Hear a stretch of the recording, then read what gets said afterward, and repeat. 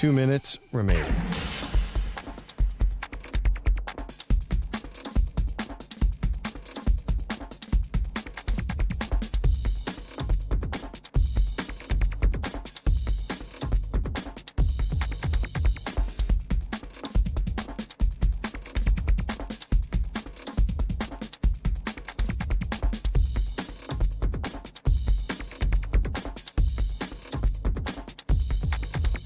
One minute, 30 seconds remaining.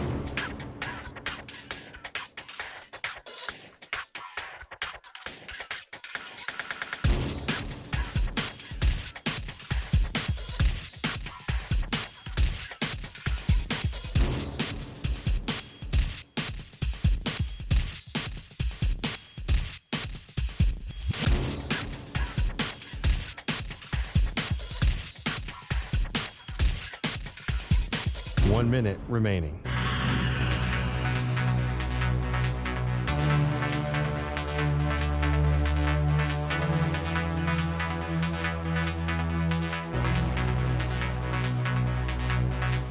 Forty-five seconds remaining.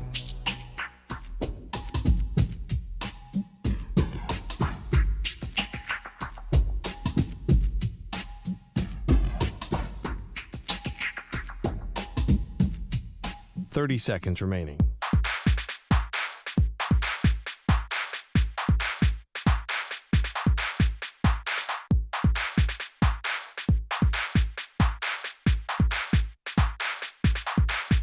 Fifteen seconds.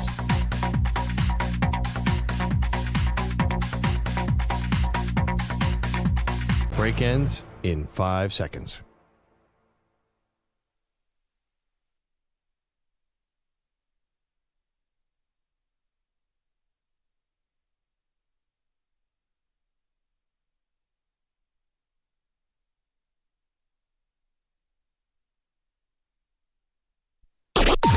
Maggie and Perloff on the Infinity Sports Network. Tua from his own end zone. Looking, flips it out. It's tipped and incomplete. Achane was the closest receiver. Roquan Smith, the defender. He had some guys. He didn't want to take a chance down the field. And boy, the Bluebirds are out. Oh, yeah. People with paper bags on their head. It was a weird-looking, spooky Halloween scene last night in Miami. Thank you to the Dolphins Radio Network. Welcome to the show, Maggie Gray, Andrew Perloff. This was probably, if not the nail in the coffin for Mike McDaniel and Chris Greer, the general manager of the Dolphins as well. I don't know what they'd have to do to get fired because the crowd was ticked off. The Ravens in the second half got rolling, never looked back. I mean, all around terrible. I can't even look at you right now.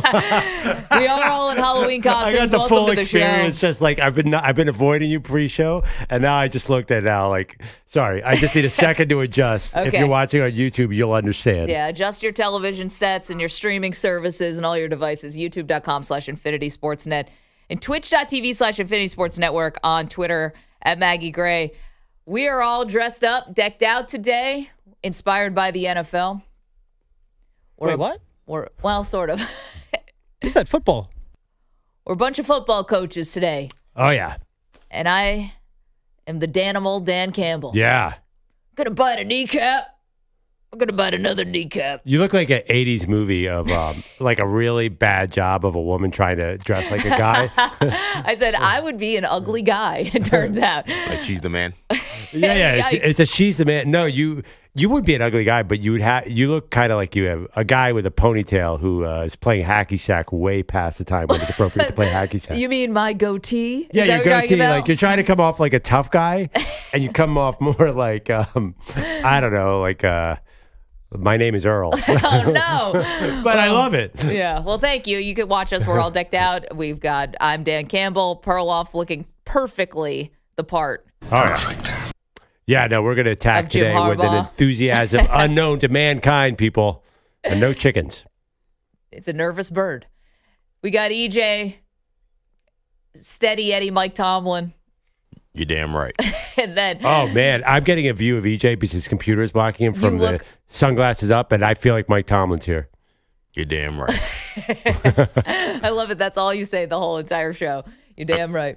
We're very excited for the participation of everybody on the show. Everybody's participating in a fashion that's going to allow us to really execute the game plan later today on the show. Yeah, I mean, Mike Tomlin gobbledygook is an art form. Yeah. I think you could do it, EJ. And then later on, we'll reveal Andrew Bogusch and Manny took it in a different direction. We said football coaches, and you came in as Ted Lasso. Well, it was a football coach by trade. Yeah, Wichita State barbecue sauce. All right, so that's what we got going on today. If you want to watch the show, youtube.com/Infinity Sportsnet, twitch.tv/Infinity Sports Network. And it was a long night last night for the Dolphins. And Pearl, obviously, in the second half especially, Lamar Jackson started really settling in. He started really looking comfortable. I think the first drive out of the second half, they got 6 first downs in one drive. Like, it was just a machine. Mm-hmm.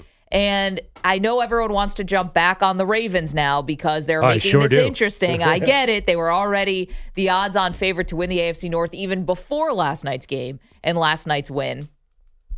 But I don't think that Miami is a good enough litmus test. 28-6, but it was 14-6 at halftime, and Miami was a comedy. Like, whether it was the refs who were, giving them some bad calls, their own miscues, it was just a foible after foible. It was 14-6. But once the Ravens got any kind of lead, Miami was dead in the water. That was a miserable experience. It was miserable for us to watch it too. If it wasn't so unintentionally funny. If I'm a Dolphins fan, I'm sick. Well, the funny thing, so the Dolphins outgained them in the first half, 225-109. In part because the Ravens had a short field on one drive. Yeah. Because the Dolphins fumbled.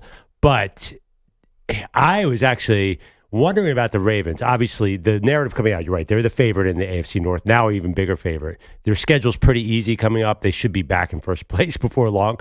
But did we see something in that? I mean, they were getting run all over by Devon Achane. Yeah, Devon Achane. And the other thing is Kyle Hamilton has to make every play. Like do they have 11 guys on defense, or is just Kyle Hamilton, the all-pro safety, who makes every play? And then he went down on the ground.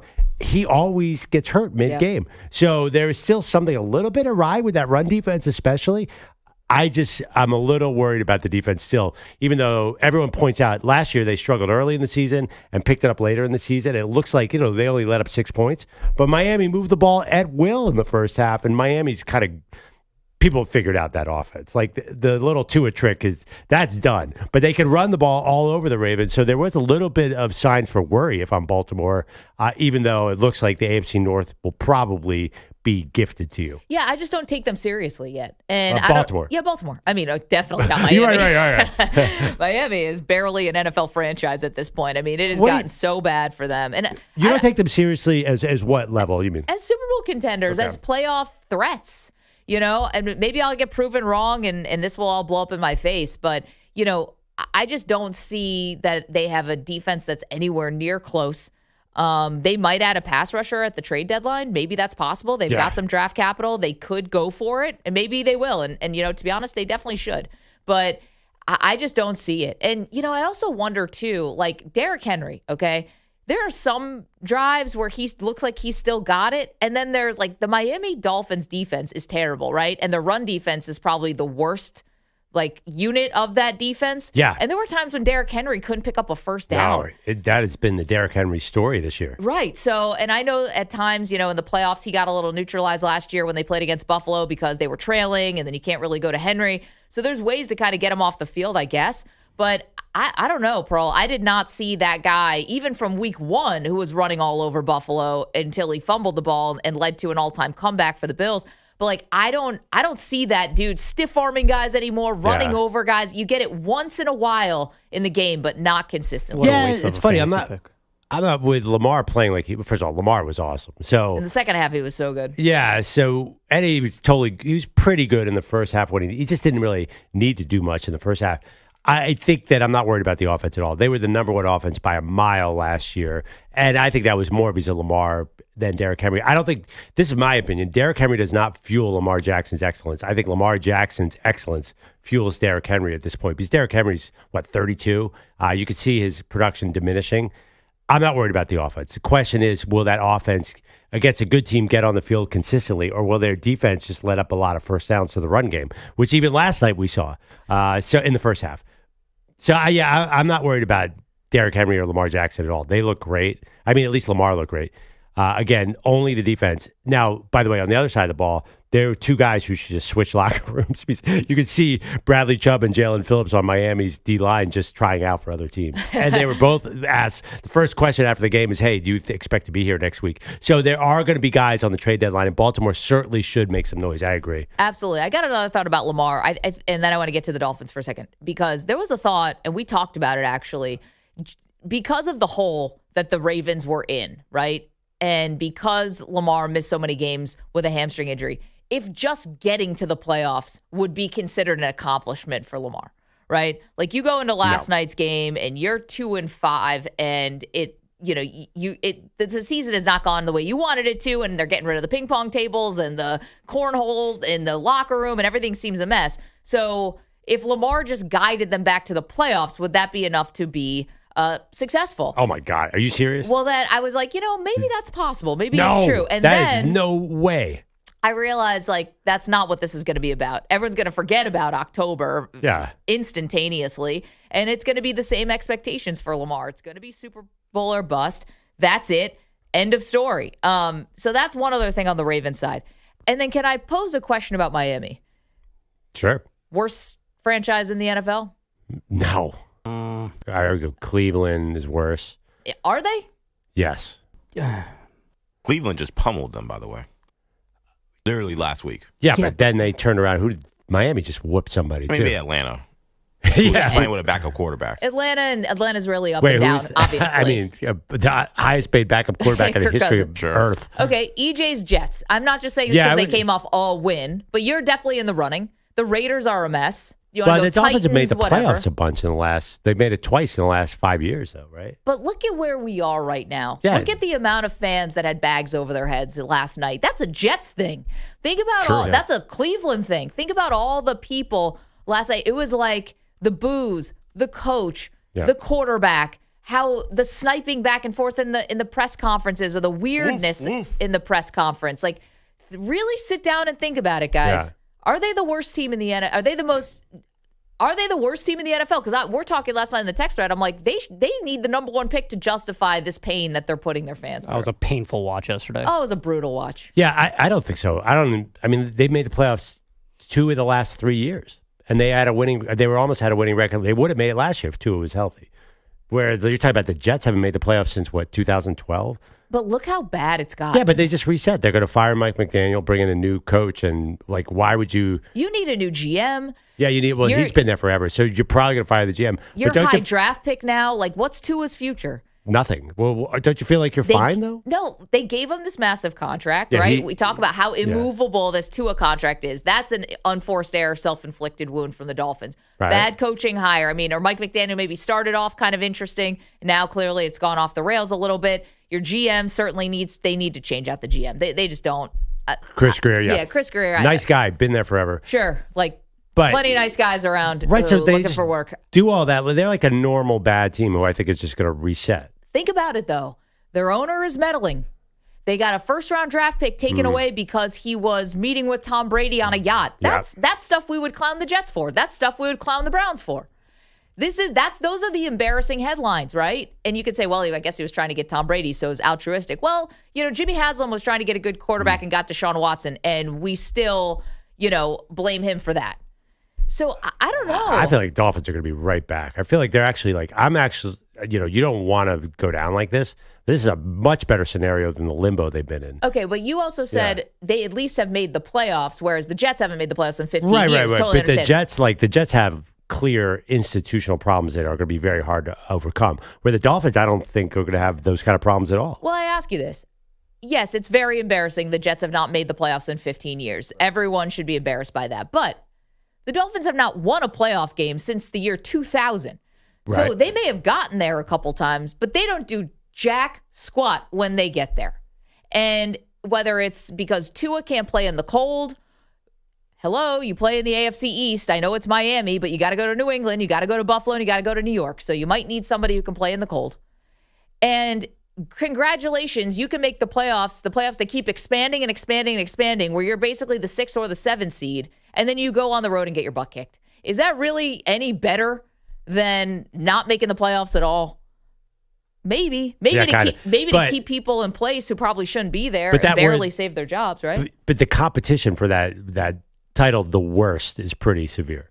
That's the thing. Like saying they're the worst franchise just feels kind of a little bit like hyperbole to me because you got a lot of bad franchises. Obviously, I don't really know what's going on with the Titans right now. But that being said, like I think Miami's in a good position, right? Like Tua has one more year where they could get rid of him. They're going to have a new coach, a new GM. I think it's an attractive job because of South Florida. I don't know. Like I'm a Dolphins fan. You mentioned the number one pick. It'll probably end up like somewhere 2, 3, 4, 5. What's the? Aren't you a little bit excited? Like, okay, this is gonna be awful, but we're gonna move on. Like next year, like this is what happens in the NFL. You get really bad, and then you have a chance to get good. What? Hey, they're not. See, to me, they're not going to be like the Cleveland Browns, where you guarantee they're going to screw it up. Okay, but here's the thing. Well, I don't know because why? I mean, why don't you think that they could get a quarterback and rebuild this team pretty fast and be a wild card team at least again? With who? Where's the talent on this team? And I know Chop Robinson they're left all, with a they're concussion emptying last out. night. Like Tyreek Hill is going to be gone.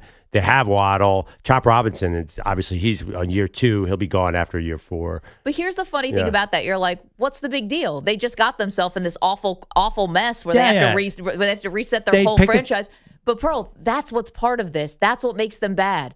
You had a choice at a top pick, and you decided to go with Tua over Justin Herbert. I totally understand it at the time. Well, okay. Tua was awesome. I mean, we were tanking for Tua. But that's fine. But then he got hurt. Yeah. And he had this hip injury. And because it was, I'll give him maybe a little pass on this. I think it was like weird COVID that you couldn't travel to do in-person interviews or whatever. Or am I getting my years right there? But like Tua ended up having a hip injury that people were comparing to Bo Jackson.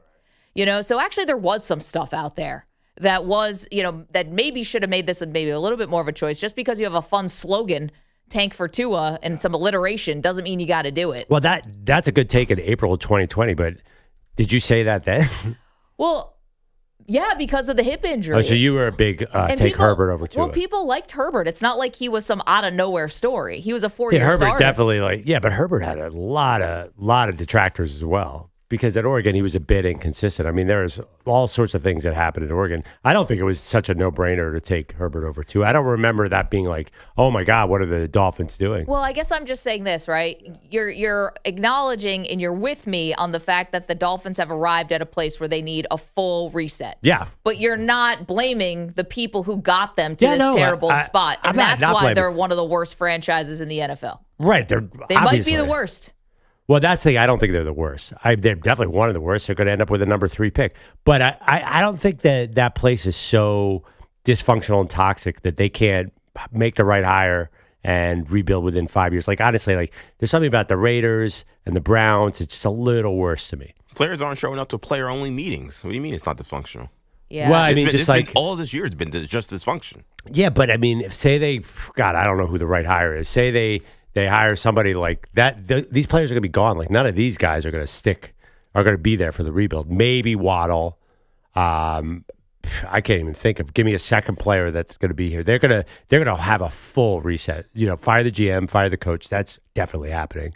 So at least it's a reset. You guys will give me that, right? Like it's going to be new people. Maybe, but just who else underwent a reset after getting rid of a bunch of guys who were losers? The Jets. The Jets got rid of a bunch of guys last year. Yeah, but I mean, if you think about last season, they got rid of a bunch of guys last year who were all part of the Saleh dysfunction, the Aaron Rodgers dysfunction. And I was one of the folks being like, good, get those guys out of there. Now we have a reset. But resets don't look good. Resets are hard. Resets can be ugly. And what we've seen from this Jets season has been really a disaster. So if you're saying that the Dolphins are looking towards something that maybe the Jets underwent last year, then that's not a good sign. That to me tells me they are maybe the most dysfunctional team because they're already bad. They only have one more win than the Jets, and they're going to head to that kind of rebuild. That's not good. But I would bet on the Dolphins being in a better place in 5 years than the Jets. So here's a question for you, right? Because you're like, all they got to do is just nail the hire, right? All they got to do is nail the coaching hire, nail the quarterback situation. Yeah. Okay, well, let's talk about the Dolphins since Nick Saban. Is that you want to go back that far? Right. Okay.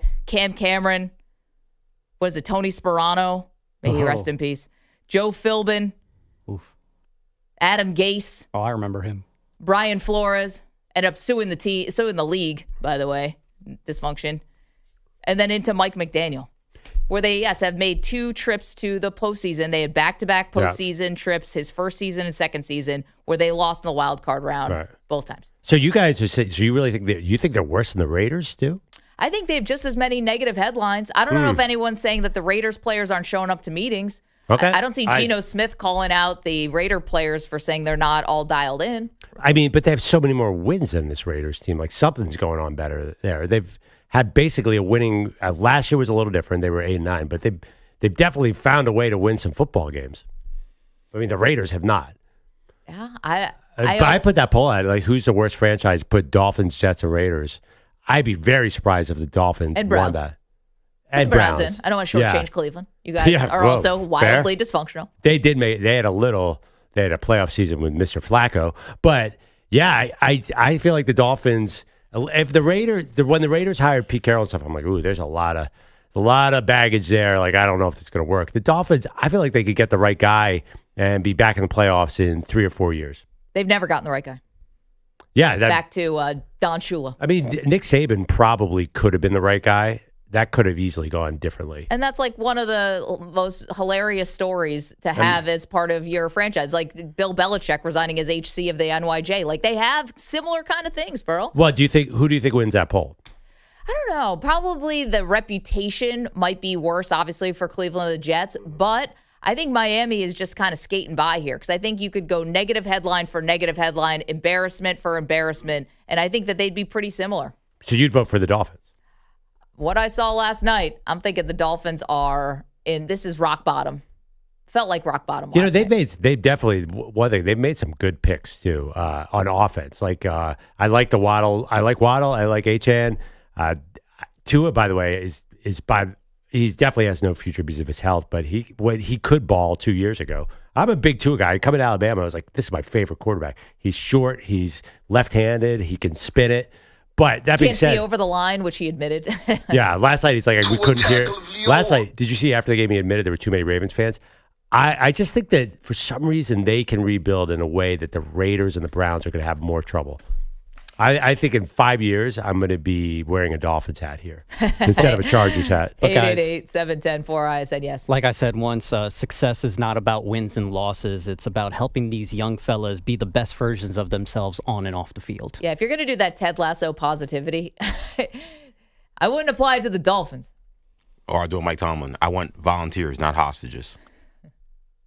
I saw also, by the way, that being said, kneecap. We'll see what happens with the Dolphins. Like the first half, I'm like, oh man, they're still going to win some stupid games this year. Like they were clearly like probably the better team on the field the first half. They were rolling. They just you didn't see them like get screwed by on the Ollie Gordon trip. Oh, that was so awful. You get a false start on a 4-1, have to settle for a field goal. Your kicker misses it. Usually, when you run for that many yards in the first half, you are in a very good position. I mean, it's very rare. Like if you could run for first downs, you usually do very well in the game. If you want to see us dressed up, looking silly, you can do it. YouTube.com/Infinity Sportsnet, Twitch.tv/Infinity Sports Network. We are all coached up today. Can I get you to say you're going to bite a kneecap off one more time? I'm biting a kneecap.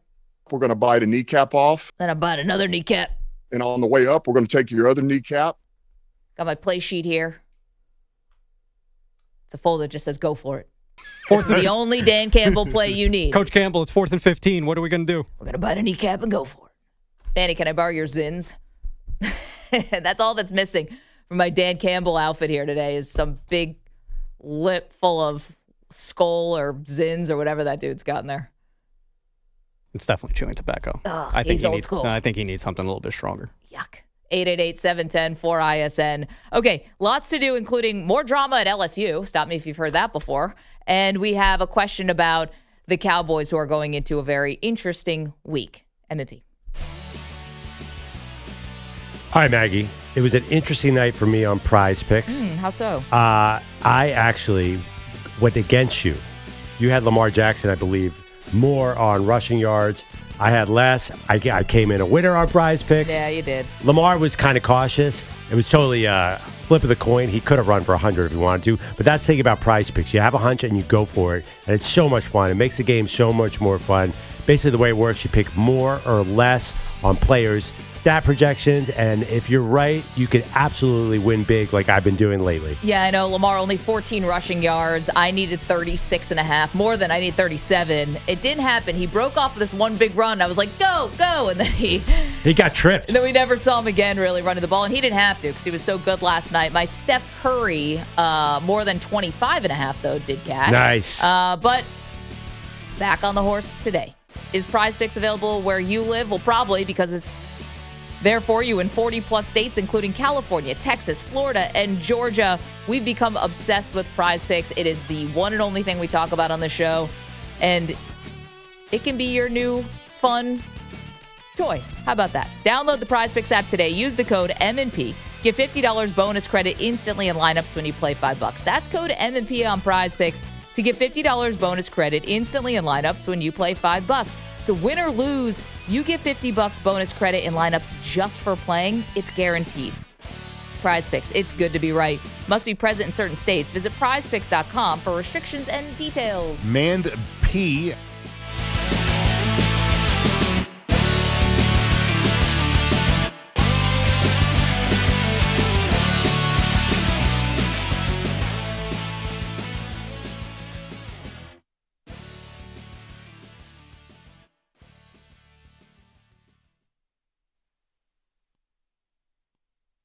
You're in a 4-minute break.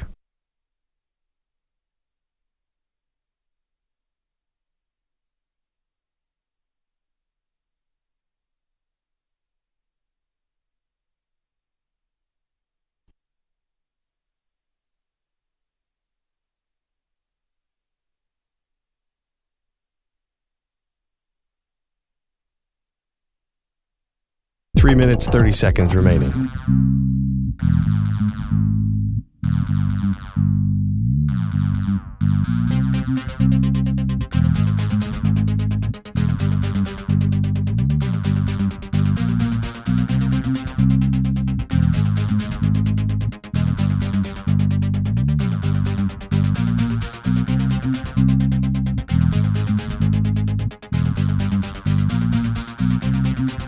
Three minutes remaining.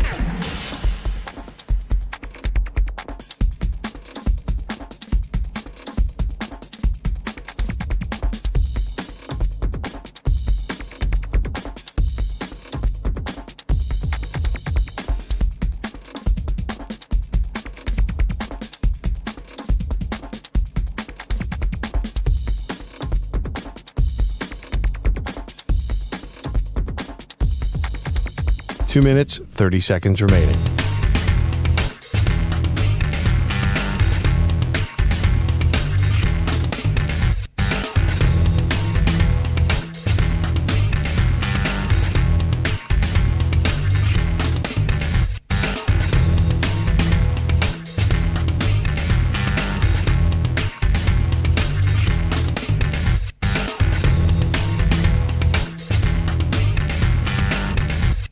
Two minutes remaining.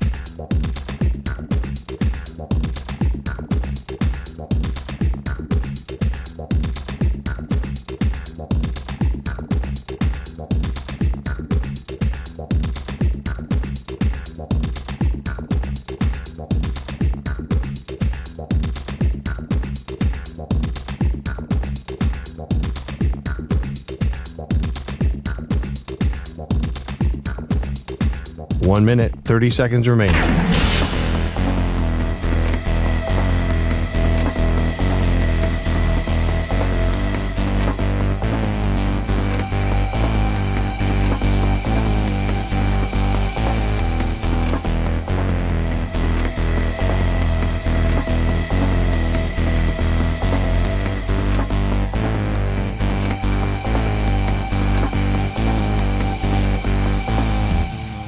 One minute remaining.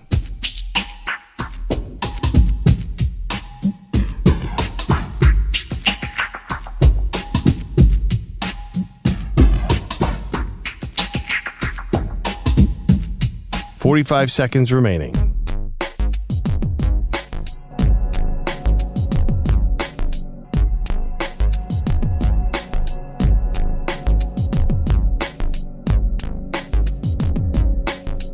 30 seconds remaining.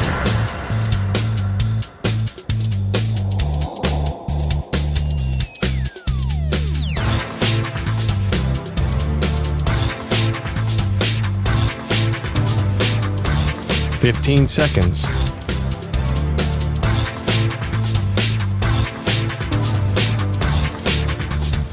Break ends in 5 seconds.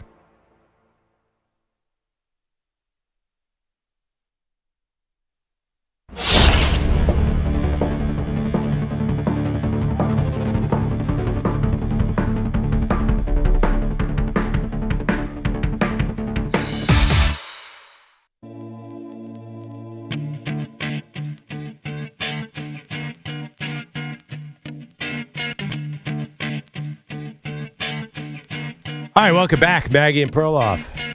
Happy Halloween. If you're watching on the Infinity Sports Radio Network YouTube channel, you can see Maggie looking like a 80s movie version of Dan Campbell, in the sense that in the 80s, young women dressed up as men in movies, and somehow everyone bought it. But no, you look great. Wow. Yeah, I do not look great, but I think I look like the Danimal. Sort of. I'm Jim Harbaugh. Who's got it better than us? You can go vote. I want people to vote on the poll at Maggie and Pearl on X. Who is the worst franchise in the league? Because you're trying to sell me as the Dolphins as dysfunctional. I'll tell you right now, they're drafting Ty Simpson, and they're going to be back in the playoffs in 3 years. I'm back with another Alabama quarterback. Basically, like here's my logic. It's really warm in Miami, so it's where quarterbacks are going to want to be. Cleveland, New York. Maybe Vegas is a little different. Vegas is warm too. I just don't see it turning around. I feel like Miami's going to have a potent offense again in 4 years. I feel like it's a sleeping, kind of like North Carolina football. It's a sleeping giant. And that's going great. I just feel like someday, and maybe it's a memory like Dan Marino or something, like someday they're going to figure it out and be this explosive offense, because it's Miami. They should be good. Yeah, and then what happens when they have to go on the road and play a game that's under 55 degrees? Yeah. Oh, that's an L. Yeah. That's an L in the playoffs, but hey, I'm getting back to the playoffs. The coach is a laughing stock. The quarterback has issues, plus a bad contract. Negative headlines seemingly every week. Players aren't showing up to players-only meetings, allegedly. You have a meddling owner. You have a bad stadium. Well, the fact that you have to have players-only meetings is your first sign of... yeah. Well, all that being said... All that being said... That was a miserable experience. Mm-hmm. They have still made the playoffs with all that 2 out of the last 3 years. Can you imagine if all that wasn't happening, how good they'd be? They haven't won a playoff game since 2000. Yeah, but, I mean, you just described total mayhem. Even last year... Tua was hurt, and they still went 8-9. Like, somebody's playing hard somewhere. You can go vote on that poll if you'd like. If you watched any of that Miami nonsense last night, at least the Ravens, they get a W. They're interesting again. I mean, by the way, Miami should have been winning at halftime. We can all agree on that. They found a way to not be winning, which creatively. You know, it's funny. I always, because maybe I don't actually think that the league is rigged, but it's always funny to me when a team is struggling, let's say a home team, and the viewing product is so clearly not good, and you're in danger of getting people maybe tuning out once halftime hits, and maybe they're going to bed or going on to do their other things or whatever. I'm always surprised then when the refs kind of hose them with a bad call. Maybe because I'm kind of conditioned to think the refs kind of help out the home team every now and then. That Ollie Gordon tripping call, it's like things were already rolling so far downhill for Miami. They couldn't get, they had just miscues and all that stuff. I was really surprised that the refs hit them with that really controversial tripping call. You would think the refs might try to give a little boost to the home team as they're driving, and they were putting together, that was actually one of their best drives of the night outside of the fourth quarter. Yeah, I mean, they would have scored there. They missed a short field goal. It was the fourth. They had a 4th and 2 at the 10, and for some reason, they threw this 30-yard wheel route to Devon Achane, who was being covered by Kyle Hamilton, the one great player. It was the craziest play call. And the throw wasn't even close. Well, it was Achane ran the wrong route. That was very clear. He's watching it sail over his head like Haley's Comet. You know why he ran the wrong route? Because he was matched up against the best player on the field, and he pushed him away from the route.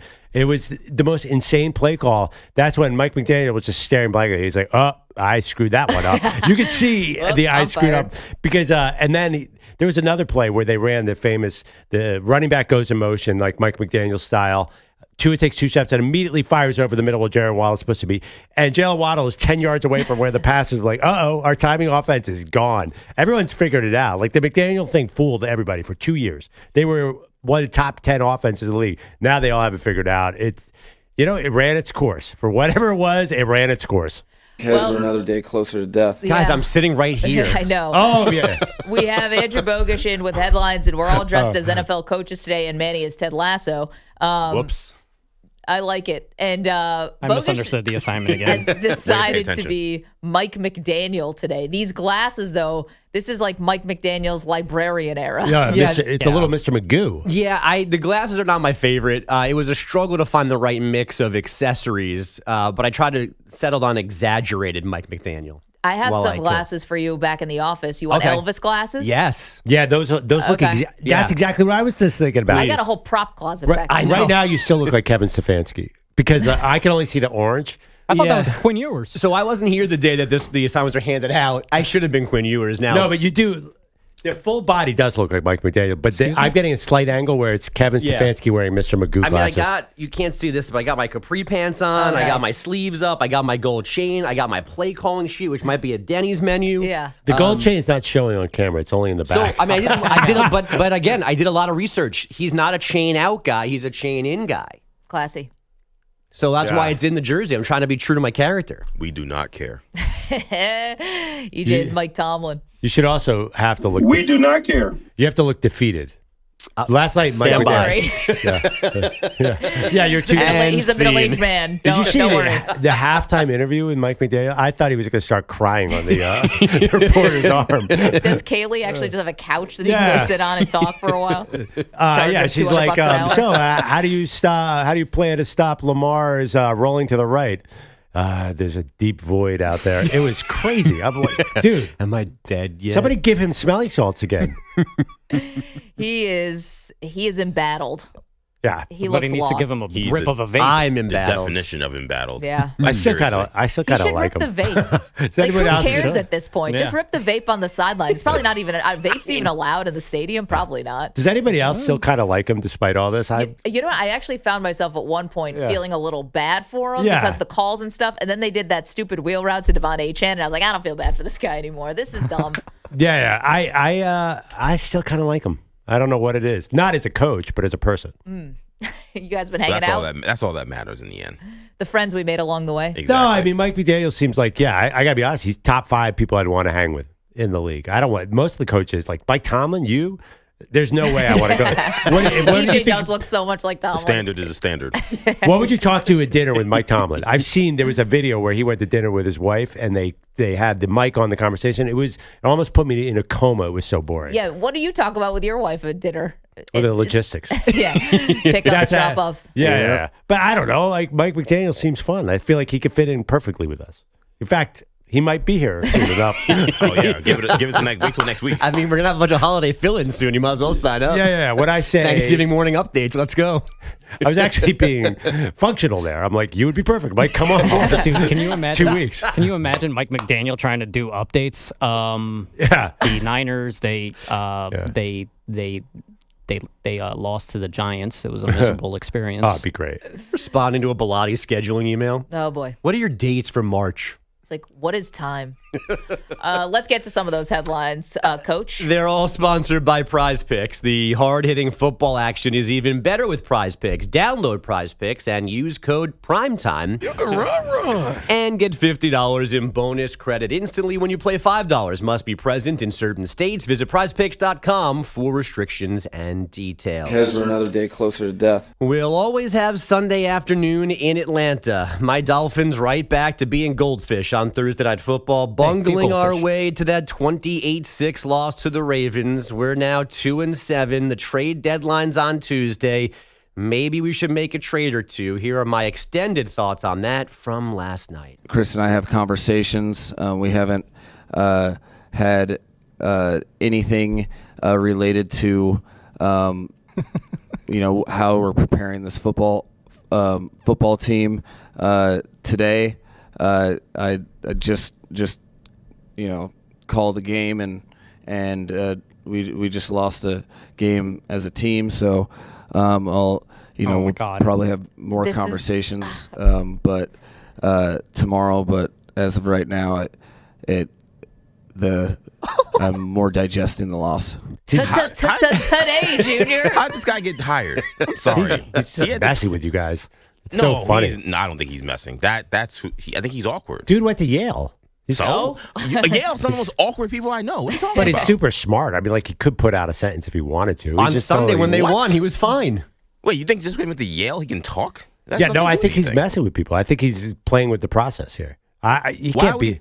I don't know. I think he thinks press conferences are the dumbest thing in the world. I'm just going to try and entertain myself. This strategy is the dumbest thing in the world, Yale graduate. Yeah, I think Mike McDaniel's playing on a next level when it comes to press conferences. I think to be honest, like there's I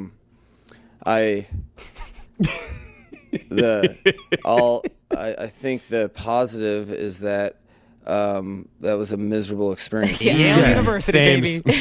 That was a joke, obviously. Well, here's the thing, all right, you can think that he's having fun with it. Then he's not taking it seriously. Then he should have been out long ago. Yeah, he's a communicator by trade. You ever seen, obviously, coaches' press conferences are the dumbest. You know who disrespects him even more? You ever seen an Andy Reid press conference? They all say nothing. So he's like, why? I'm going to say nothing. I might as well just have a little fun here. Which is funny after a loss, but he's given up. He doesn't care anymore. But we're laughing at him, not with him. What's funny about this? I don't know. That one that Manny just played was funny. Every single one of these is ridiculous. All the same. Yeah, he sounds like this all the time. As someone who cuts too much of his sound. You ever see the interview where he's a ball boy with the Denver Broncos? He clearly can put together a sentence and say it if he wants to. I think he's having a little needle to the media. See, I think we're going to look back on this in a few years and be like, how in the hell did that guy ever get fired? Or hired, excuse me. Honestly, obviously he's going to be a good OC somewhere. Sure, as long as he doesn't have to be anywhere near a microphone. But did you think Cliff Kingsbury was going to be hired again? Watch him and have 3 years of success as an OC, and somebody's going to come Here's a question for you: If anyone was going to have a comeback in this league, right, a second act, would you be more confident in Mike McDaniel or Tua? Because look at all the quarterbacks now who are having these retread things: Daniel Jones and Sam Darnold and Baker Mayfield. Tua's a high pick. Tua's a big prospect. Yeah. Would you bet on Tua having a second act or Mike McDaniel? Definitely Mike McDaniel. I don't think anyone's going to invest. Tua's going to have to be a backup somewhere. And can he play well enough as a backup to get another contract? I don't know. No one saw this coming with Darnold or Daniel Jones. Yeah, it's just the health thing is looming over. So I don't think anyone will commit to Tua. That's the thing, like Daniel Jones and Sam Darnold, big, sturdy, they get injured all the time too. But I just think it's different. I think even if Tua is playing the best football in the world right now, would we have any faith in his future? No, of course not. 888-710-4ISN. All right, we shortchanged you there a little bit, Coach Mikey Mack. I'm used to it. They say. Just fire me. Feels like now would be letting you off the hook. They're careening towards the number 1 overall pick. You might as well just keep them. Is that a real Denny's menu, by the way? How do you think? Do you think they'll get the number 1 pick? Did you steal that? Yeah, they've got 1 win. Why not? They have 2. Sorry, they have 2 wins. Pardon me. Yeah, because the Titans are number 1 right now. Also, too. Okay, so they're right there. I don't know. I feel like the Dolphins are going to, they whooped Atlanta. I feel like they're going to win some game. Even last time, I'm like, oh, shoot, they're going to win this game. You going to order something there, Coach? Yeah, to answer Maggie's question, this is an actual Denny's menu. Where'd you get that? There's been a couple. It's been out there in the newsroom. And so I just picked it up because it looked funny and was big and laminated, but I guess that you could read into this that Mike might need to wait tables soon. But this was just supposed to be funny. And wait tables? He can't communicate. He's got to be a busboy. He just needs to listen. Good morning. Scrambled or over easy. Nice and simple. What's the Denny's thing? The Grand Slam. The Grand Slam. Yeah. Moons over hammy. I go for 2 of those right now. 888-710-4ISN. Dan Campbell, he could put those down easy. What about the goal line fade on 4th and 2? Is that on the menu? It is not. It's under the heading Terrible Ideas. 888-710-4476. Maggie Perloff Show, talking a lot about last night's game. We do have an update for you from LSU, which we'll get to. We have plenty of other NFL and college football games on tap this weekend as well. M&P, let's go. You're in a 5-minute break.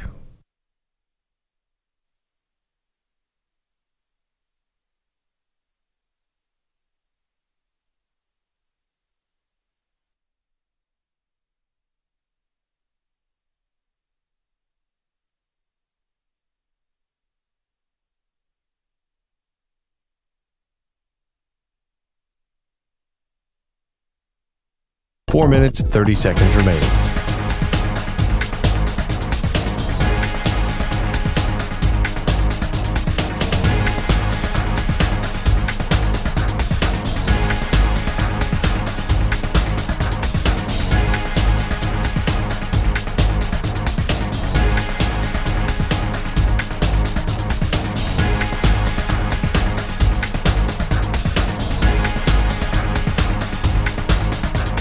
Four minutes remaining.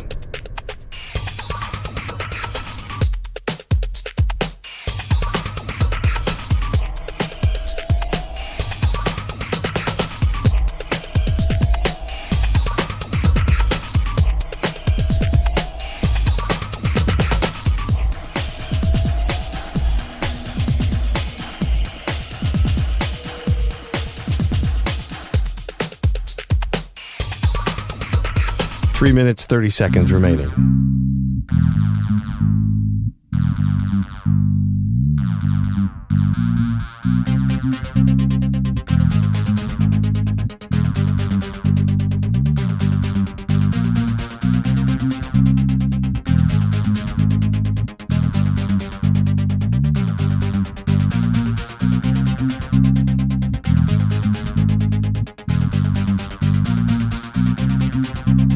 Three minutes remaining.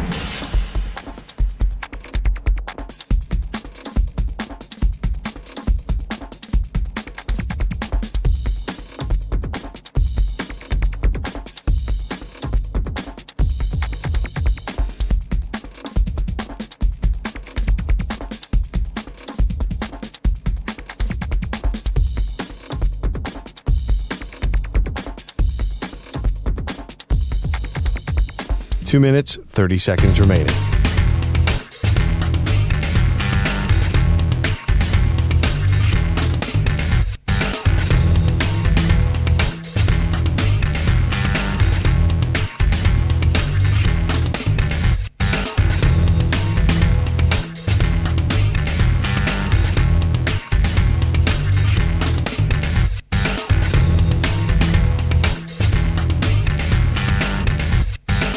Two minutes remaining.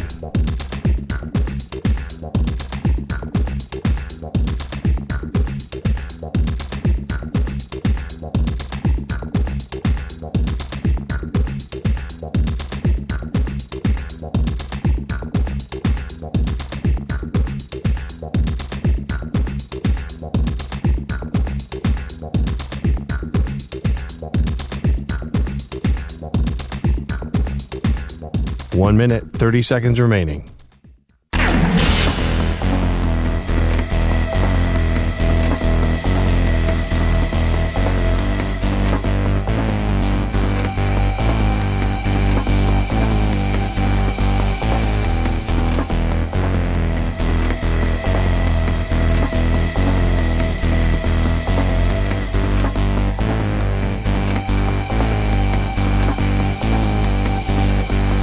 One minute remaining.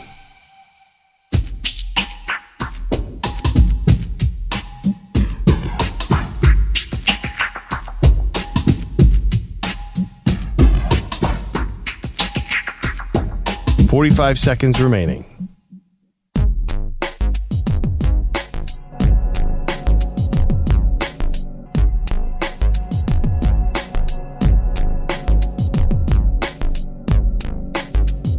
Thirty seconds remaining.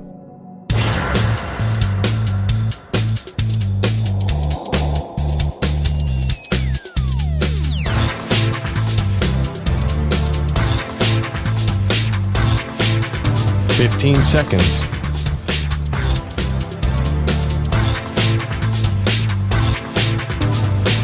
Break ends in 5 seconds.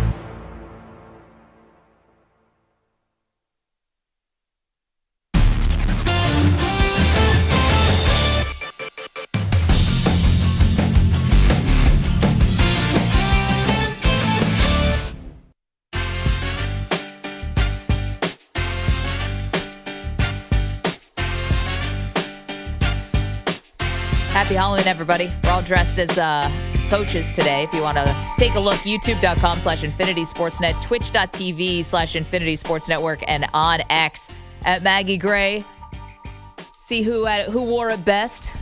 Perloff, I like your commitment to your Jim Harbaugh costume, that your sweatshirt is tucked into your khakis. Yeah. I noticed that detail. And the khakis are pleated. So Manny's playing California by Tupac for me. Like, I'm more of a Michigan guy. I should get Eminem. I feel like Harbaugh played Eminem. I know, but that was for me. Yeah, because you're Dan Campbell. Yeah. I feel like I know that technically Jim Harbaugh is a coach of the Los Angeles Chargers, but he doesn't feel LA to me. He feels Michigan. It's kind of. I almost pivoted. I'm like, I should just wear Michigan gear. Because I don't feel like Jim Harbaugh really wears Chargers with the same passion that he wore that Michigan hat. Let's go to Ramon, who's in Indianapolis. Ramon, you want to talk about Shohei Ohtani. The World Series resumes tonight in Toronto with the Blue Jays leading 3-2. What do you got, Ramon? All right. Good morning to you, Perloff. You're going to beat me up, but I got one for you, Kane, especially if Nick Wright. First of all, Lamar didn't look great. Baltimore's creeping. If they can get to 5-5, I think 9-8 will get you into the AFC. Oh, yeah. So I can see them get to 9-8. They're in, dude. They're in. Yeah. Out of 12 out of 15 games in the playoffs, he's got 0 or 1 hits. Yep. 0 for 7 the last 7 at bats. I'm just talking about this GOAT conversation when I brought up Bonds and Pete Rose, and of course I left out Mike Schmidt playing the hot corner. That was one of my favorites growing up. Mike Schmidt was just a beast. Remember, Pete Rose did play 6 positions on the field just about. He caught first base, third base, second base, outfield. So I know people he pitches. Well, Pete Rose played 6 positions too. So, but going 12 out of 15 games, 0 or 1 hit, and then last year he had a bad shoulder. Okay. Last year he did 4-2. I mean, we beat up Kershaw about his playoff stuff like that. We got to be honest about Ohtani. Wait, but Ramon, what about the 6 shutout innings? That means nothing to you. I know. I'll give him that. Then I'll throw that in there. So that'll get a little weight this way. But they're not scoring runs. He's getting paid more to hit than to pitch, and he's not hitting. Thanks, guys. Yeah, no, Ramon, listen, I understand. I guess, I gave Joe DiMaggio a shower. It was me who said that Ohtani's already to go. I think Perloff was pushing back on it. Just to be fair, you were still a little skeptical. I'm all in that he's already the greatest player of all time. And I know that sounds sacrilegious to the Babe Ruth crowd or whatever, but I just think what I'm watching. Last night, Al Michaels actually had a funny response on Thursday Night Football where Al Michaels called baseball forever, right? Sure. And someone asked him, who's the Shohei Ohtani of football? Yeah. And he's like, it'd have to be a quarterback who then goes out and gets 5 sacks. And he had Sammy Baugh. It just doesn't. Who had 4 interceptions, which was a great little story from Al Michaels. Yeah, that was the point, right? It's like even Al Michaels, who's called every sport under the sun, it just doesn't exist, Well, he gave a good example. Well, but that's from how many years ago? 1940 something. Slinging Sammy Baugh? Yeah.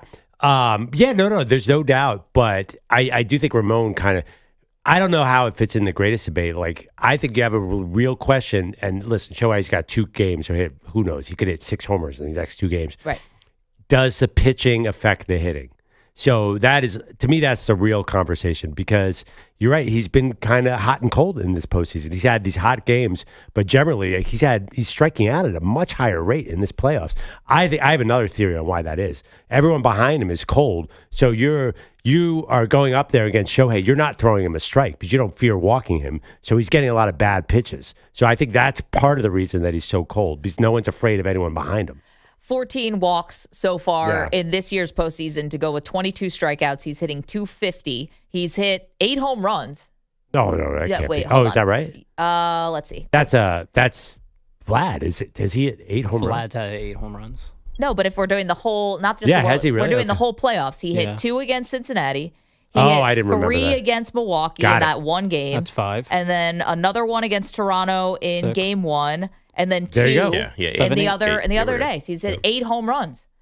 I don't know, guys. I feel like I get it. He's not going 4 for 4 every night, but he's also getting walked a ton, and he's taking the ball in these massive games.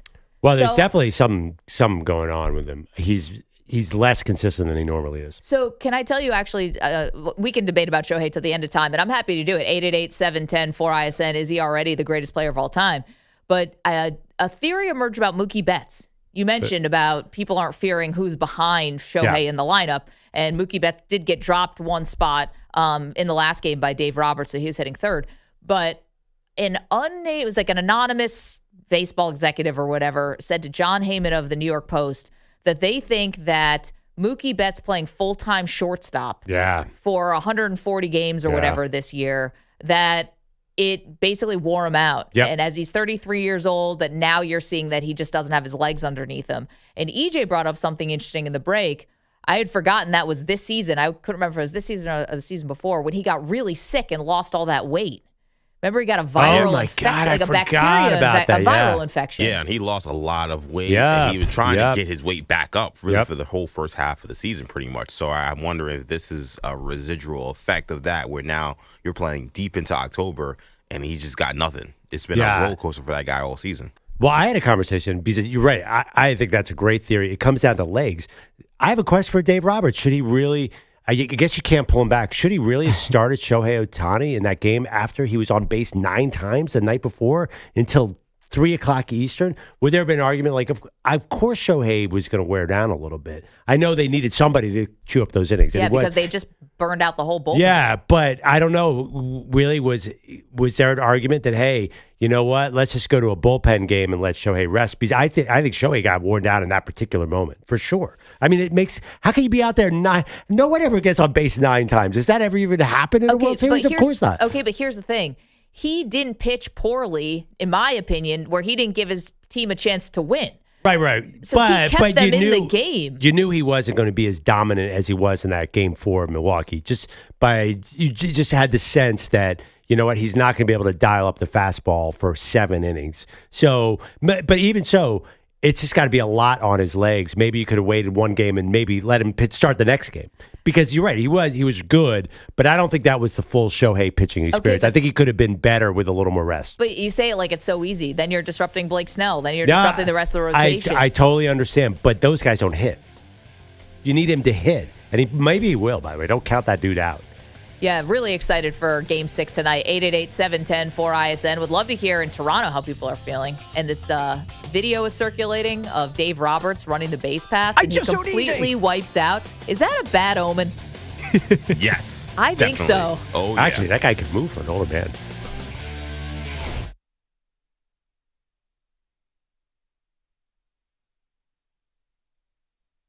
You're in a 5-minute break.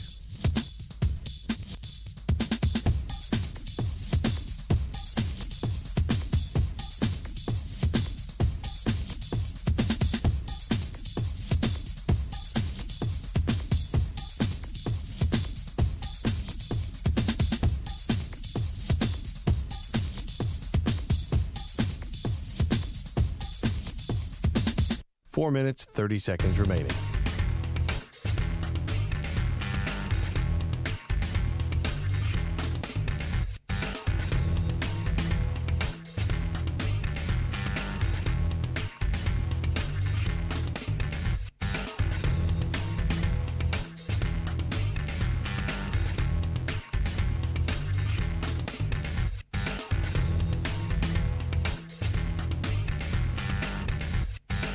Four minutes remaining.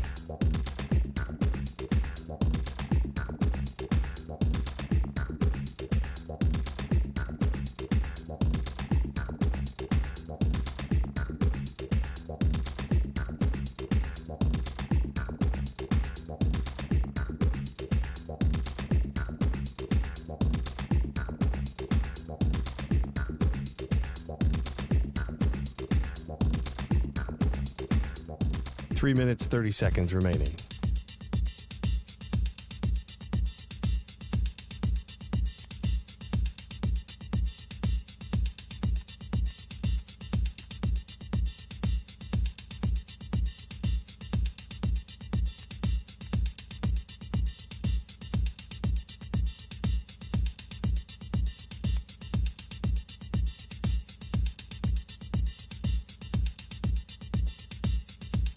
Three minutes remaining.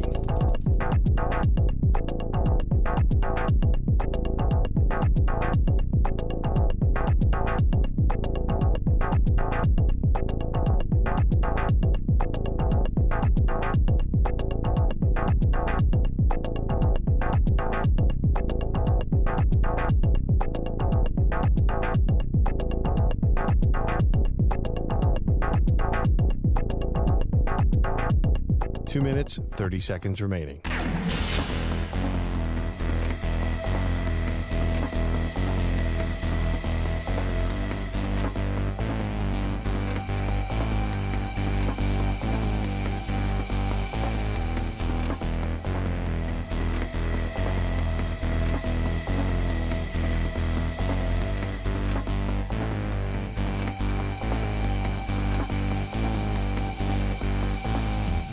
Two minutes remaining.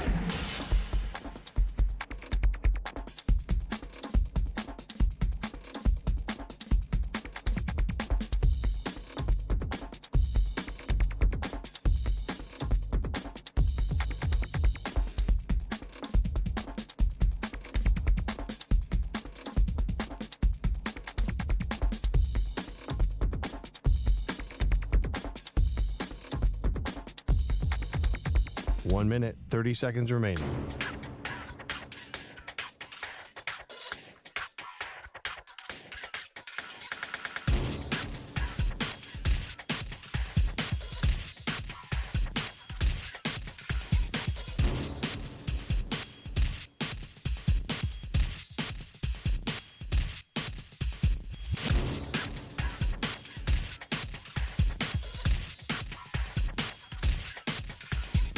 One minute remaining.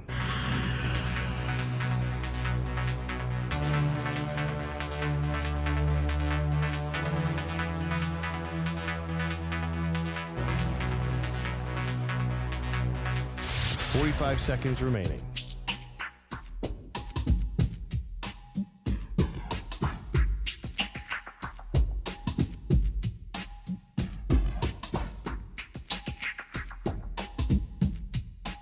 Seconds remaining.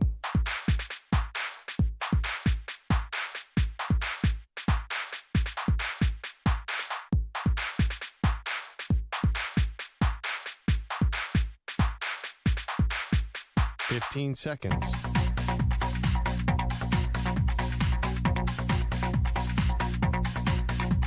Break ends in 5 seconds.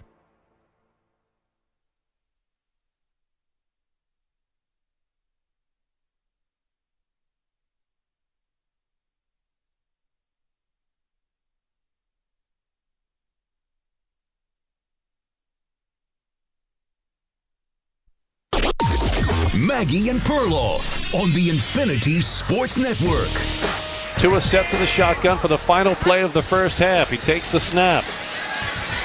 Has time, drifting back. Now he steps up and he drops to the ground. He's sacked to close out the first half. So the Ravens get their first sack to close out the first half. The first sack for science, powered by Constellation.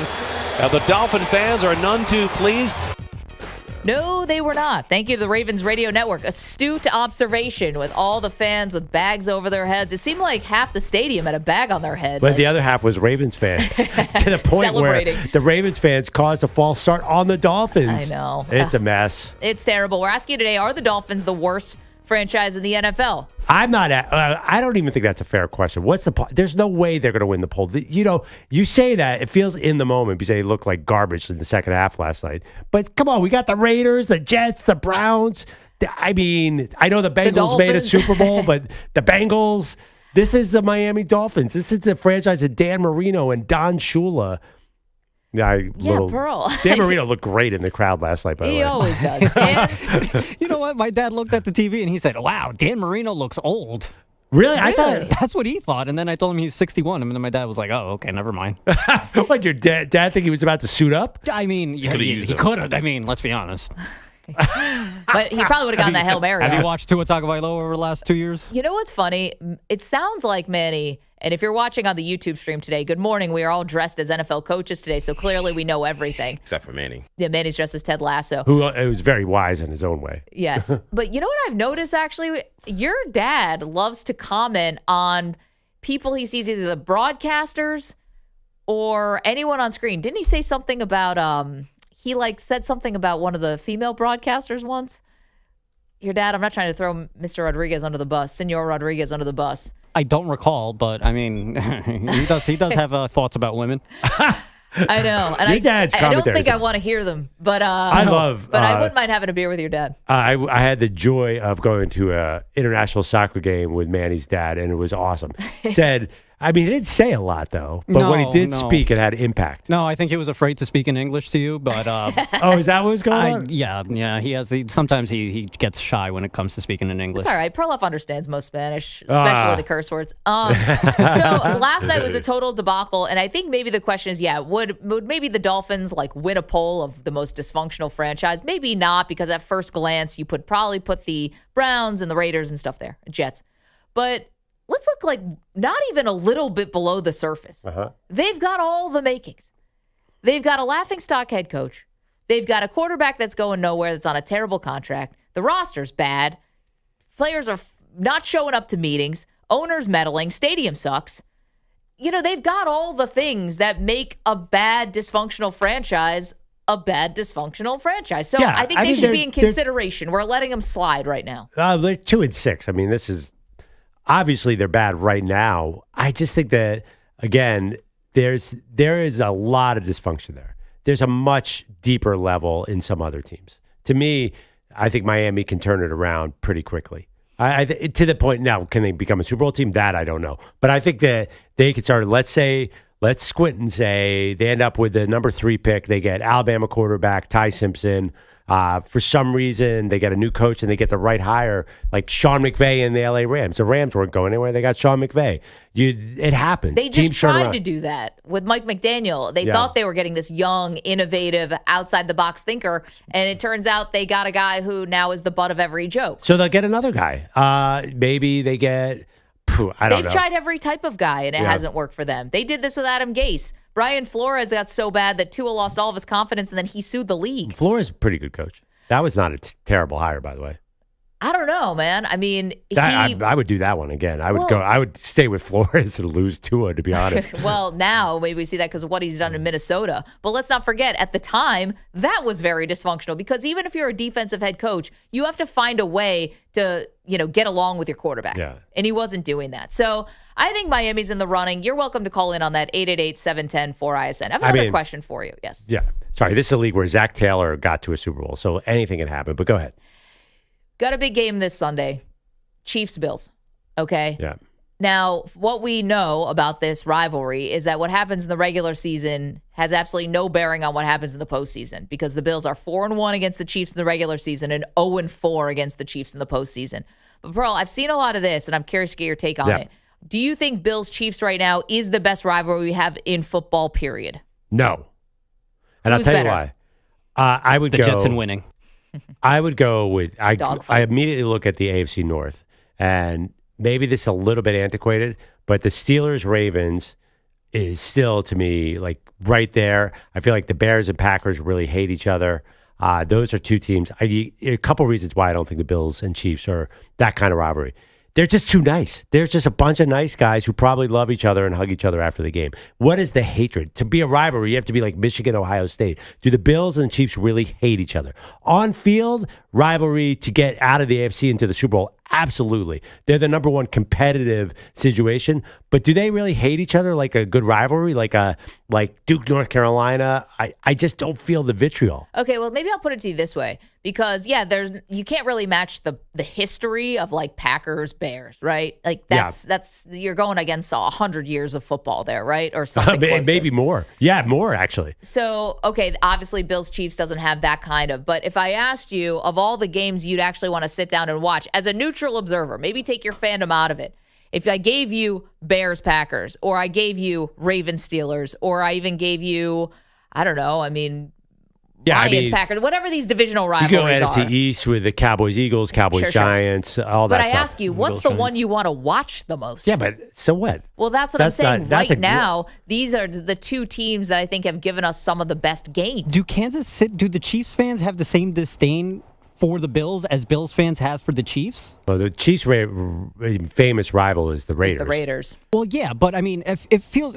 They keep winning. I still have a bunch of friends in Western New York who just can't stand the Chiefs. Is that the same feeling for Chiefs fans? Can they not stand the Bills? Probably not, because they've got the Bills number. Exactly. So but these games are all really close. And I think even a Kansas City fan, maybe they wouldn't think this, but possibly. Like, they've gotten away with a few.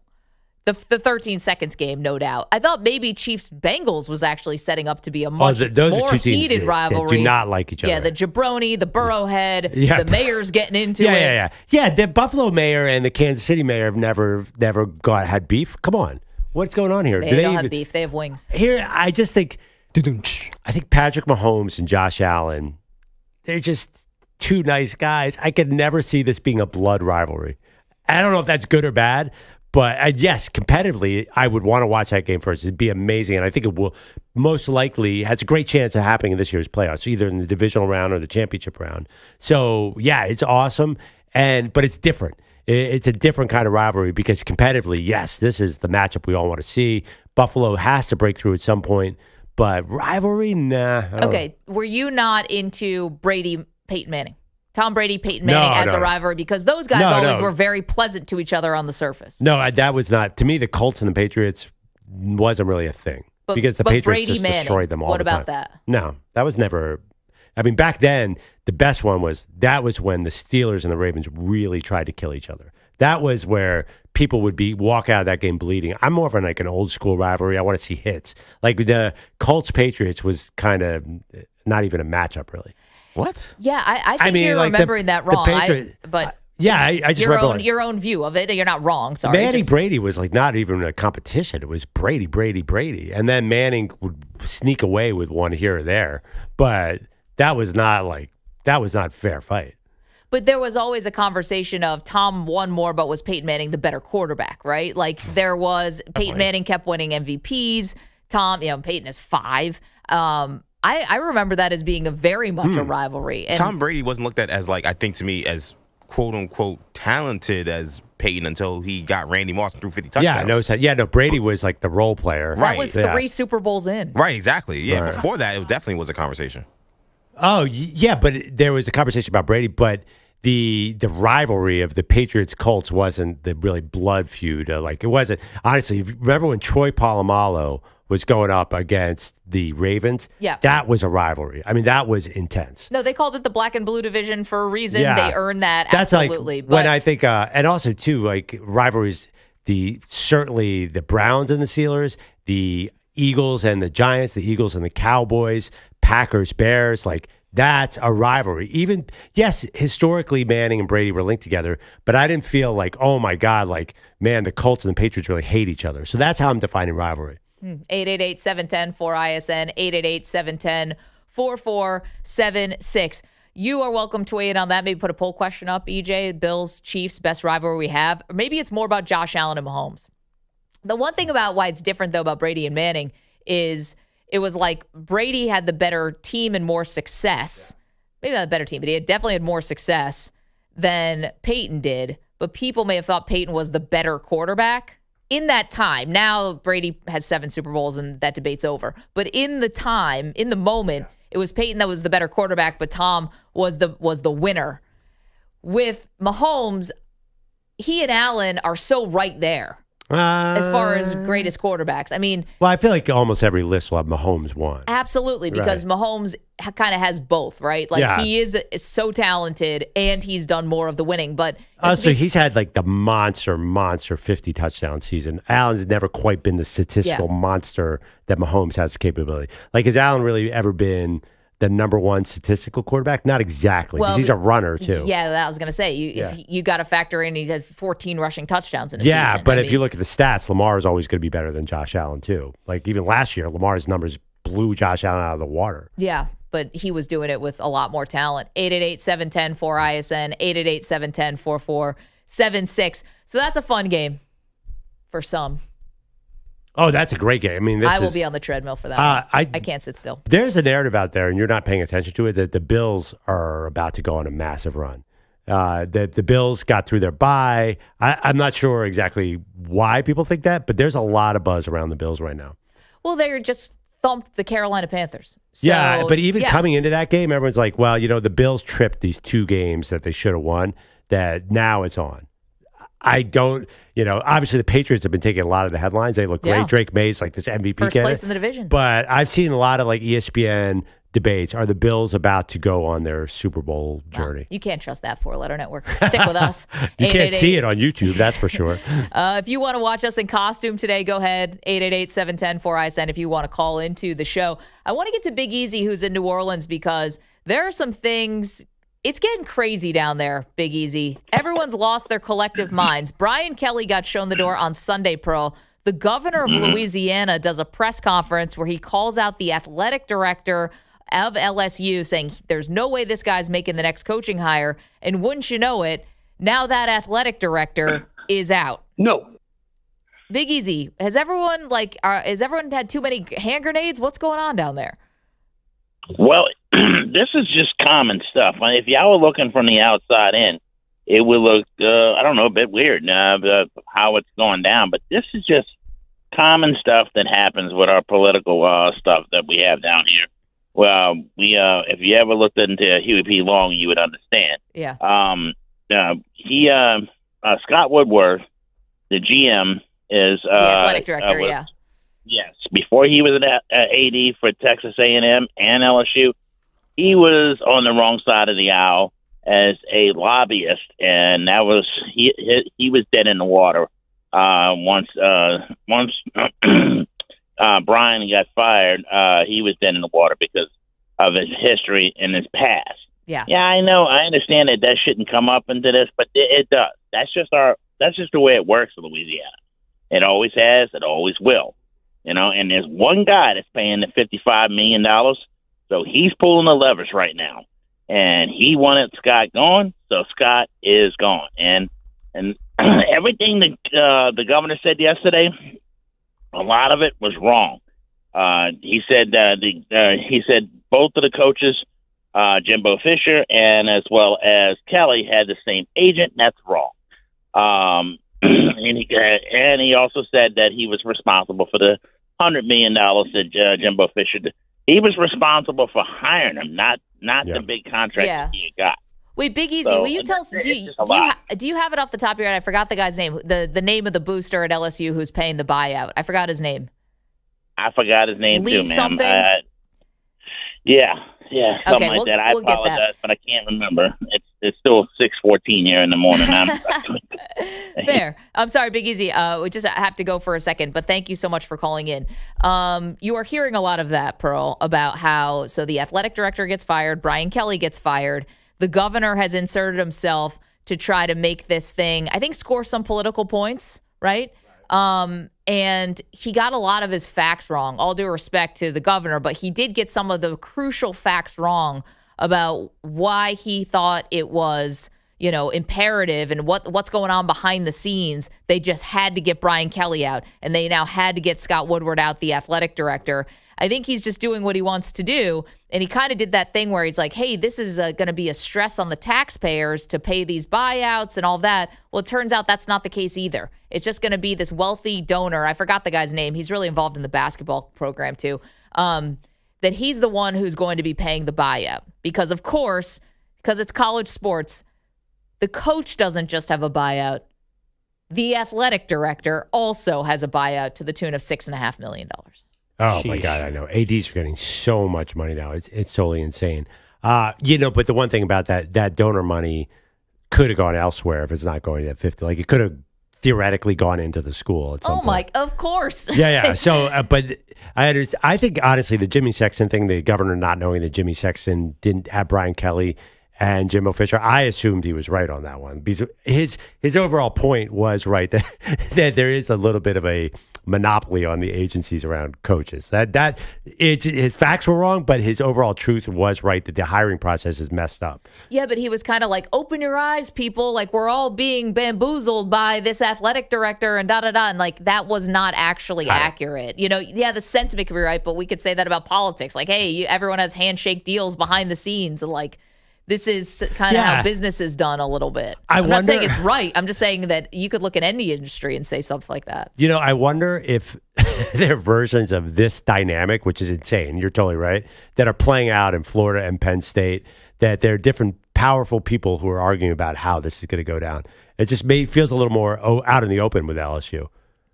Yeah, and and again, this is not my take because I am not a resident of Louisiana, but what Big Easy said, our guy Matt Moscano, who joined us earlier in the week, what he had to say is that this actually is it is weirdly political, like exactly what you think, Democrats, Republicans, and that is bleeding into the football program. Not bleeding in, it is barged into the football program. And one of the questions that we asked yesterday was, is all this mess in Louisiana making this job less attractive for their top candidates? I mean, think about all the openings. We got the news yesterday that Matt Rule, the head coach of Nebraska, Pearl, just signed a long-term extension to remain with the Cornhuskers.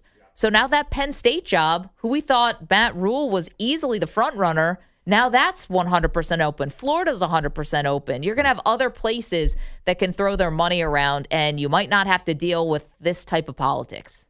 True. But, I'm not so sold that Penn State definitely wanted Matt Rule for obvious reasons. Because Nebraska, they wanted Matt Rule, then Nebraska got blown out by Minnesota. So I think that changed that on the spot. The other thing, too, is, so the top choice would be Lane Kiffin, right? So maybe they don't get Lane Kiffin. For LSU. Yeah, I mean... Are you guys so confident Lane Kiffin can win a title at LSU? Maybe this ends up working out okay. That's all I'm saying. I think a lot of people are like, okay, though, if Kiffin wants, and also Kiffin, do you think Kiffin's scared of any of this? If the money's there, he's going to take this job anyway. I still think that they're the bones of a potential championship team regardless. Seems like a little bit of noise to me. Like they're going to hire a guy and he's going to have a great chance to be very good. Listen, they've overcome things in the past to win national championships with the last three coaches. So obviously, they're capable of overcoming it. But when you have options, right? And now because of this, dysfunction, all the stuff that's playing out publicly, it's gotten so political. Do you have to overpay again to get somebody? Well, yeah, but what if the person you want, not just somebody? No, I don't know. You're gonna have to. The money is the money. I mean, listen, if Lane Kiffin's the number one choice, and he's like, okay, because of this chaos, I'm going to go to Florida. Then you end up with John Summerall. Are you sure that that's not going to work out? I think it could work out. That's like assuming rational actors. Well, yeah, but I mean, John Summerall, that's what's going to happen. They're going to get the head coach of Tulane. They apparently won't even look at because he's the head coach of Tulane. They're going to get a big time coach. I mean, that's the reality. I this is all fun and games and the numbers, and at the end of the day, like LSU is going to get a big time coach, and they're going to be a dangerous team if they get the right guy. So I don't know if this is going to happen, but I just want to say something about college football that we all know. Right. There are the blue blood programs, Pearl, and but this is a brand new time. Yep. And money and the NIL and transfer portal has spread out the talent all over the country. You'll agree with me on that. Absolutely. And college football still has a way of even some of the best programs going through periods of really tough times and complete irrelevance.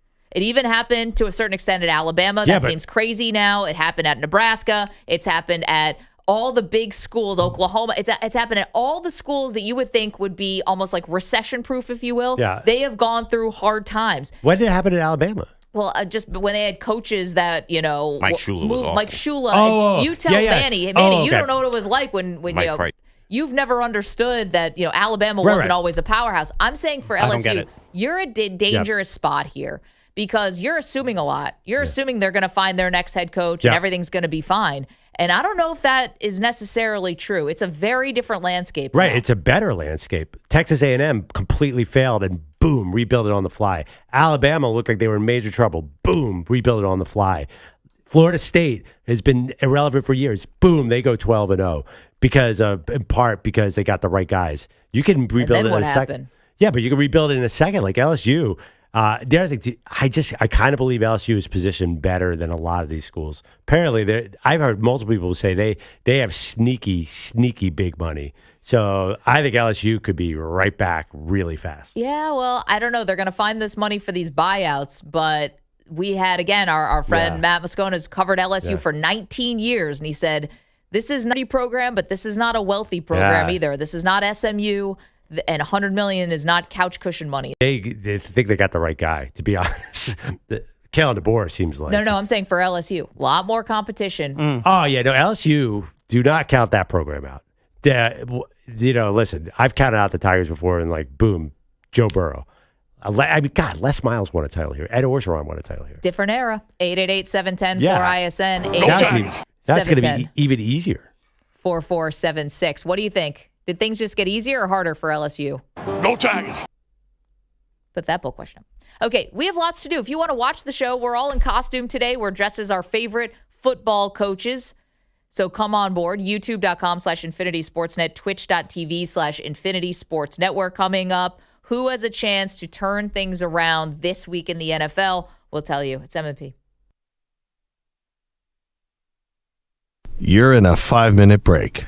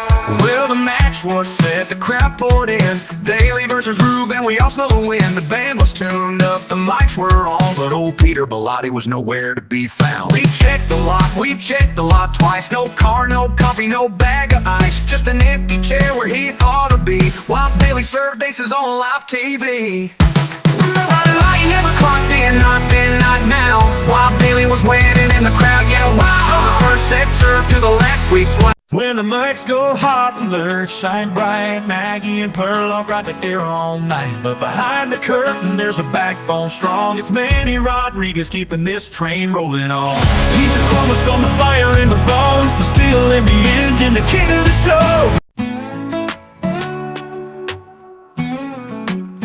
Out in Colorado, skies painted blue. Daly laced up, got something to prove. Ryan Rube was talking that big-time game, but left that court with nothing but shame. 6'2", 6'3", it was quick, it was clean. Daly played like he was born on that green. Now he's sitting on top of that local chart, number one with the champion's heart. Yeah, so raise up a toast, give that man his due. Daly's the king, and the serve was true. He crushed that match like a back road song, and left Rube wondering what went wrong. But even with Daly now claiming the crown, the tech god still got shit beating him down. He's staring at wires and praying for grace, cause his TriCaster's still locked in outer space. Maggie said that's how legends are born, while Perloff dropped stats on the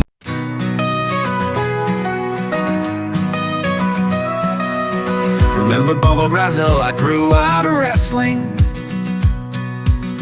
I was 12 or 13, I stopped watching TV. I moved out of the house, we sold the TV. I think I went to school and watched less wrestling. Bob Custer in Nevada. Bob Custer in Nevada. Bob Custer in Nevada. Bob Custer in Nevada. Bob Custer in Nevada. Bob Custer in Nevada.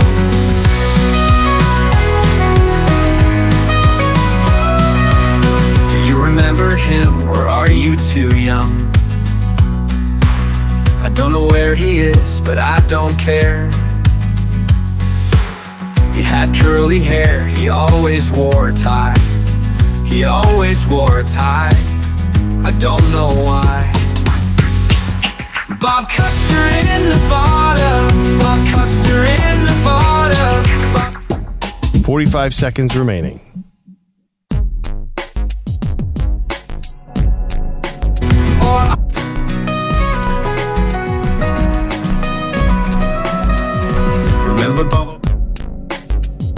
30 seconds remaining.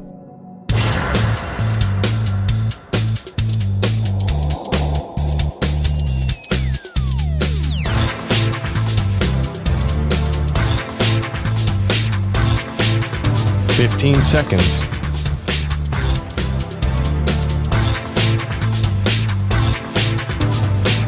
Break ends in 5 seconds.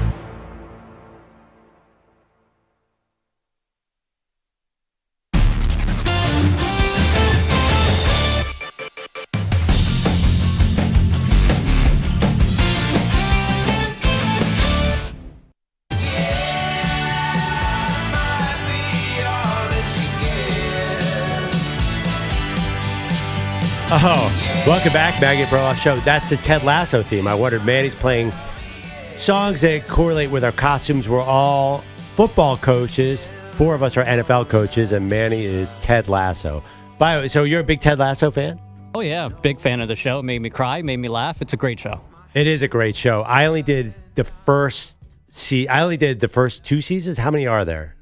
You completed the series. Okay. You got No, then I only did the first season because I know there's more that I haven't watched. Maggie, you a Ted Lasso fan? Couldn't get into it. It's good. Couldn't get into it. Couldn't get into it. Couldn't Are you get into it. heartless? What's wrong with you? Do you even have to ask that question? True. You gotta believe, man. Guys, I'm dressed Nobody as died. Dan Campbell today. What do you think my bag is?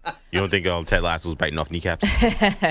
Actually, Ted Lasso and Dan Campbell probably have a lot in common. But no, Ted Lasso had an anxiety attack. I couldn't get into it. I know everyone was watching it during the pandemic with the Tiger King and what else were we watching during that dark Fire time? Festival. Yeah, I didn't watch that either. The Michael Jordan doc. That I did watch. Wait, Ted Lasso was a pandemic product? I didn't actually remember I thought that. it got a boost during the pandemic. Whatever. I watched it like a year ago. I love Ted Lasso when he's sitting with his assistant coaches. Those are always the best Coach Beard. conversations. Yeah, of course. Yeah. They have like the greatest interaction. I always wanted to be a team of assistant coaches and coaches just to know what they really talk about. It's pretty awesome. Yeah. Yeah, I think I'm the only person alive who couldn't get into Ted Lasso. I didn't find it funny. Why? Okay. Wow. You know what? Do you have that? something? I don't know. Seriously. I mean, you guys know my feelings on Caddyshack too. Exactly. One thing, Chad Powers is trying to be the new Ted Lasso. It's the Hulu show where Glenn Powell plays the sort of Eli Manning reinvented quarterback. They're going for the same exact vibe. It's pretty fun. I'm going to admit You're it. still watching it? I'm back on board. Oh, I don't know why I totally enjoy it. I don't know how they got Glenn Powell, who's a major movie star, to do this idiotic show for Hulu where he's pretending to be a college football coach. Money, And that's why. it is, the jokes are so obvious too. Like you could predict them, but there's something enjoyable about it. Wait. He can't throw a football is the only problem. Okay, so you told me you started watching this dumb Chad Powers thing, Yeah, and and then you were like, I'm going to let it go. And I bet I can pinpoint the moment you got back on board with it. Oh, please. We have not talked about it. It happened 5 days ago. I'm bringing up old stuff. But EJ accidentally butt-dialed Perloff at 5:30 in the morning on a Sunday. And then you couldn't go back to sleep. Oh, I know. Is that when you got back on? That Glenn actually Powell? that wasn't the moment. I think I went down and watched SportsCenter. That was a blow because one thing of this shift, and EJ's got it worse of all because he sometimes works weekend shifts.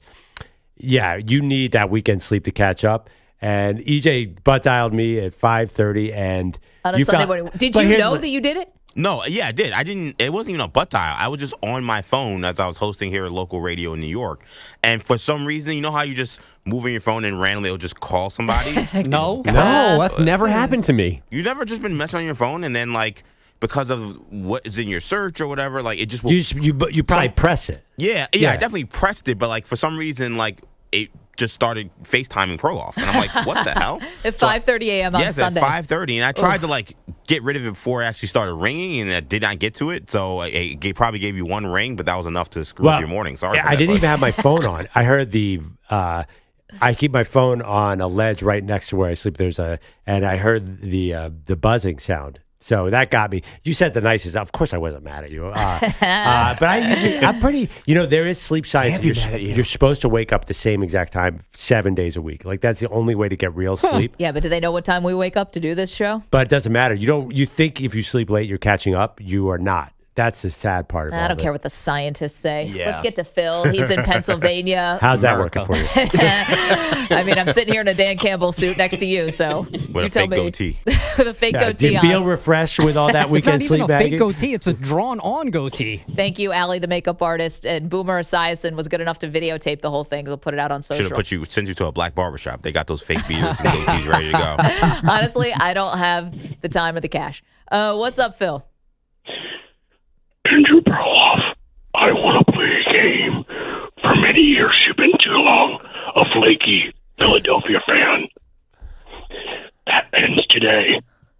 You must choose between Philadelphia fandom and everybody else. Make your choice. Phil, are you in the studio? You are freaking us out. Phil, by the way, you immediately make me laugh because you're doing the character from Saw or something. Have you ever seen Scary? Yeah, you ever seen the Scary Movie version, the Wayans brothers version of that character? I don't know. It's the funniest character in any the movie. very first one, but not that one. Oh, anyway, yeah, that was terrifying. What do you mean I'm a flaky Phillies fan, Eagles fan? Oh, you're always choosing the Dodgers, the Toronto and Seattle. I mean, come on. You need to pick one side of the line and not just jumping back and forth. And I guarantee I'm not the only one that thinks that. Phil, you're not rooting for the Blue Jays right now? I really don't care. I have more important things in my life. What? Like what? Like the blue hair? Like breathing. Phil, did you get the jersey? We put it in the mail. I did. I was Okay. just about to say thank you so much. I got it on Wednesday, gave it to my dad yesterday. He was absolutely happy and pumped about it. Yeah. Thank you so much. I appreciate it. You really made his day. And, yeah, thank you guys so much. You guys are awesome. I couldn't, No, I listen. couldn't, thank you guys enough. We owed you one after the Randall Cunningham debacle. Yeah. Well, thank you for that and for creeping us out this morning on Halloween. That was good. Yeah. It was That not was good. good. I did not like that. And Boomer Freaked you very out? generous. Yeah, I didn't like that voice. Were you scared? I saw was you took your nervous for headphones you. off. Yeah, I didn't like hearing it. Oh, it was like no. Kawhi's laugh. No we thanks. know Phil is a good soul. Like there was no concerns. I don't know that. Actually, we don't know Phil at all. I know But, Phil. Eagles fans sort of know each other. I mean, you can't be a bad guy if you're an Eagles fan. Right. Okay. You gotta remember also, Bogus is Mike McDaniel, so he's afraid of everything right now. Yes. He could be fired Dressed at as any Mike. moment. It's another day closer to death. He's got that South Florida paranoid look. No sudden moves, nothing. Well, there's something that causes paranoia. It's a certain drug, but I don't think Mike McDaniel's actually on it. He just looks like he slings it. Holy moly. I said looks like.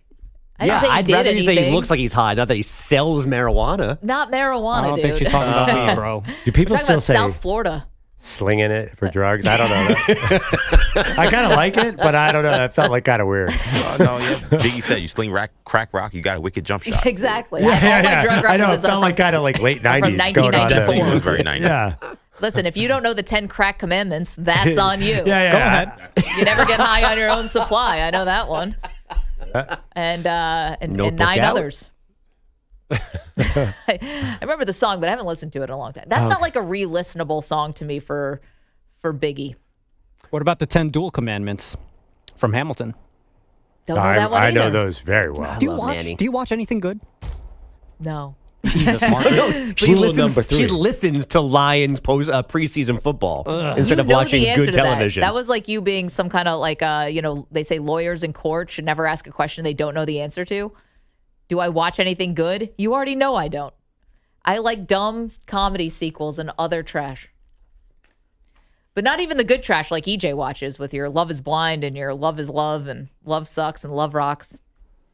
I don't watch that either. One of those is a real show.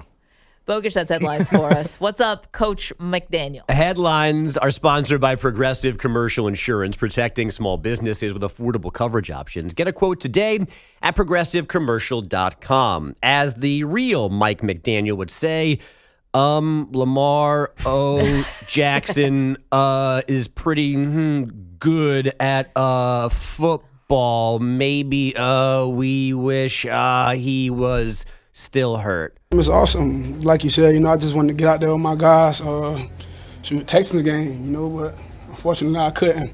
But it's just great to be back, man. Like I said, get a dub. Lamar playing for the first time since hurting his hamstring in week 4. 4 touchdown passes, just 5 incompletions in Miami on Thursday Night Football. His Ravens weren't great in the first half, but did cruise to a 28-6 win over my Dolphins. That's their second victory in 5 days, creeping closer to the top of the AFC North.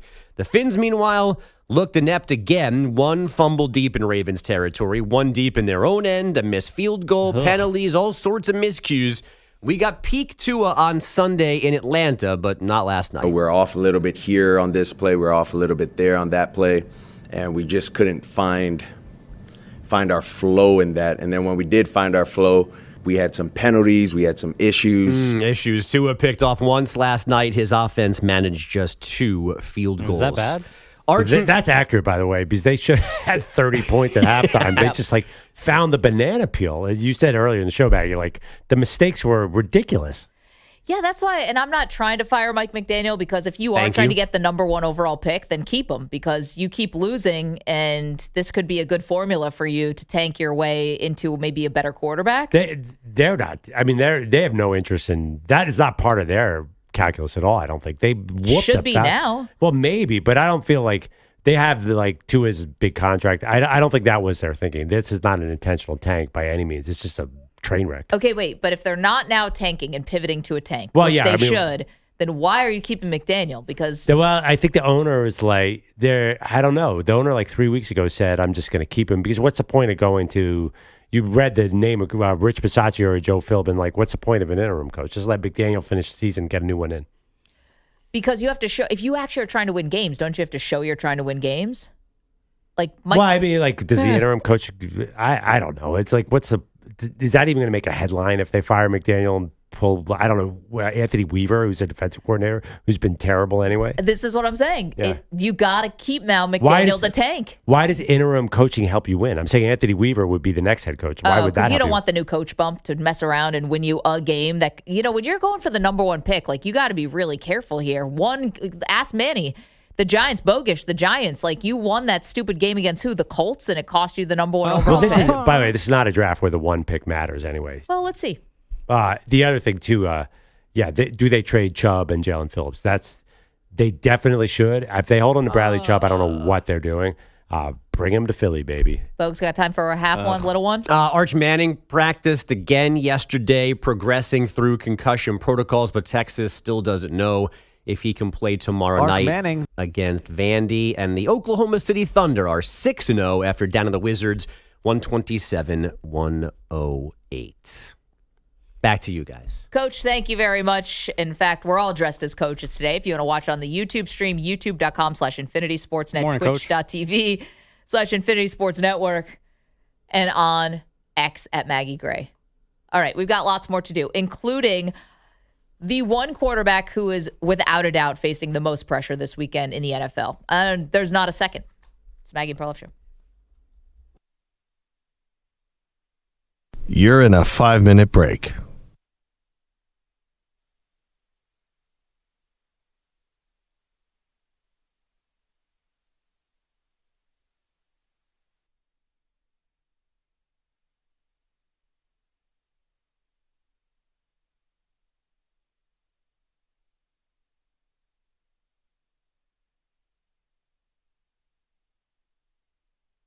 Four minutes, 30 seconds remaining.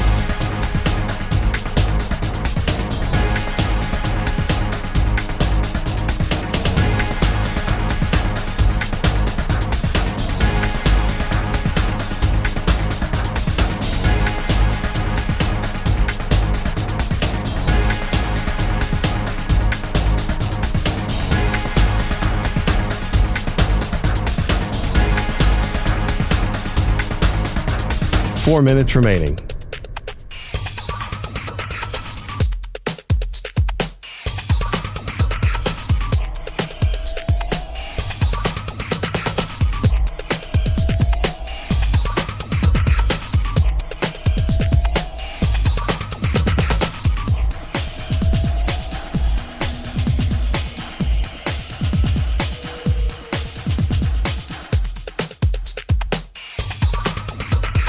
3 minutes, 30 seconds remaining.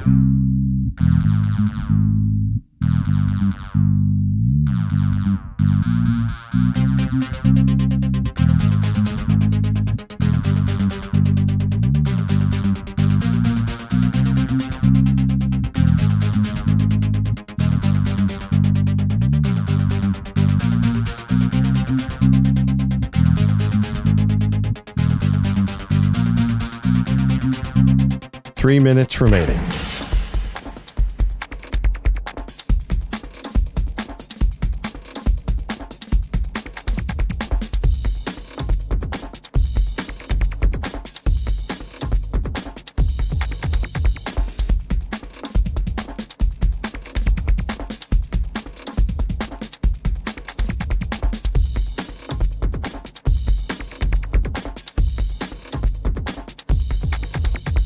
Two minutes, 30 seconds remaining.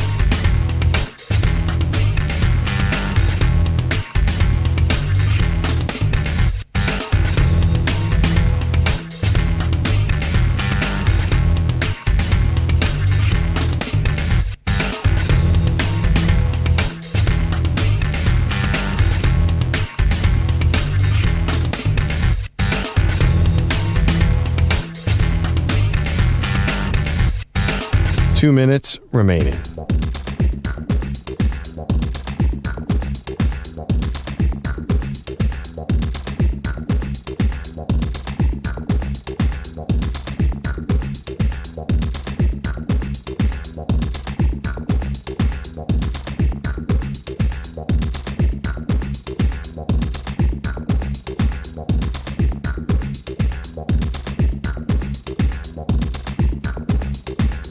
One minute, 30 seconds remaining.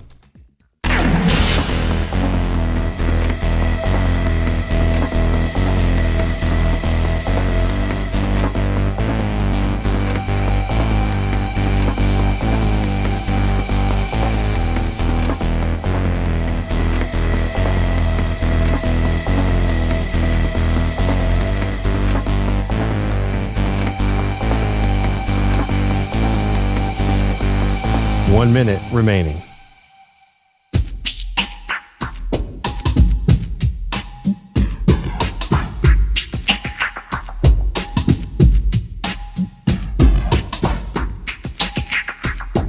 .45 seconds remaining.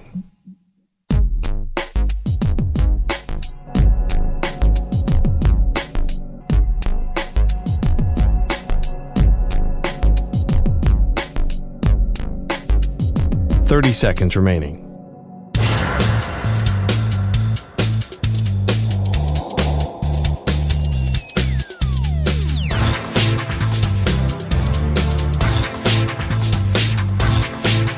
.15 seconds.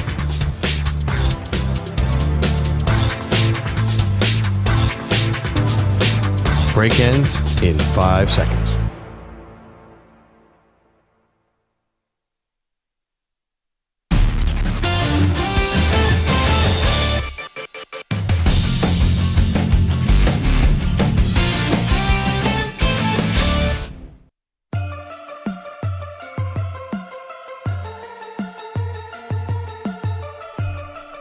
Welcome back, Maggie Perloff Show.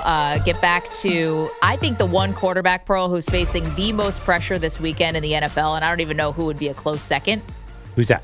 I think it's Vikings quarterback J.J. McCarthy. Oh, yeah. And this is an interesting spot for him, right? It's not like Carson Wentz came in while he was injured and did so well that all of a sudden, there's a debate with Vikings fans. Okay, who should start, who's not? Well, there was no debate. It was Wentz for sure. But Wentz is hurt now, right? Yeah. Again, he didn't so blow the team away, in my opinion. I didn't think Wentz was so great that it made you want to give up on the young quarterback. Well, I think he could have kept the job for a lot longer if he was healthy, but he disintegrated. He hurt his shoulder and his stats fell apart. Yeah, I mean, it's a tough situation right now for Minnesota, sitting at 3-4. The Packers and the Lions obviously look a lot better. Chicago's still up and down every week. Mm-hmm. But for McCarthy, it was a 14-win season last year. Yeah. They had other options at quarterback. It felt like quarterbacks almost wanted to line up to work with Kevin O'Connell because he's so quarterback friendly. Instead, they committed to McCarthy. they didn't even bring on Wentz until late in August. Like, they didn't even really invest so big in the backup spot. The idea is this is McCarthy's team, and we're going to roll with it. And then he got hurt. Now, there's some theories out there that maybe he could have come back a little bit sooner, and they were kind of benching him so he could collect himself. So now you got a team that's within striking distance of the playoffs. He's got to play well. Like, there is just if the Vikings are going to avoid major disappointment this year, McCarthy cannot be a train wreck. I think he is under the most pressure of anyone this week. And, they're playing the Lions. Yeah, I mean, he's had one good quarter out of Your 8. Lions. My Lions. Really. I'm dressed as Dan Campbell today. This is I'm not as worried about this year. I don't think that's going to happen this year. I think they're evaluating him like, hey, this is kind of what you said. Quarterbacks line up to come there. This is more about next year now. I don't think. What have you learned? Well, that's what the thing you're going to learn is J.J. McCarthy our future? Or, hey, are we going to bring back Kirk Cousins next year? Are we going to do the Sam Darnold route again? Are we going to bring back who knows? I was just thinking, what if Aaron Rodgers decides he retires in February? I can see him coming back there next year. Is this J.J. McCarthy's job? I've already given up on this year. Maybe I'm being too negative. Is this his job in the future? Are we already heading towards the B word, bust? Wow. They're a 9.5-point underdog this week playing against the Lions. So this is if you look down the schedule, the docket of games this week, and even some of these these other quarterbacks who are coming back from injury, stuff like that. I think J.J. McCarthy is just number one far and away feeling it the most, feeling it more than I don't even know who would, again, be a close second here. I mean, it's funny, like Bryce Young and the Panthers could make the playoffs. Like he has to play well. He's a guy whose future's on the line coming back from injury. We'll see what happens. Penix is playing, right? Or did they announce who's playing yet for the Falcons? Can you guys double check that? Actually, I don't know if I thought he was back this week, but I didn't check the injury report. EJ and I have been talking about this. There's some shenanigans going on with Kyler Murray too. The Cardinals said Kyler Murray they're preparing to play. There was an Adam Schefter report. But then they put out this tweet saying the starting quarterback will speak to the media tomorrow. And everyone's like, oh, they didn't say Kyler. That means it's going to be Jacoby. But it'll probably be Kyler. But I don't think anyone there thinks that Kyler Murray gives him a better chance to win. They play Monday night against the Cowboys. Yep. So there's a lot of chaos. There are a lot of young quarterbacks who are fighting for their jobs. Who it's not just J.J. McCarthy who could be gone. I think Bryce Young is in a massive tryout mode right now. Michael Penix limited yesterday in practice. Oh, there you go. So, yes. Okay. You think that's a positive? I mean, he practiced. Yeah, that's true. He did practice. I mean, Cousins was bad. He's very bad. Well, no, but he's not very bad. rusty. Yeah, no, he was bad. I think Cousins, why is Cousins bad? I don't really understand that. Like, he's always been fine. But anyway, he was bad. So there's a lot of quarterbacks. I think, Maggie, with that situation with McCarthy, he's not alone. There are a lot of young quarterbacks who are playing for their job. Yeah. Kyler Murray for sure. But Kyler already got paid. Like, it's a very different calculus. Like, But he won't start next year. Like, he could be done as a starter in the NFL. But in some ways, I feel like Kyler Murray is almost old news, right? Like, but he got his money. He actually won Offensive Rookie of the Year. Feels like a long time ago. But Kyler Murray to me is no longer a thing. We're not sure about J.J. McCarthy. Could he be a thing? It's a massive question mark. Way too early to tell. Meanwhile, from that same quarterback class, probably the biggest, comeback this week is Jaden Daniels. Daniels looks like he is trending now to play. They host the Seattle Seahawks. That's going to be Sunday Night Football. The Commanders are 3-5. I mean, it feels like their season is teetering here because they look like that classic team that has a regression after a big year. I feel like they've already tilted over. They can't stay healthy. But Daniels is so good that if he actually can finish out the season, don't you think that changes things for them? I mean, I don't have the odds in front of me, but I would not. In the really, really stacked NFC, it doesn't feel to me like the Commanders have a shot. Do you feel like also their running game? Listen, I'm a big Bill Krosky-Mara fan. I just don't think they have the juice this year, and there's so many injuries all over. McLaurin is never. He was great on those 2 catches last night, but you can't depend on him being out there. Like it doesn't. He feels like a San Francisco 49er. I have no faith. I think they're done. Do you think they still have a shot? I still think they have a lot of injuries on defense. They look a little old on defense. That was maybe predictable, but if Jaden Daniels can be what he was last season, then yeah, I think they absolutely do have a shot at 3-5. Let me read their schedule: Seahawks, Lions, Dolphins, maybe a break. at Broncos, at Vikings. Then they have the Eagles twice later in the season. That's pretty tough. That is not the schedule you want to climb out of a 3-5 hole. 888-710-4ISN, 888-710-4476. At least that Sunday night game is in D.C. Yep. So you get the Seahawks coming cross country, but obviously not a body clock game because it's at night. Can I just tell you what happened to me 5 minutes ago? What happened?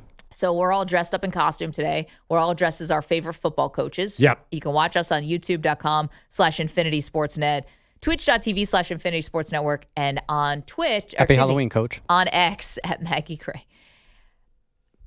So I'm dressed as Dan Campbell. Gonna bite a kneecap. Bite another kneecap. To complete my look with my fake muscles and my shirt, my hat, I had Allie, the makeup artist, put a goatee on me. Yeah. I showed her a picture of Dan Campbell, and then she did it. Looks great. Looks great. No, Allie did a great job. Depends on the. Well, I'm wearing sunglasses. She's like, say no less, fam. Yeah. Her artistry is very good. Do I look good? No, I do not. I'm wearing sunglasses, and honestly, like it kind of looks like a real goatee. I got you fooled. So, I think I can say this on terrestrial radio. I just had to go to the ladies' room. Sure. And I am in there, and this woman is doing her makeup in there because it's early in the morning, and there's a news station that's across the hall. The woman in there doing her makeup is Linda Lopez. She's Jennifer Lopez's sister. J-Lo? Yes. Jenny from the block? Yes. Yeah. Her sister works here. We've known this for a long time. I didn't. I was just absolutely blown away like Manny is right now. She works over at the news station. She had an incredible career. She has her own career. She's amazing. She just walked by and she goes, "What is that?" Hi, I'm Maggie. Today I'm playing the role of Dan Campbell. Because I'm sorry, I'm not a sports fan. I have no idea who you are. Also, Peter Schrager's brother works here on our floor, too. And Schrager and J-Lo, same. Manny's blown away by J-Lo's sister. That's Selena, the woman who played Selena. That's her sister. Maggie Perloff Show.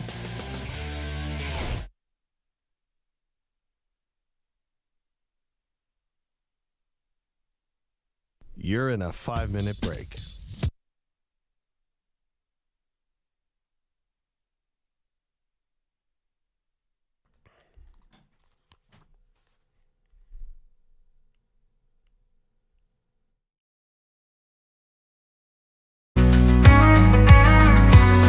Bob Custer in Nevada. Bob Custer in Nevada.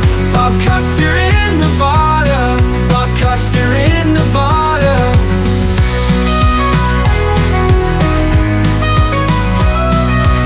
Do you remember him, or are you too young? I don't know where he is, but I don't care.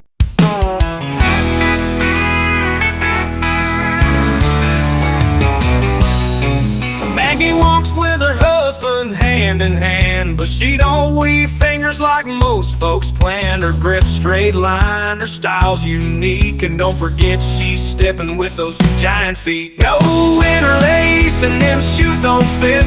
Maggie's got a stride with a whole lot of kick. From the sidewalk shuffle to the YouTube seat, she's holding flat hands and big old feet.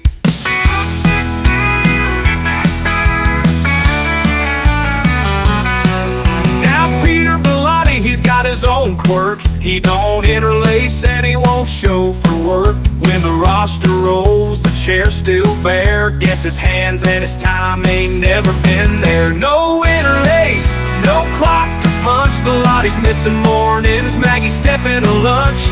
One's got feet like a size 15, the other's off duty, nowhere to be seen.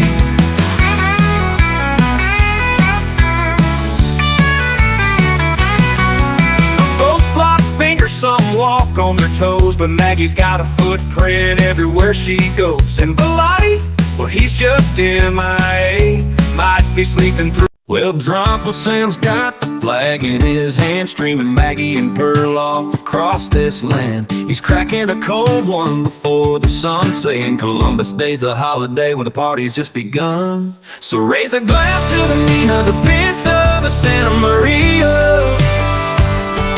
Trumpet Sam shouts out with a loud hallelujah. singing along with that YouTube stream. Maggie and Perloff are living the dream. But old Peter Bellotti, he ain't in sight. Skipped out on work like every holiday night.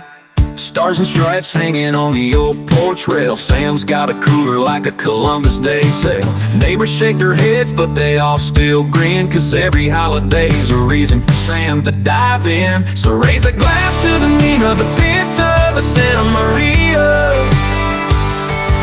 Uncle Sam shouts out with a loud hallelujah. He's singing along with that YouTube stream.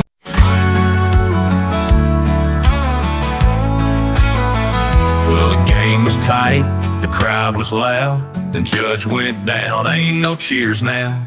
Flicks are strained, they said real low, like a punch straight through my radio. Manny Rodriguez sitting third row, with his Judge jersey and his heart broke slow.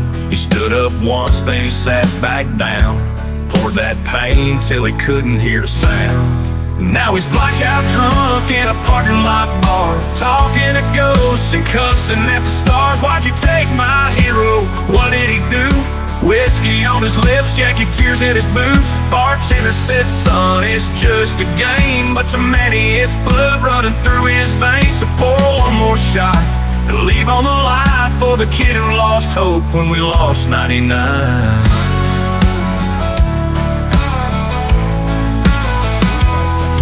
Shortstop in a little league town, swung like Judge, always dreaming big now. Had the poster, had the swing, hell, he even rocked that pinky ring. But the Bronx felt cold when Judge went down.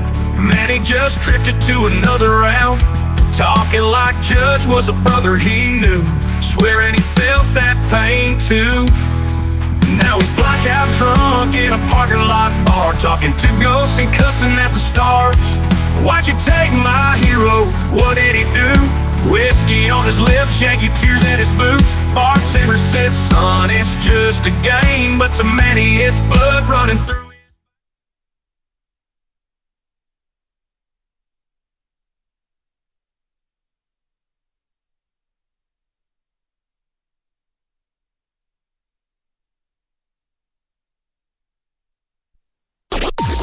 Maggie and Perloff on the Infinity Sports Network.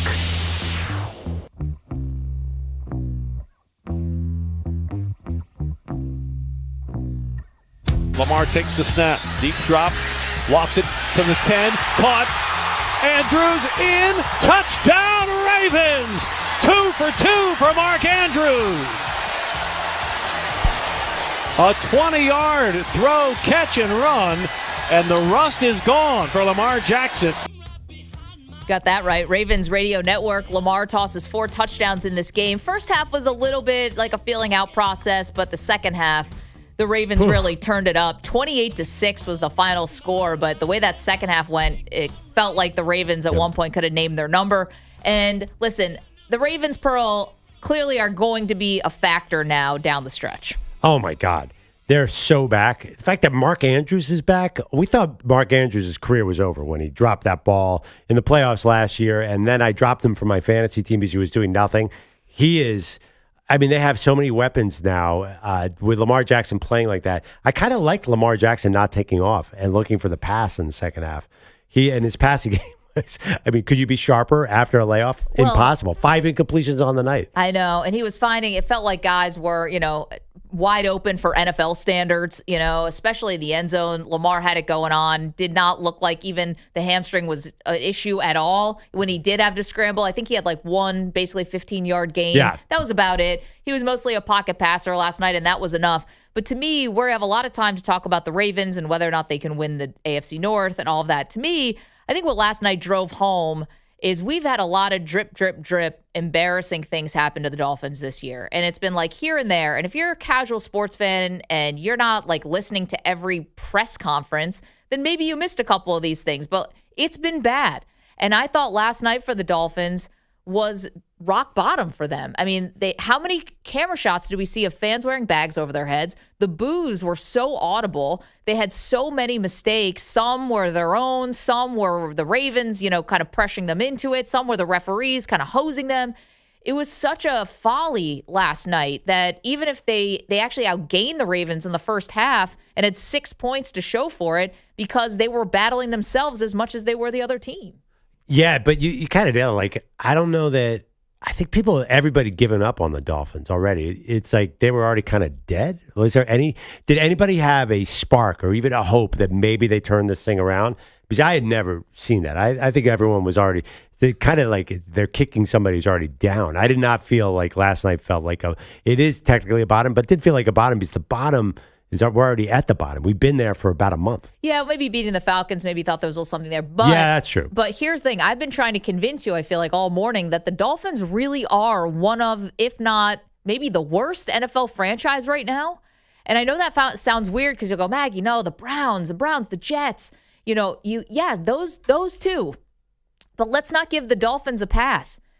They have all the hallmarks of really bad franchises. They can't nail a head coaching hire. The quarterback has major issues and has a terrible contract. The roster is just clearly not good enough.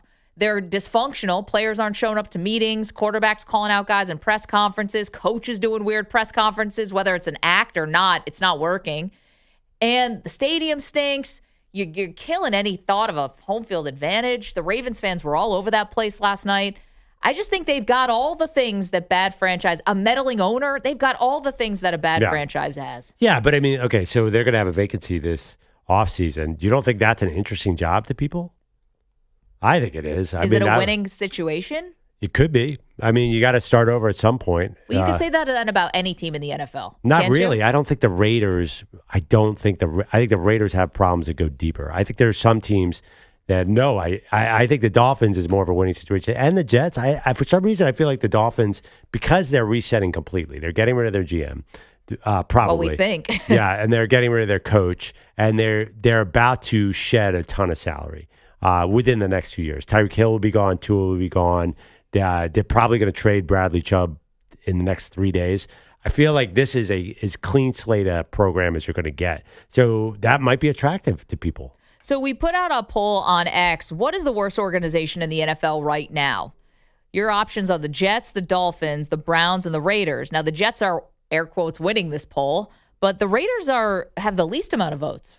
I think of the Raiders as being wildly dysfunctional, but right now they are distant behind New York, Miami, and Cleveland. So you can go there and vote. Again, last night, a laugher from the Miami side of things, and we'll see if they make any changes today. All right, let's get to it. It's the NFL in 60. We preview every game this weekend in 60 seconds or less. Manny? 60 seconds. 60 seconds or less. Or but less. A kneecap. I should tell everyone, by the way, we're dressed as NFL coaches today. Maggie and Perloff take you around the league, recapping this weekend's football action. Time for NFL in 60. Man, you got to sit the next couple plays out. Yeah, that was rough. My bad. I think your helmet may have come off at some point there. A little concussion. Okay. Send him to the blue tent. Somebody's got to take my helmet. Yeah. Okay, let's do it. EJ/Coach Mike Tomlin today. Give us our first matchup. All right, so let's begin in Cincinnati, where Joe Flacco is questionable for this week as the Bears travel to face the Bengals. Yeah, Pearl, if they don't have Joe Flacco, I don't think Cincinnati has a prayer here. We've seen the Jake Browning experience. It is not good. And as much as Caleb Williams has really been up and down, the run game has gotten going for Chicago a little bit, and you can obviously run on the Bengals. Well, I mean, Chicago just got lit up by a backup quarterback who has no business laying them up, Ty Huntley. I think Flacco said he was 50-50. To me, in quarterback speak, you're going to see Joe Flacco. Now, how good is he going to be with an injured shoulder? I don't know. He's Joe Flacco. These old guys, you just throw them out there. It's like old guy toughness. I think that he'll be able to play. I'm worried about the Bears because that was terrible last week. And also Caleb Williams, he's like okay. Does anybody think he's developing into elite? I have not heard that anywhere. No, but I think you can see that the Bears pivoted. So since they got back from their bye week 6, Chicago's now third in rush yards per game. Like they have switched, I think, to say, listen, we got to be a run-first offense. That's going to help Caleb. They looked bad last week. We'll see. All right, let's go to Detroit, where J.J. McCarthy will be returning to the starting line for the Vikings. They travel to face the Lions. Miss Dan Campbell, what do you got for me? Well, by the way, sorry, go ahead. I'm going to bite a kneecap, and then I'm going to bite another kneecap. He says we're going to bite kneecaps, by the way. We're going to bite a kneecap. Yeah. We'll never see it coming. Never see We're it going to coming. bite a kneecap off. If you're watching on the YouTube stream, I got my play call sheet here. It just says go for it. That's it. That's the only play call. Anyway, Aiden Hutchinson, what do you got after signing this massive contract? I'm kind of interested in that. And then J.J. McCarthy said it before earlier in the show. I don't think any quarterback is under more pressure this week than J.J. McCarthy, who's coming off of missing 5 games with a high ankle sprain. Here's some numbers. McCarthy, week 1, fourth quarter. The quarter, as we will now call it. The moment for McCarthy. 6 for 8, 87 passing yards, 2 passing touchdowns, 1 rushing touchdown, and this awesome pass rating. In the 7 other quarters, he's 18 for 33 for 214 total passing yards, 0 touchdowns, 3 interceptions, a lost fumble, and a quarterback passer rating of 37. Love it. I'm fascinated, by the way. Okay, they did sign somebody. Did you guys follow how the Vikings needed a third-string quarterback and were super desperate? Because Wentz is going into surgery, so they have Max Brosmer. I guess they signed John Wolford. I will follow up on that. Or John Wolford, sorry. Remember the guy from the Rams? Yep. Because McCarthy ain't going to last, Maggie. Like, that's what I'm worried about. The guy has been hurt for almost 90% of his NFL career. This feels like this could be a really dangerous situation. I just hope J.J. McCarthy's fully healthy and ready to go. All right, let's go to Green Bay, where Bryce Young is expected to return to the lineup. Tough assignment, though. He's got to face those Packers. Oh, man. Talking about a disappointment. The Panthers against your Bills last week. Yep. What was that no-show? That was terrible. My guy Andy Dalton looked awful, but the offensive line looked awful. Here's the one hope, and I've read this a couple places. The Packers play the Eagles next week. Maybe the Packers are half asleep and do not take the Panthers seriously in Lambeau. But I don't really see that happening.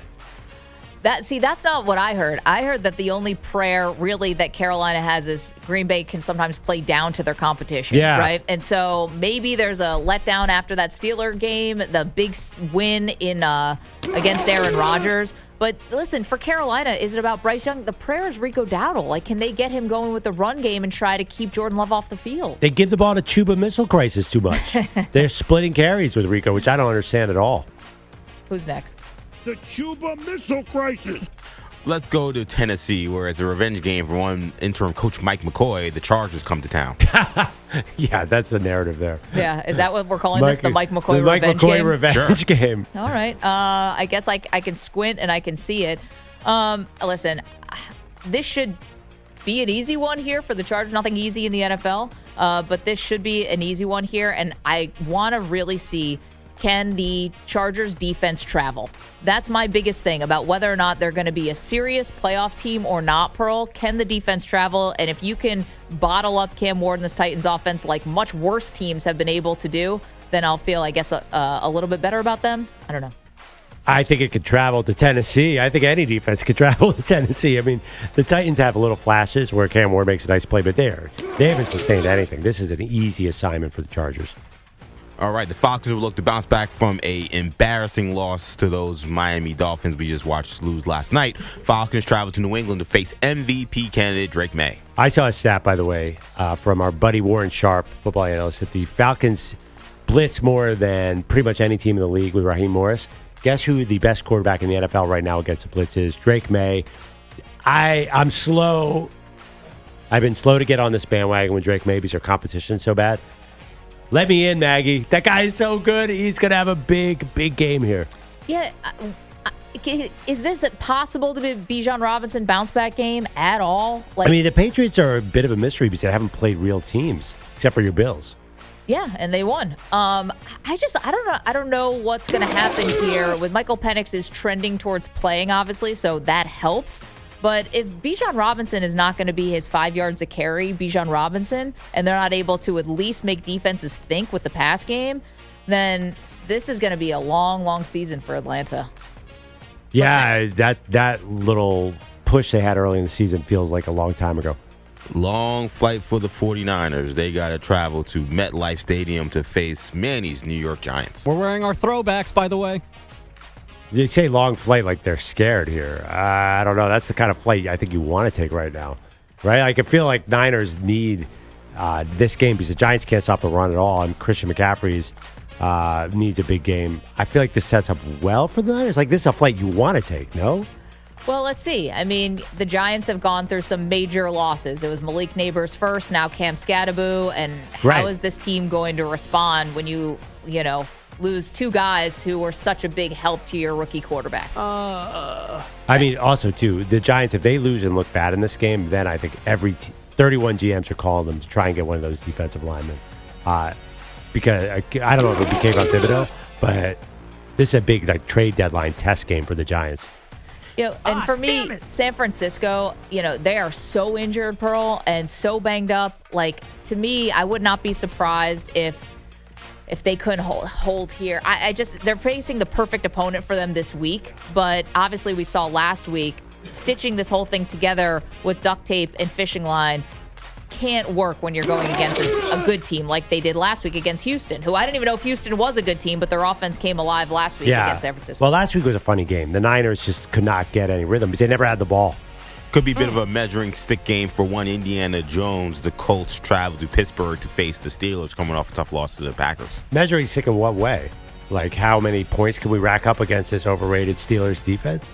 I mean, this is now, to me, the narrative of the Colts, Maggie, is Jonathan Taylor going to make a real MVP run. And the Steelers at home will randomly win games, but this is a defense that the Colts should gash. They should run like crazy here. Yeah, I mean, they should be able to block the Steelers front, right? I think they've shown that one of the best lines in football.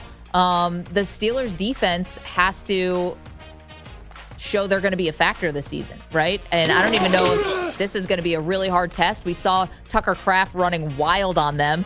Ty Warren is probably going to have a field day if they don't tighten things up. I don't know if he's even going to get the chance, because Jonathan Taylor is going to be running into the end zone. The way Jonathan Taylor is playing right now, averaging 6 yards of carry, feels like we do not care. That being said, Mike Tomlin's EJ, Mike Tomlin is unpredictable. Watch him win this game. We do not care. We do not care.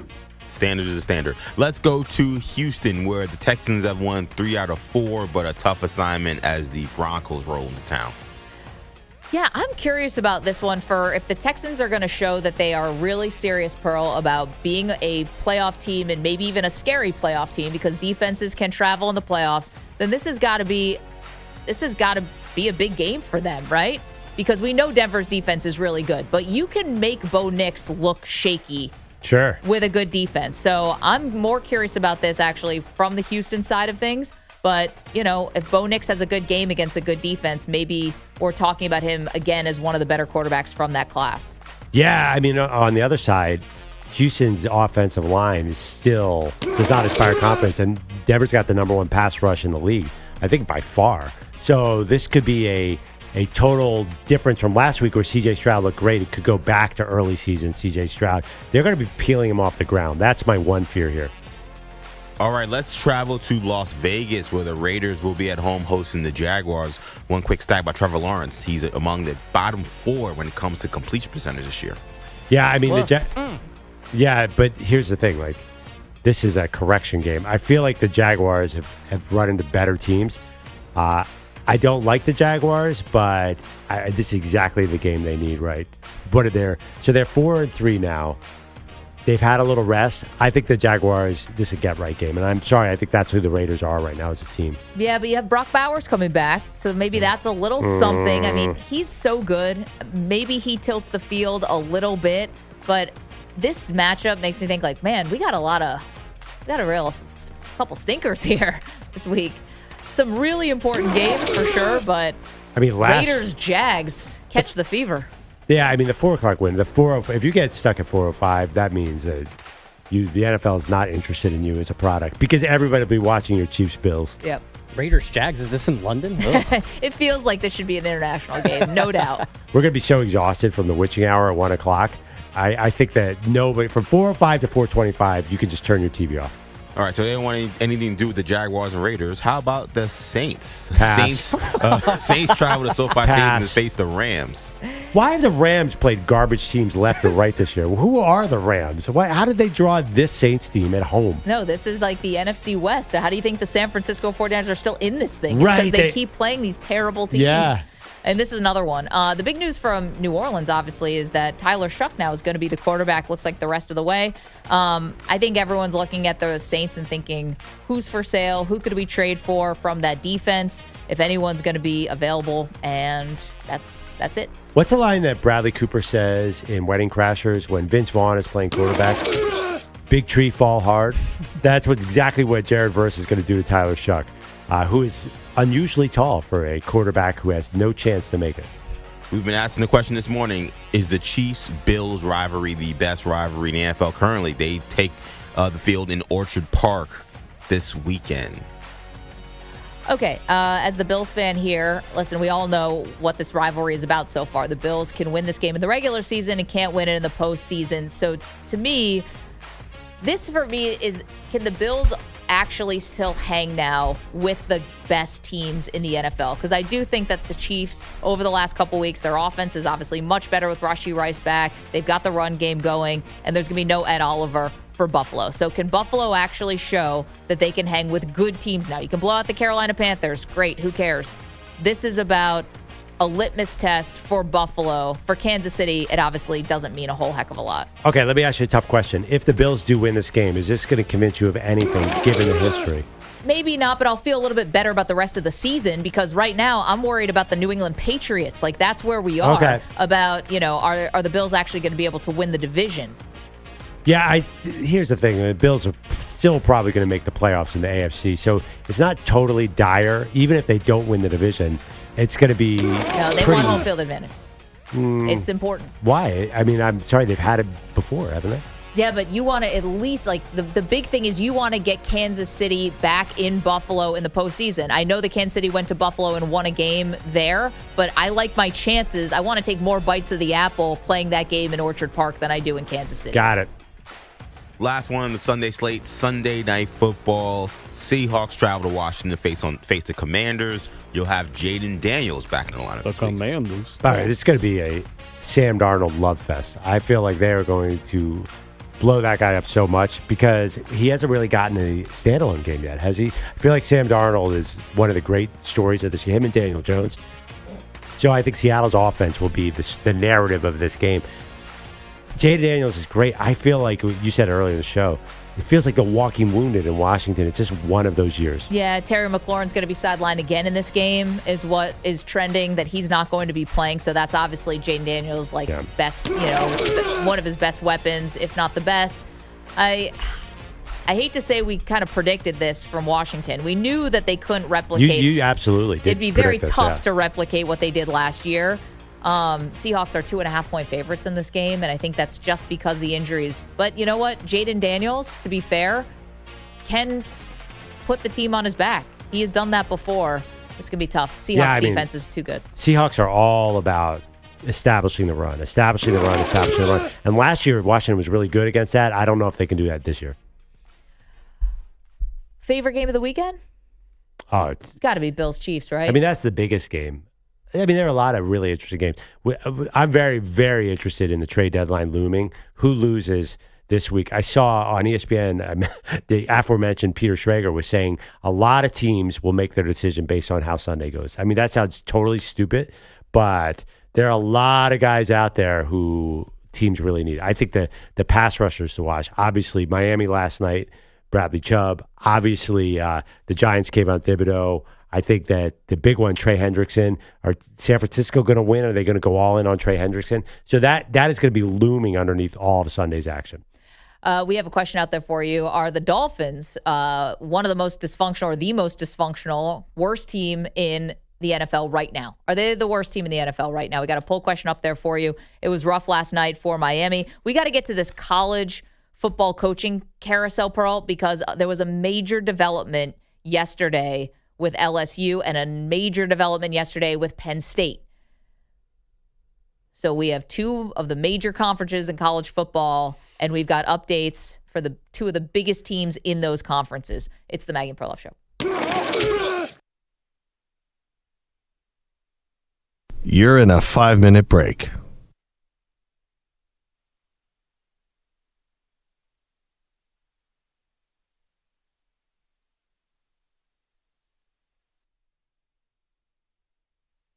Now he's blackout drunk in a parking lot bar talking to go.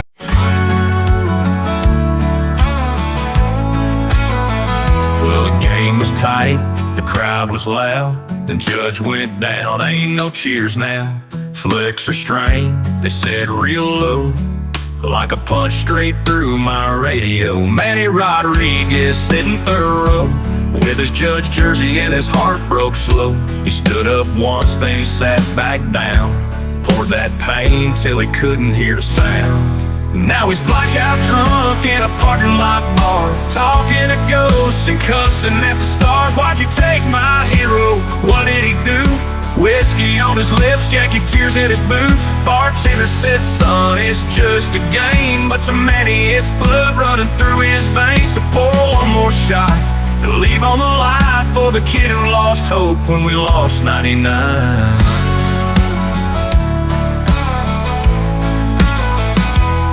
Played shortstop in a little league town, swung like Judge, always dreaming big now. Had the poster, had the swing, hell, he even rocked that pinky ring. But the Bronx felt cold when Judge went down. Man, he just drifted to another round, talking like Judge was a brother he knew, swearing he felt that pain too. Now he's blackout drunk in a parking lot bar, talking to ghosts and cussing at the stars. Why'd you take my hero? What did he do? Whiskey on his lips, Yankee tears in his boots. Bartender said, son, it's just a game, but to many it's blood running through his veins. So pour one more shot and leave on the line for the kid who lost hope when we lost 99.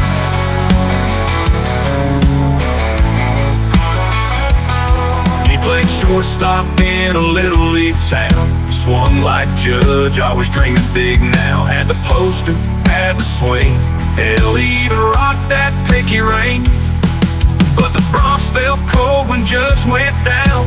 Man, he just drifted to another round, talking like Judge was a brother he knew, swearing he felt that pain too. Maybe tomorrow he'll find his way home, but tonight, that pinstripe heart's alone, and the world just don't feel right. When your hero's down and out for the fight. Yeah, he's blackout drunk in a parking lot bar, praying that rehab ain't too far.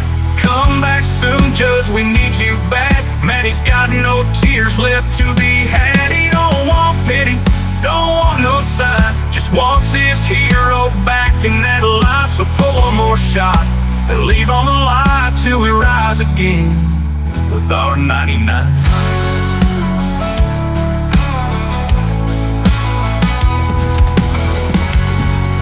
One minute, 30 seconds remaining.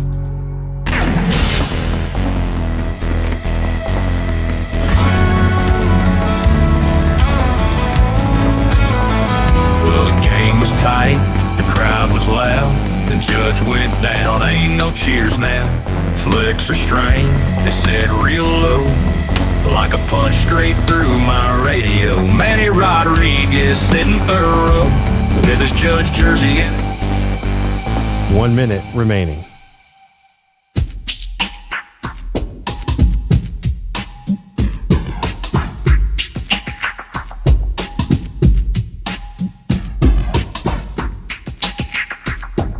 .45 seconds remaining.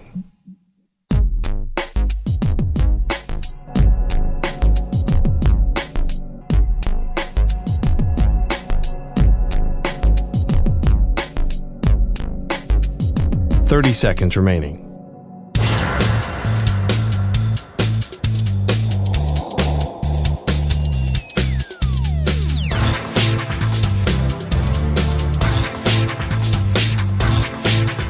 .15 seconds.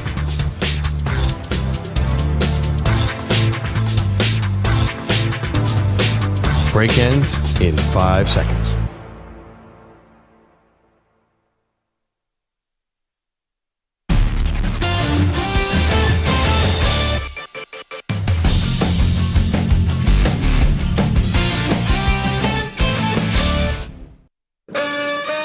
Shake your body, baby, do that conga. No, you can't control yourself any longer. Come on, shake your body, baby, do that conga. No, you can't control yourself any longer. All right, welcome back, Maggie and Perloff Show. Manny is playing songs for each of our Halloween costumes. We're dressed up as coaches. Obviously, that is Gloria Estefan and the Miami Sound Machine for Andrew Bogus, who's dressed as a sunglass-wearing Mike McDaniels. Well, I can. Yeah. Well, the look Got it still in works. there. Yeah, you guys are all safe. What's job security like? Are you going to be Anthony Weaver next week, the interim coach? I think Gloria Stefan's a minority owner of the Dolphins. Is she really? She might be. All right, well, And the entire sound machine also. They each get a bite. Speaking of music, we are going to have to pool our money together as a group. I've thought about this. Okay. Because there is an amazingly cool auction coming up from probably one of the number one music collectors in the world. I've got $3 for you. Former Colts owner who passed, Jim Irsay. Maggie, do you have some details on this auction? I read that he's auctioning off his stuff, and I know some of the stuff he has.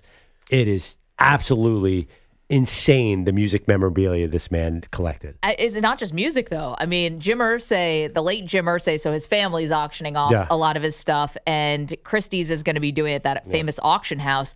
And I thought it is a lot of music. So here's what the article says. Musical instruments from the Beatles, Jimi Hendrix, Prince, Kurt Cobain, Eric Clapton, but he also has Muhammad Ali's Rumble in the Jungle championship belt. Wow. He's got the saddle used for Secretariat's Triple Crown run. Wow. And he's got a more than 200-year-old copy of the Declaration of Independence. Oh, what? How much is that going to cost us? Great question. More presidential artifacts, extremely rare books, documents and manuscripts with a focus on American history, the beatnik movement, and more is what the article says. Wow. So if you could have any of this, Pearl, you said you want to pool our money? Yeah. What should we go in on? Well, they have the piano that the Beatles wrote Sgt. Pepper's on. He always said that was his prized possession. But what do you do with a piano? Play it. But where? You got room for that? I mean, I don't think that. It's almost apartment. priceless. The Declaration thing probably is expensive too. The Declaration thing. Yeah, that tracks. I think that piano paper. though. Okay, the piano it might be the most expensive thing on there, but we'll see. I don't know. Like $50? He has the original copy of the Alcoholics Anonymous Big Book, which is famous. He actually went to court because they tried to get it back from him, but that's worth millions too. It's crazy how many things he's collected. That's nuts. Who would that even? How is that even for sale? He bought it in an auction, and then AA as a group sued him, and it went into very high courts to try and get it back. But he held on to it. That was worth a lot of money. It's crazy the things that he's bought. Yeah, I like the music memorabilia. What's it, Kurt Cobain? I don't know what he has from Kurt Cobain, but would that be amazing? That would hang beautifully in the studio. What do you want? I feel like you're leading Declaration. I kind of am. I'm leading Declaration of But Independence. talking about something that you don't want to ruin around the house. Would that be stressful? I'm not going to ruin Prince's guitar either. I mean, all this stuff. That's a little sturdier than a 200-year-old piece of paper. The one thing about this is which of these things can you actually display? Like the piano, but then, I don't know, some jerk come over for a Christmas party and all of a sudden they're sitting down at the piano playing chopsticks on your Paul McCartney piano. Hopefully. Yeah, spill a drink on your... At least the Declaration of Independence, I have it. I know it's always going to be an investment, and I keep it in some kind of safety deposit box. I don't even have it out. By the way, for some reason it's Lennon's piano. I have no idea why. John Lennon. Yeah, I don't know. I mean, they both probably play the piano. Yeah, but that's better than some of this stuff sounds really delicate. You can't go too old with things. You want a saddle, Secretariat's saddle? Yeah. Does he have King Tut in there as well? Like, no, you can't have any of that stuff. You know all the Egyptologists who opened up those tombs and a lot of the grave robbers and stuff who stole from the ancient Egyptians, they met seriously terrible fates. There's curses with that stuff, Manny. What is the good point. What is the auction, Maggie? Do you know? I don't know. I don't have it in because front of me. I'd love to do. We should leading up. We should predict do over and under on the prices. See how close we could get. DraftKings has some over under on what is Eric Clapton's guitar going. I could play for. the Price is Right theme. Yeah, I don't think we're going to really be in the bidding per se. So we're just gonna have to take sort of guess. Ushers. Yeah, ushers. Yeah, we could work the auction. One of my great fears is going to an auction and accidentally raising my hand.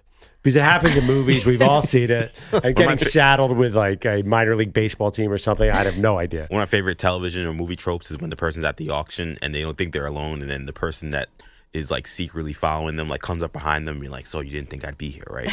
And they're like, "Don't look back, don't look behind me." That's like the classic trope of the auction, right? Is someone having to quietly pretend like they're in an auction, and then like a secret spy comes up behind them. It's kind of badass when the person's on the phone. Yeah. You know, bidding for someone on the phone. I feel like we can be the person on the phone, just not the one who's actually supplying the money. I feel like the trope would be like Urkel like scratching his head with the paddle and accidentally bidding on something. You know, like that is also another trope. Goes to him, Urkel. Who, me? Did I do that? As Manny knows well, Joey won a boat on Friends. You thought he was just guessing the price at an auction. There you go. And then they tried to sell the boat to the second highest auction, and then Rachel, she kept hyping it up, and then Joey was like, I want to be that. I want a boat. What a great show. Let's get to headlines. What's up, Bugs? Imagine my surprise when my Dolphins outgained those Ravens in the first half last night, 226-109, but the scoreboard still said them 14, us 6. We are not good at football. It's very, very disappointing, and unfortunately, we're going to have to sit on that disappointment for 10 days. I know the locker room would like to go play another Thursday night game in 4 days to get this bad taste out of their mouth. That was sure about that? That wasn't as bad.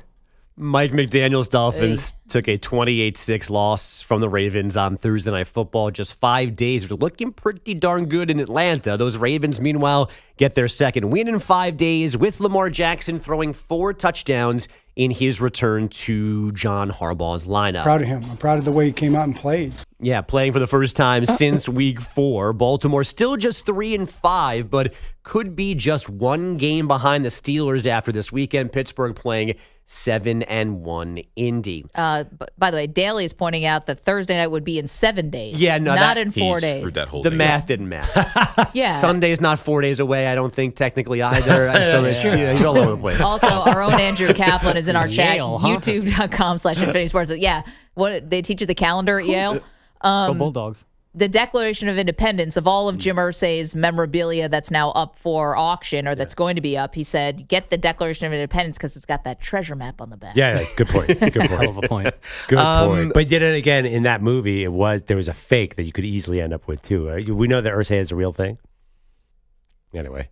Apparently, Louisiana Governor Jeff Landry was not joking. LSU now divorcing A.D. Scott Woodward, whom Brady said would not be allowed near the search for Brian Kelly's replacement. Landry was mad that the state would have to pay Kelly's large buyout, but this firing adds another $6 million onto that bill. No. Giannis has a sore left knee, so he was a late scratch last night with the Warriors in town. Enter Ryan Rollins. Now to Rollins, 6 to shoot. Ryan puts it on the floor with Butler on him. He fires away from 3, and he knocks it down. Ryan Rollins cementing his name in this rotation tonight. Dave Kane on Bucks Radio. Not Rollins playing. setting his career high for the second straight game, putting 32 on Golden State. Milwaukee winning 121-10. Do you mean Ryan Hollins? Who are we talking? Ryan Rollins. He's nice, by the way. One of my draft faves from a couple years ago. I'm glad he's playing well. He cooked the Knicks the other day. No Antetokounmpo. I mean, a little early in the season for the load management, are we not? He also was probable, and then he was a scratch, so... Got Steph Curry in town. We can't get Giannis on the court. The Kuminga flu. Deadly in the Midwest. Exactly. And just to make sure we are all awake this morning. Brandon is checked by Cirelli. Cirelli bumps it forward and chases Anthony Cirelli down the right wing. Cirelli trying to come it alone. Cirelli is checked, cuts it, score! A backhand deep! Cirelli! He wins it for the Lightning in overtime! Yeah, just a game, not the Stanley Cup. Yeah, Anthony Cirelli giving the Lightning a 2-1 win over the Stars, extending their win streak to 4. Not that even November. Was the loud voice of Dave Mishkin on Lightning Radio. Guys, back to you. All right. Maybe EJ throw it up on the poll. Jim Irsay's collection of memorabilia, what would you rather have, the Beatles piano or the Declaration of Independence? Or a copy of the Declaration of Independence? There's some other good. That Ali belt was not bad. I wouldn't mind showing that in my house. Rumble in the Jungle Ali belt. I'm going to need more information on the Declaration. Like, what does it mean by a copy? Like an official copy, or just somebody jotted it down sitting next to? I could get that at a museum in D.C. Well, that's what I mean. Like how? Like what does that mean? A copy or Philadelphia, where it is? Yeah, I'm not going there. Again, are you going to do a heist? Like this is the Louvre? What are you talking about? Those Louvre people got caught, by the way. Actually, did we ever update that story that they got nabbed? Oh yeah, I know. Yeah, that was great. They What at stole the airport? was $100 million of jewels, and they got caught. I have a question for the group. Yeah. Okay, so I have a small other costume that will not disrupt How this. small? Like I don't even have to take this Where off. is it small? I don't even have to take this off. When should I unveil it? After we take, We got to take a group photo. We're all so we'll dressed do as that NFL coaches, and Manny is Ted Lasso today. We're all our Okay. favorite football coaches. That was the assignment. It's funny that none of us picked the coaches of the teams we root for. Well, I didn't know that it was favorite. I wasn't Yeah, here that favorite. day. Would you have even picked Brian Daboll? No. Exactly. I hate the Steelers. I would never pick Mike Tomlin. I just picked the coach. All right. Well, I thought we were doing favorite fun. No? Jim Harbaugh? I don't know. What other coach would you have been, EJ? I don't have a favorite NFL. Right. Yeah, who has a Jets, favorite NFL coach? Jets coaches right now. I mean, I don't know. I don't know who my favorite coach is. Yeah, do people have favorite NFL head coaches? I never even really thought about I'm that. sure Chiefs fans probably love Andy Reid. Yeah, Big Red. People like him.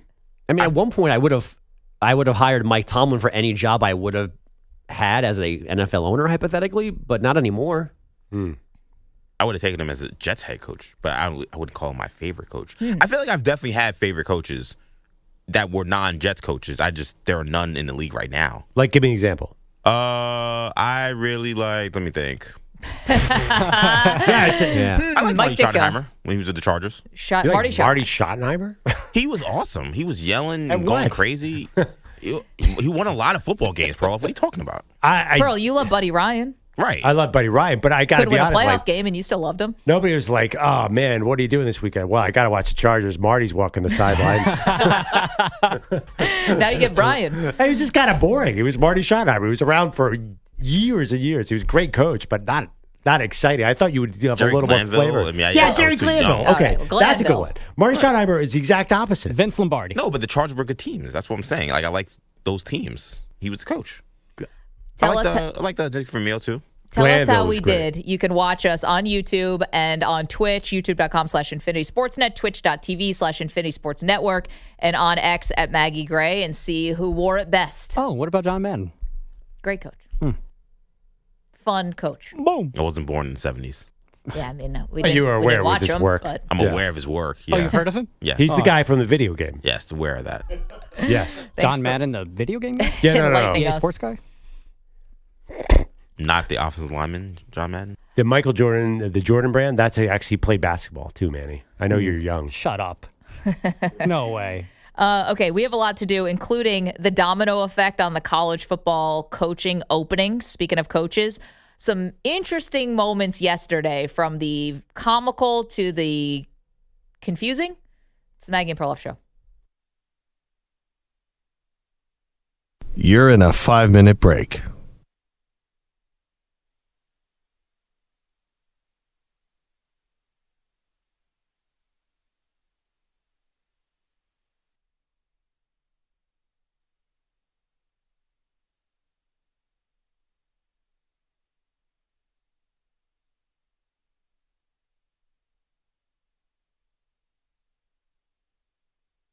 Four minutes, 30 seconds remaining.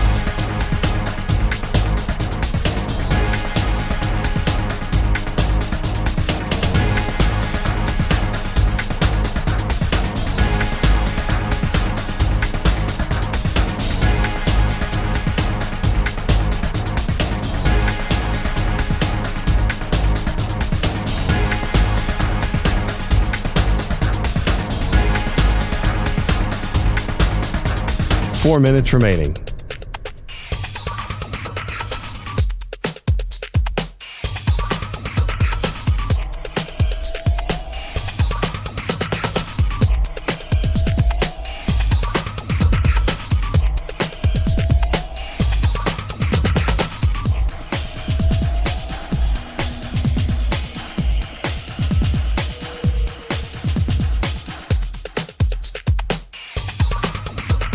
3 minutes, 30 seconds remaining.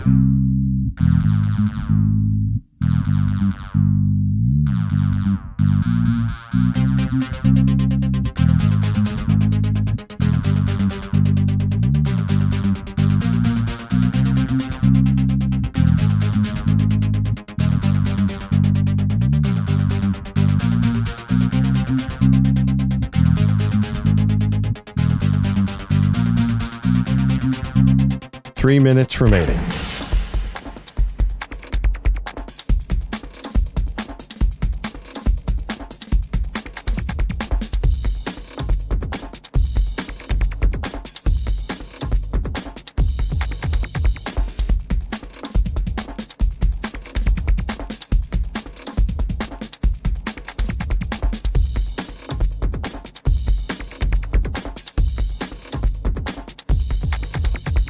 Two minutes, 30 seconds remaining.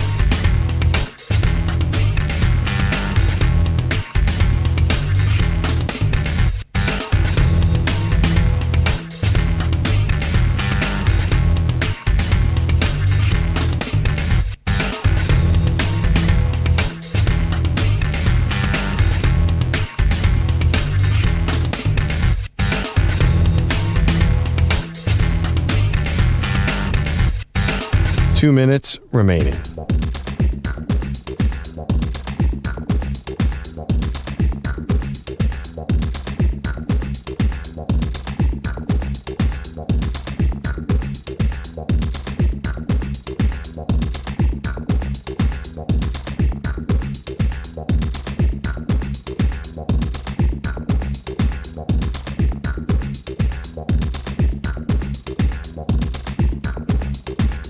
One minute, 30 seconds remaining.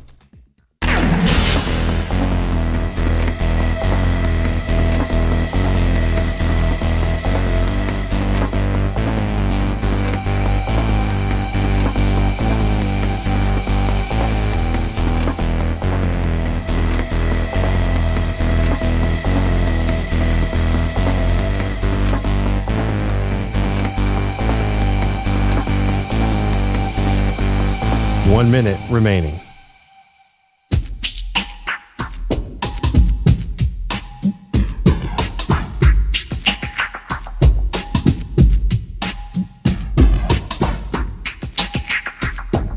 Forty-five seconds remaining.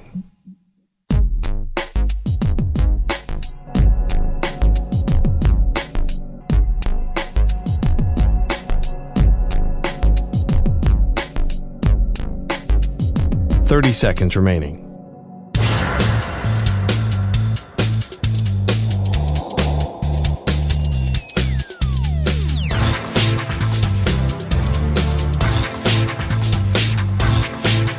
Fifteen seconds.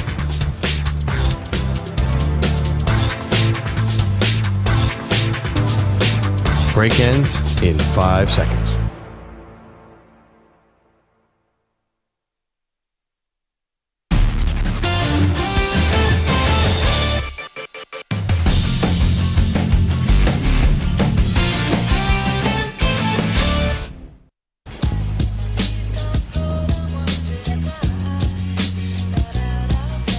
All right, this NASCAR race preview is sponsored by WeatherGuard Truck and Van Equipment. They're just as driven as the hardworking pros they serve.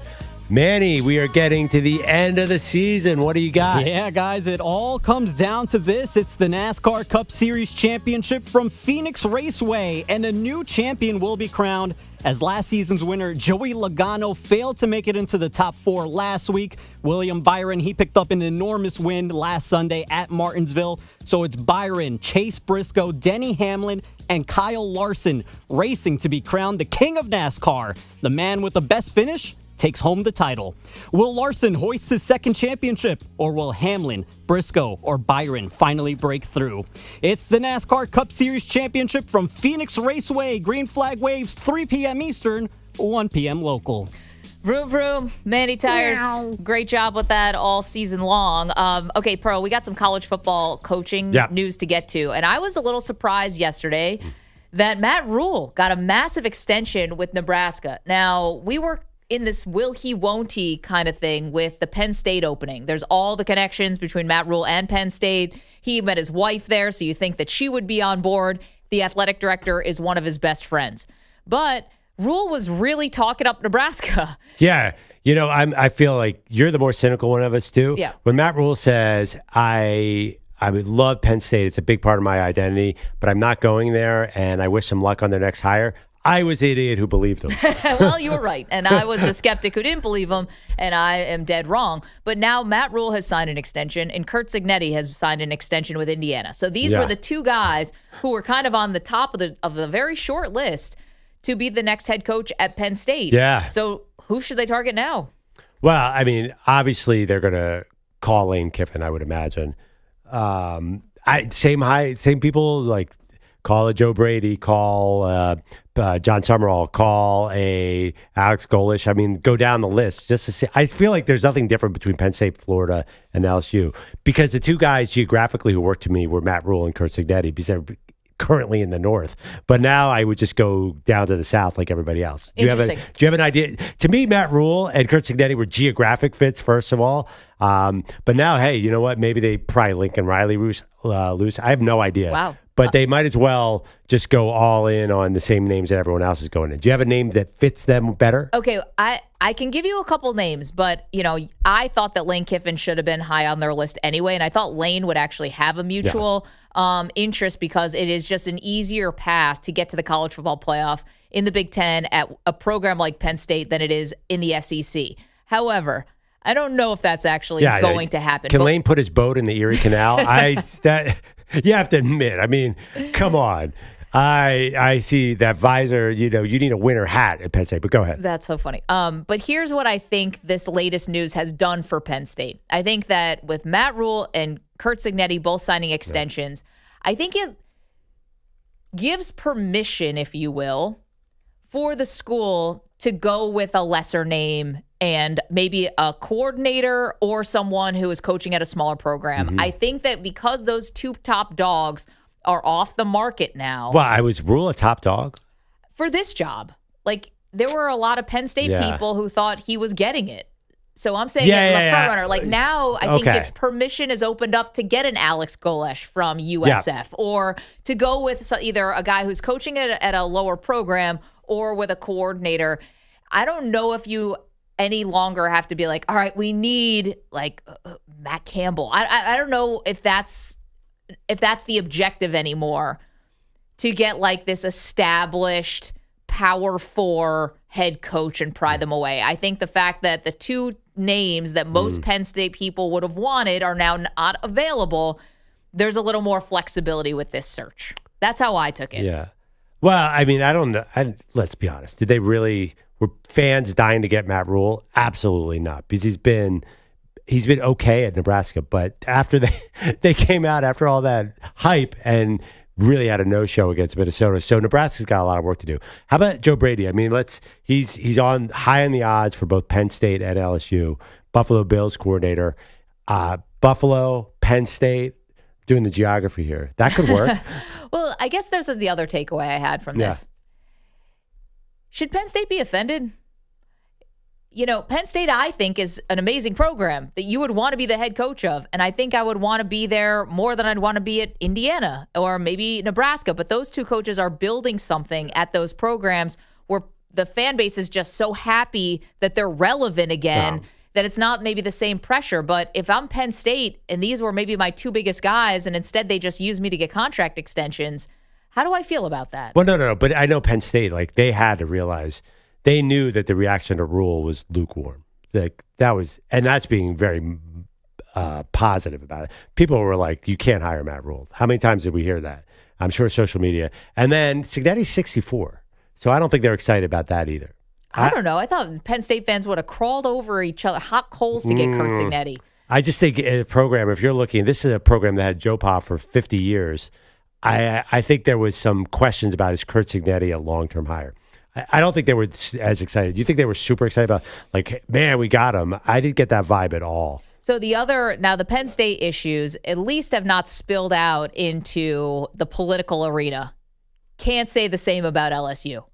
So the governor of Louisiana has completely inserted himself into the LSU athletic department. Not only did he hold a meeting of the powers that be on Sunday when they were deciding to fire Brian Kelly, then he goes out and blasts the athletic director saying he's not going to be anywhere close to making the next hire. And lo and behold, now the athletic director from LSU is out. That's after yesterday. Right. So I think they said he technically stepped away, but whatever, he's gone, he's fired.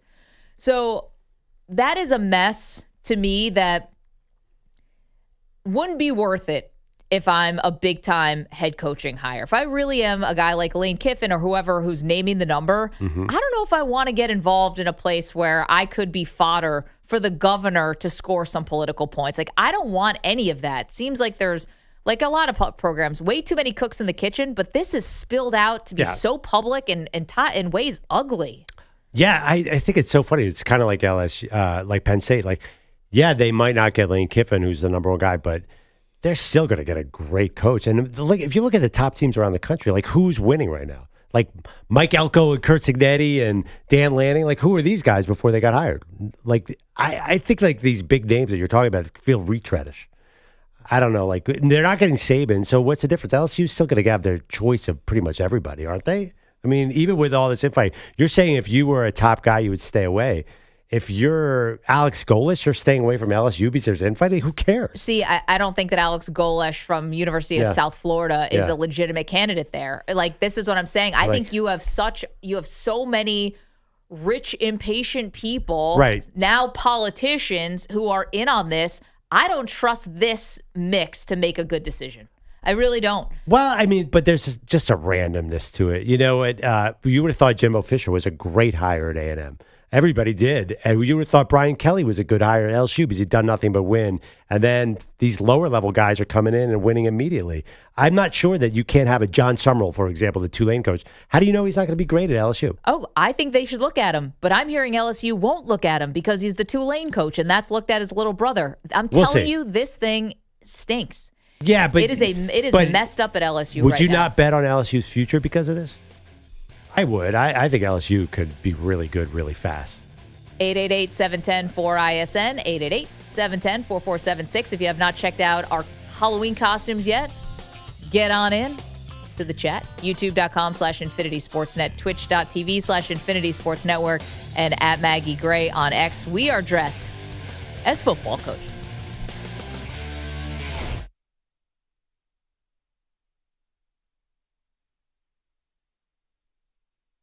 You're in a 5-minute break.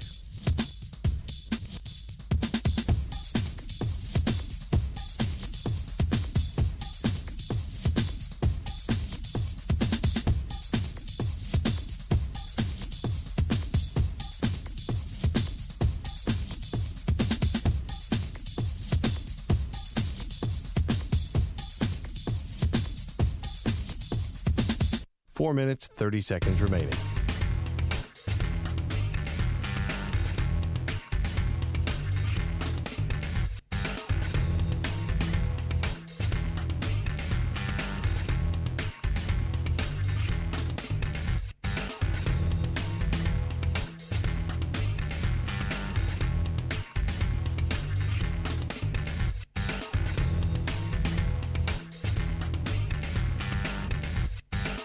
Four minutes remaining.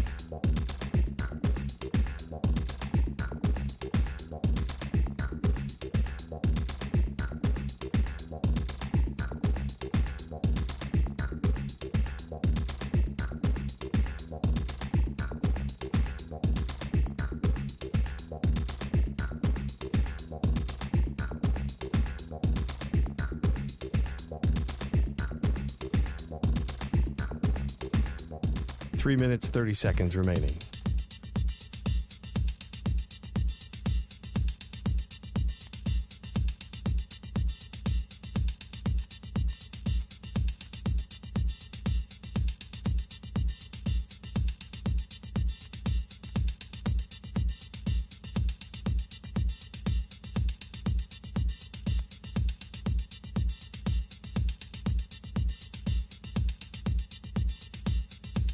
Three minutes remaining.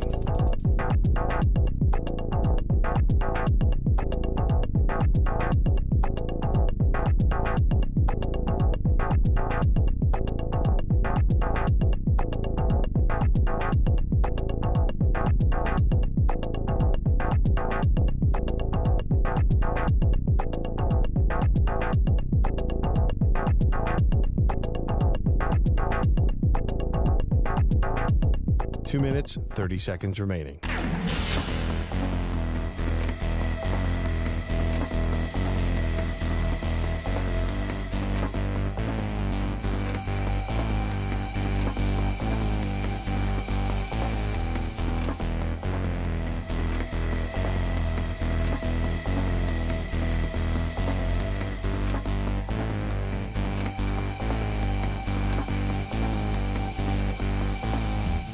Two minutes remaining.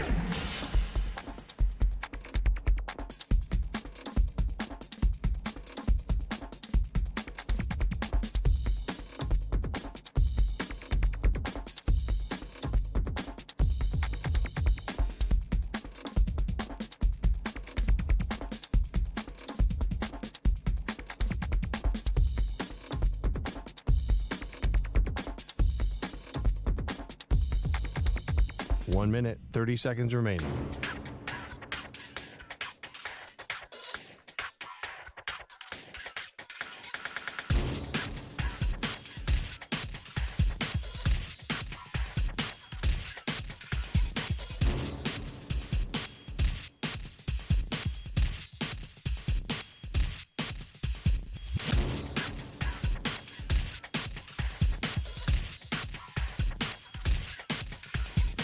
One minute remaining.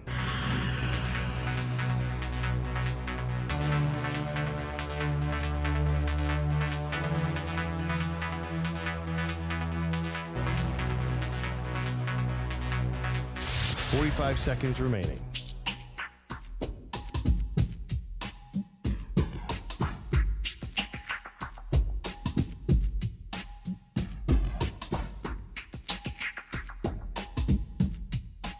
Seconds remaining.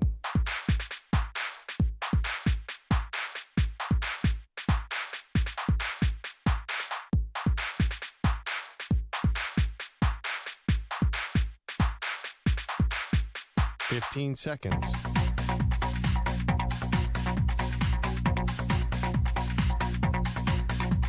Break ends in 5 seconds.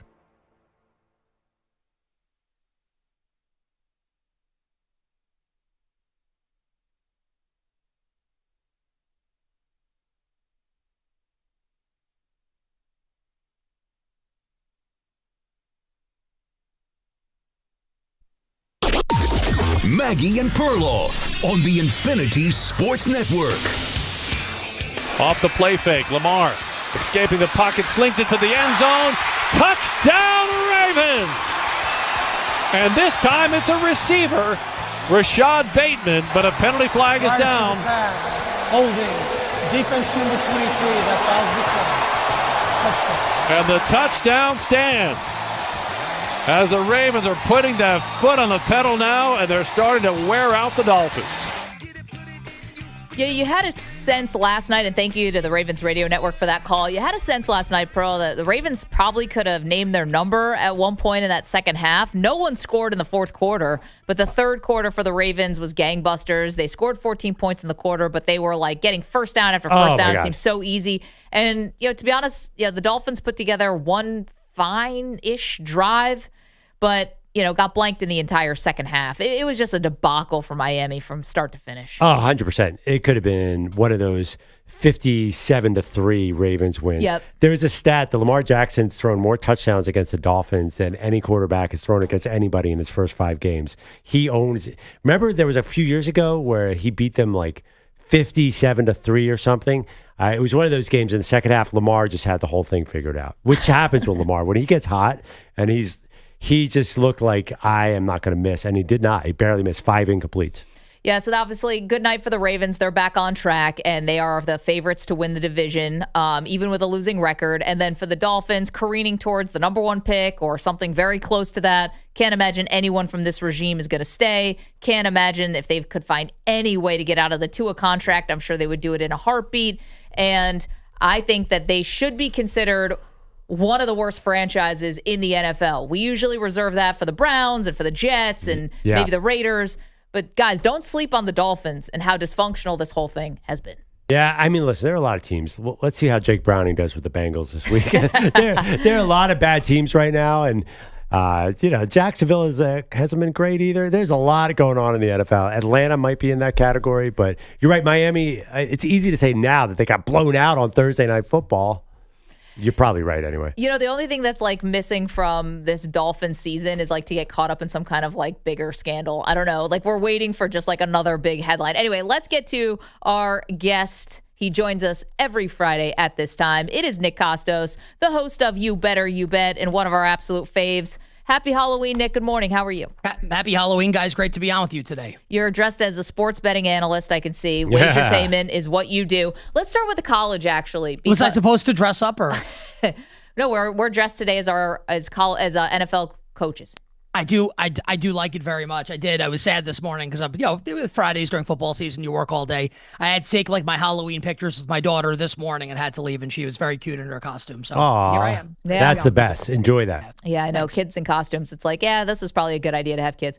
Okay, let's start with college. Is that what did? I didn't know it was. I didn't know Maggie was on the fence until just now. Yeah, that's what I came. Pretty low bar there. That's what I came down to when I saw my kid dressed as a cowboy. Okay. Vanderbilt, Texas. Nick, let's start there. Texas is a 3-point favorite. Arch Manning is obviously coming off of the concussion protocol. The total is 48.5. Did I mention this is a home game for Texas? How do you see this one? Yeah, I think it's really interesting, right? And I think the line is obviously going to move based on whether or not Arch Manning plays in the game or not. So I think where we're at right now with Texas 3, I think this is kind of like more shaded towards Arch potentially not playing in the game and Caldwell playing in the game. If Arch is going to get cleared, this number is going to go up. So we talked about it on You Better You Bet earlier this week. That kind of like if you like Texas. And I do like Texas a little bit in the game. The time to bet them, I feel like, was a couple days ago. And it doesn't even have to be so much loving Texas as it is a fade of Vanderbilt, right? Vanderbilt and look, like Vanderbilt's awesome, and I'm not trying to poo-poo the story or the team. Sounds like you are. Well, let me finish. They got. Would you agree that last week, if Bo Prabula does not like shatter his leg in extremely unfortunate fashion, maybe Missouri beats them? And this Vandy story has not like careened like off the highway, but is off the tracks a little bit here. So I think the time to bet Texas was a few days ago. My guess is this closes 3 or over 3. Honestly, like if you like Vanderbilt, I think you can maybe wait, see if Arch gets cleared and place a bet on Vandy. My guess is that if no Arch, we close here at Texas -3 or somewhere in between 2.5 and 3. Nick, I don't know if you've seen Fox's ads for Big Noon. They got Ohio State, Penn State. It's like, hey, you get to watch Jeremiah Smith, Cardinal Tate, and Penn State will also be there. The big game is now not the big game, but I need a reason to watch. I saw Ohio State's 19.5-point favorites. If Penn State beat Ohio State without James Franklin, that would be the funniest narrative in the history of sports. They've lost every game to them. Franklin could never beat a top 10 team. If they won this game, that'd be a miracle. But how do you bet that game at 19.5? It's not just James Franklin, like no Drew Aller also. Yeah. It would be, honestly, it would be a miracle for Penn State, and for Ohio State, they should like fold the program if they lose this game. Now, the defending champions should fold the program? Yeah, so I've been saying with you guys all season long, I bet Ohio State before the season to win the national championship. I think Ohio State's the best team. I like Ohio State in this game. But for context, a lot of the people that I talk to that I consider to be like very sharp, like people that like are like betting analysts, right? They think Penn State's going to keep this game relatively close. And there are starting to be questions. I don't have these questions, but there are starting to be questions about Ohio State and how good actually is Ohio State? Who has Ohio State beaten this year? Is there a chance that Ohio State is maybe not as good as everybody thinks they are? I don't think so, but like those are whispers that are starting to be out there right now. The movement in this game in the betting market has been towards Penn State. I disagree with that. I like Ohio State in the game. I don't think I'm going to bet it. I would lay Ohio State, but again, I do feel like the sharp side, quote unquote, which does not have to win, is Penn State. Nick, before we flip over to the NFL, any other college bets that you absolutely love? I mean, I'm a little intrigued by, Florida fired Billy Napier, then they had their bye. Now they're hosting Georgia. They're a touchdown underdog to get a little new coach bump with something like that. But if you have a great bet, maybe Notre Dame on the road at Boston College, where Notre Dame's a massive favorite. Curious what you got for this weekend that you love. Yeah, so I like, if I had to bet the Florida-Georgia game, I would bet the over. I think Florida's going to run a lot more up-tempo now on offense with Billy Napier fired. Notre Dame, Boston College, I think Notre Dame's the third best team in the country behind Ohio State and Alabama. And I do kind of think like we're not in the BCS era anymore, obviously. But I do think Notre Dame kind of needs some style points, right, with the 2 losses to open the season. And Bill O'Brien is openly saying like, yeah, like I don't know if I can fix this. It's not. You should listen to some Coldplay. I would lay Notre Dame if I had to in that game. I think my favorite bet, and like the market's moving against me, which I don't like, is Tennessee on Saturday night against Oklahoma. So this was 3 yesterday. We're now at 2.5. So market support here for Oklahoma. I don't think John Mateer has looked right since coming back from the hand injury a little early against Texas. Obviously, like the end of the game does not go well last week against Ole Miss. 5 straight tough SEC games for Oklahoma. Night game for Tennessee. Fans absolutely nuts. I like Josh Heupel more than Brent Venables. I'll lay the 2.5 with Tennessee tomorrow night. All right, Nick, switching over to the NFL. Obviously, the game of the week, Bills hosting the Chiefs. I'm seeing. Yeah, do we even need to talk about this game, or do you want to skip it, or we can? Is it? I can't tell if you're trolling Maggie right now, or it's not a troll. It's like, I'm being serious. Like the Chiefs are going to win. Like, there's no question about it. It is not a troll. I'm not trolling. Even if I thought the Buffalo. Bills would win, I would say on the moon, in Buffalo, on Mars. Yeah. They play in Abu Dhabi. It does not make a difference. The Bills' defense is horrible. And they can't fix it short of like turning off like the trade sliders on Madden and just trading for and turning like trade vetoes off and trading for good players. Ed Oliver's their best defensive player. He's out. The secondary's brutal. I think Mahomes is going to have all day to throw. He's got all his weapons healthy. He's going to slice and dice them. It's almost November, like a Thanksgiving turkey. And look, Josh Allen's awesome. It's not an anti-Josh Allen thing. He's great. I've been saying on your show now for years, the Bills need to fire Sean McDermott, and he would get another job. It's not that he's a bad coach. He's a good coach. Same thing with John Harbaugh. The expiration date is passed with the coach-quarterback pairings. You want to get over the hump, you need to try something different. And I know the Bills have had success in the regular season against Mahomes. Like, I don't care. I love the Chiefs on Sunday. Sorry, Maggie. No, listen, you and I are lockstep. I've been calling for Sean McDermott's head for a long time. Not because I dislike him or think that he's been embarrassing. He's actually the second best coach in the history of the Bills behind Marv Levy. And I just thought they should have went for Jim Harbaugh. They missed the moment. And I thought that he would have been the guy that could have possibly gotten them to where they need to go. But he was going to choose Western New York over L.A.? It's Josh Allen and Justin Herbert. I'd probably go with Allen, but that's just me. So, Nick, I'm not even going to really, I'm not going to fight you on this one. I just hope in some ways the Bills can kind of keep it close because if they get blown out, that's going to get. They're 1.5-point underdogs. You guys are talking like it's the Panthers against the Bills. But this is, they're not going to get blown out because they have Josh Allen. I guess they could, but it's extremely unlikely. They were getting blown out against the Ravens. They were getting blown out against the other good team. And then they turned it around with an all-time comeback. Like, the Bills are not above getting blown out. Their defense is not good. You nailed it. They won that game. No, they turned it around, I said. I would be surprised if the Bills got blown out. But look, it's like the playoff game in January. It's just like at the end of the game, I'm sorry. Like, look, Josh Allen, we do this thing in sports media. It actually makes me sick. It really does. It's like the actually culture. It's like all these, and I actually think a lot of these people are nice people and they're really smart, but it's like these people on social media, these NFL, all 22 analysts who, we all watch games on Sunday and we see what's happening. We're not stupid. This is like 1984 in football form. Reject the evidence of your eyes and ears. And then you log on social media on Monday and all these people are there to tell you, well, actually, let me tell you why Geno Smith's actually a good quarterback. Let me tell you why Patrick Mahomes is the 4th best quarterback in the league. These are unserious people. I'm sorry to say this. Everyone gets really offended about it. It's like the LeBron Jordan debate. It's not an insult to say LeBron is the 2nd best player of all time behind Michael Jordan. It's a compliment. This idea that Josh Allen is better than Patrick Mahomes is asinine. And it doesn't mean that Allen's not great or he can't win a Super Bowl or he's not going to go to the Hall of Fame. He's not as good as Pat. That's it. Period. And at the end of the game, I'll take my chances with 15. I can't fight you. I mean, I don't know what to say. I'm not going to just be up here as the Buffalo stan. Yeah. I'm harder on the team that I root for than most other teams. But you're right about the actually. And you know who I blame? Well, let me tell you, Lamar Jackson's actually Joe Burrow's better than Patrick Mahomes. Let me tell you, my column. Here's why. No, it's the analytics crowd.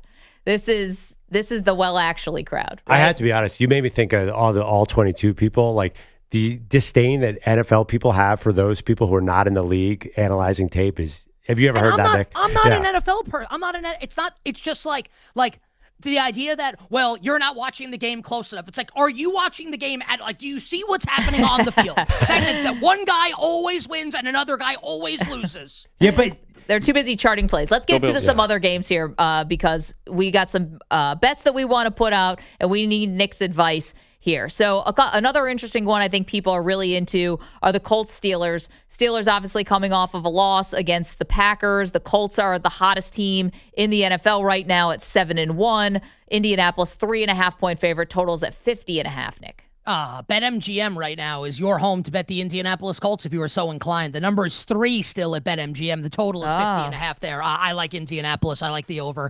It's really square. I'll take the favorite in the over. I don't care. The thought process is extraordinarily simple. The Steelers' defense sucks. That's it.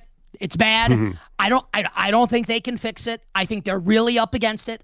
There is a way for the Steelers to win this game. It's like 41-38.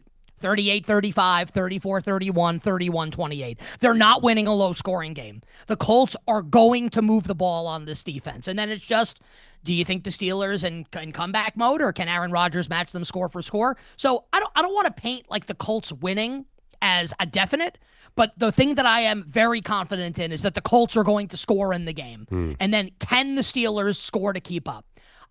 I laid 3 with Indianapolis. I like the over in the game also. And I do think that for anyone listening, if you like Pittsburgh, and that's a reasonable opinion to have, they're a home underdog with Mike Tomlin and Aaron Rodgers.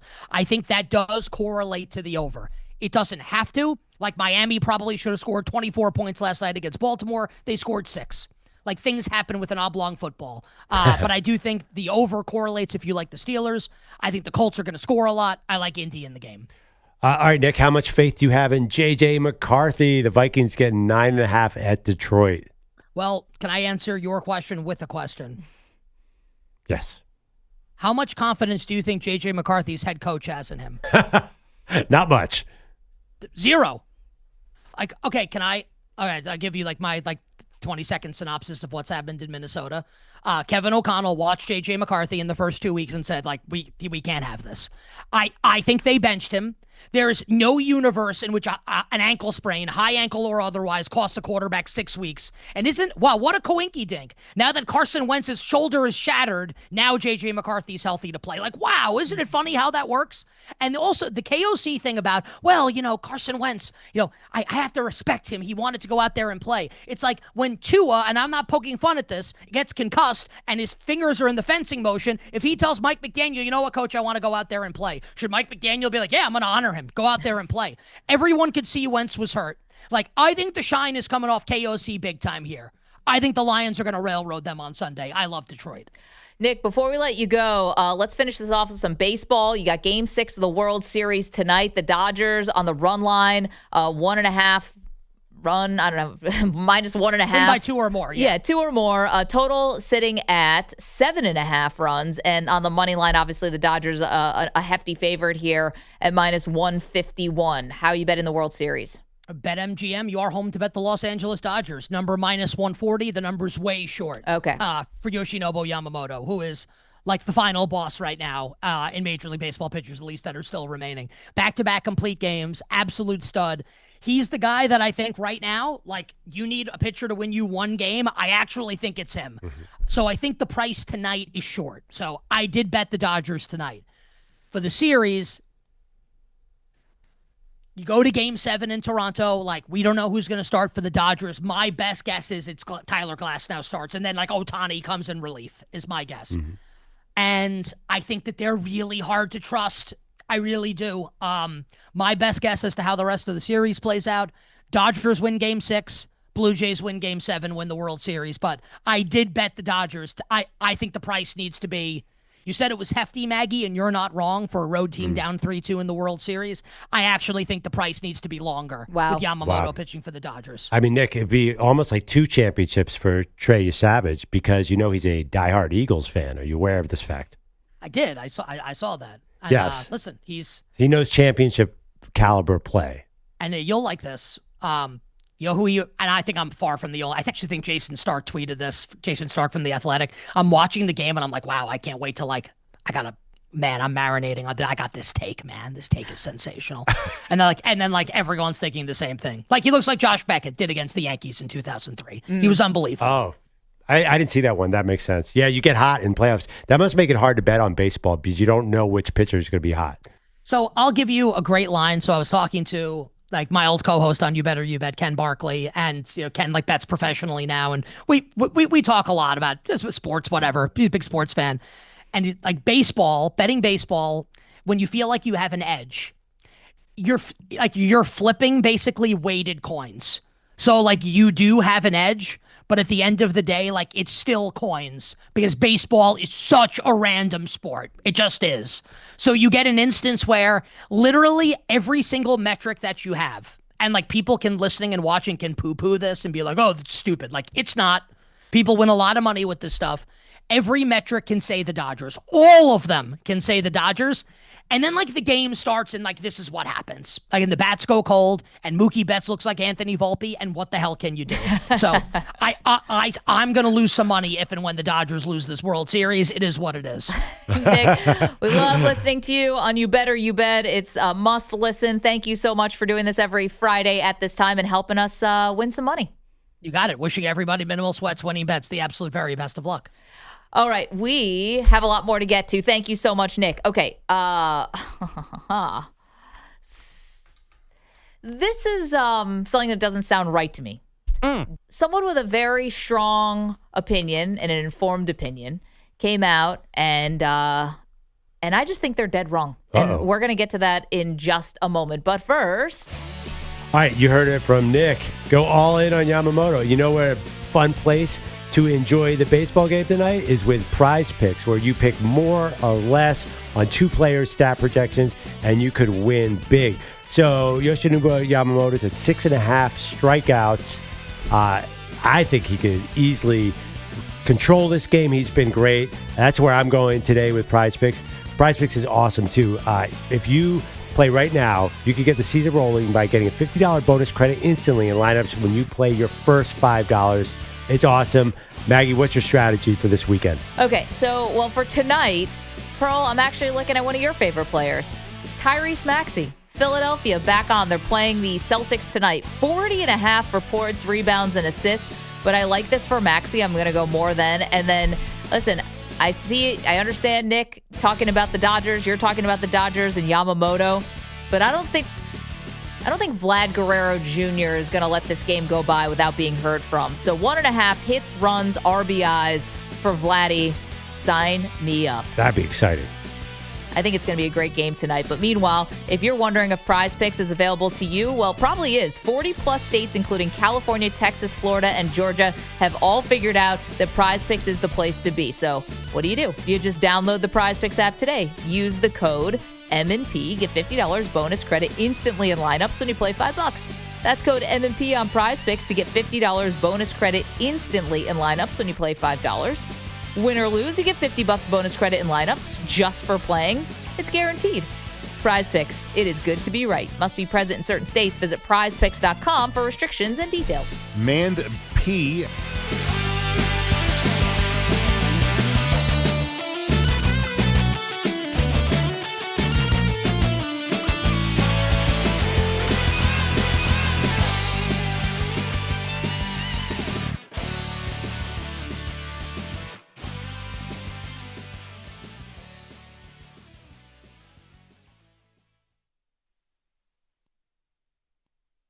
You're in a 4-minute break.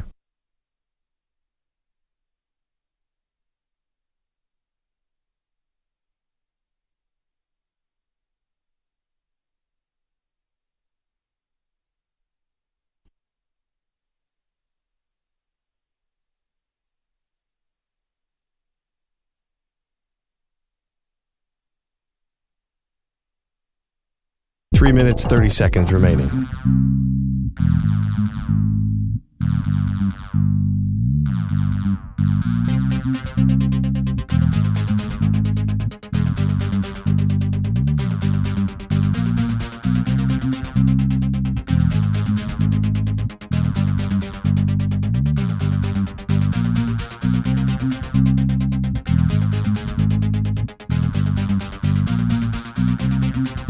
Three minutes remaining.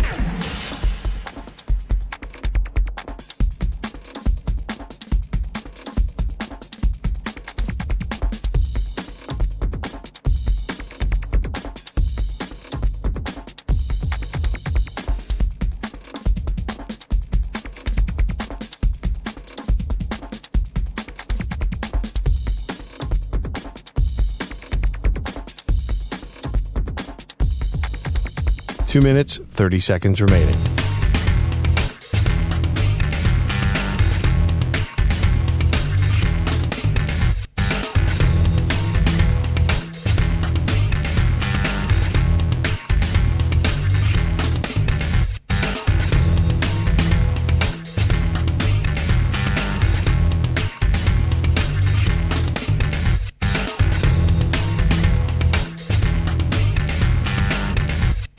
Two minutes remaining.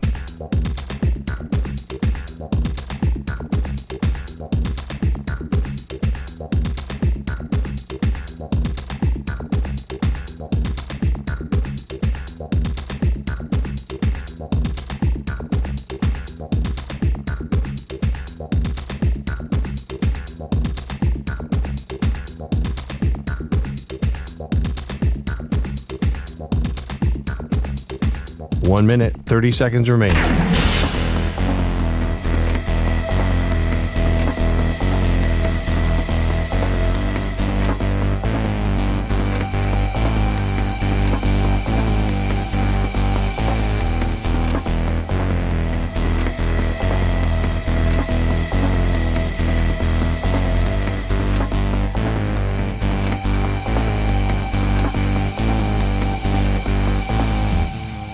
One minute remaining.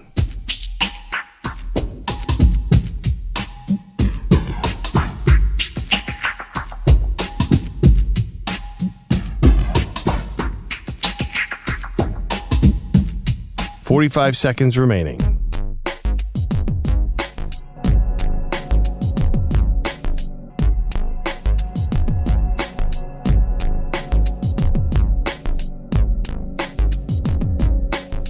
Thirty seconds remaining.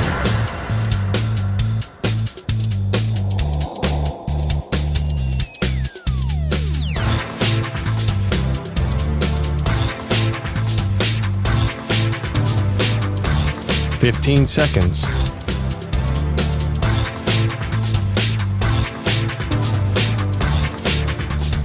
Break ends in 5 seconds.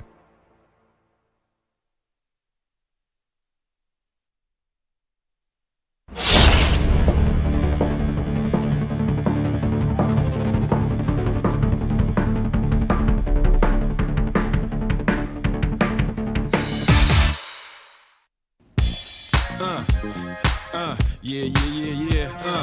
Miami. South Beach, bringing the heat. Big question for you this morning on the Maggie and Perloff Show, and happy Halloween. Off of last night and what we saw in Miami, somehow the Dolphins are doing worse than Will Smith. Didn't have that on my bingo card. What's the worst organization in the NFL right now? The Miami Dolphins deserve to be on this poll. We gave you the Jets, the Dolphins, the Cleveland Browns, and the Las Vegas Raiders. Those are some juicy options for worst organization in the NFL right now.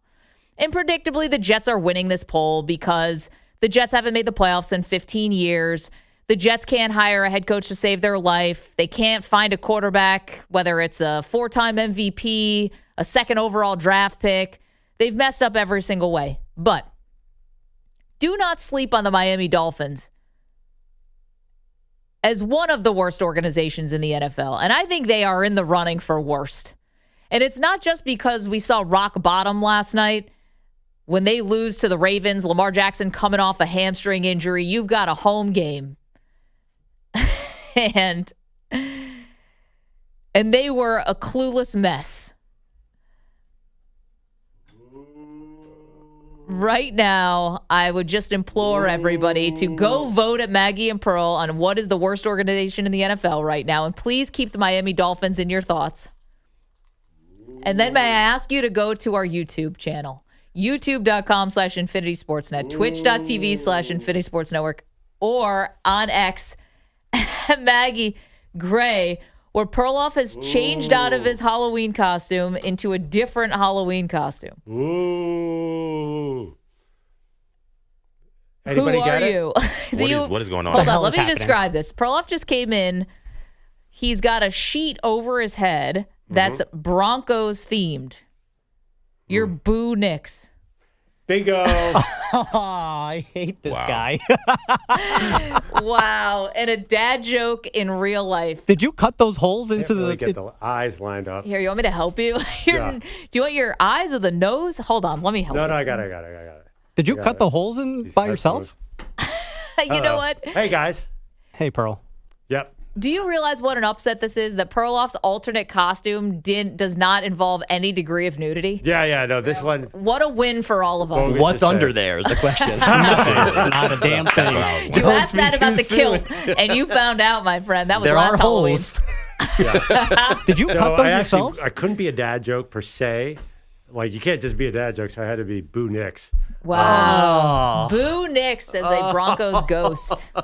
Yep. It's pretty awesome. You proud of yourself for this one? I'm so proud. I've been sitting on this for about 14 days, and I've been dying. I had another alternate costume that I had actually started to work on that I could not do. It was, I'll tell you what it is. Actually, yeah, I'll tell you, I was going to be Aaron Rodgers doing a brainwave test, too, which was awesome. I had a fight helmet. But then I decided, workshopping some ideas. Yeah, the NFL coach I always loved. But I was a coach last year, so I thought I had to have an alternate just in case. And I am Boo Nix. You need a better seamstress because your holes don't line up with your eyes and your mouth. No, this took me all night to do. You haven't slept in days. No, it took me all night. Actually, I have another sheet that I use for practice. It has, if you look the at bottom sheet? This is the bottom sheet. This is the finish top sheet. sheet got ruined. The top sheet has holes everywhere because I'll wear that later because the top sheet lined up. I cut holes in it and it didn't light up. Then I was like, all right, I'll try a different part of the sheet. Then my daughter goes, the holes are on the exact opposite side of your head. So I had eye holes on both sides of my ghost head. It was not working. You look like that scene from Django Unchained. I can't see a damn thing out of this thing. Yeah, I can't.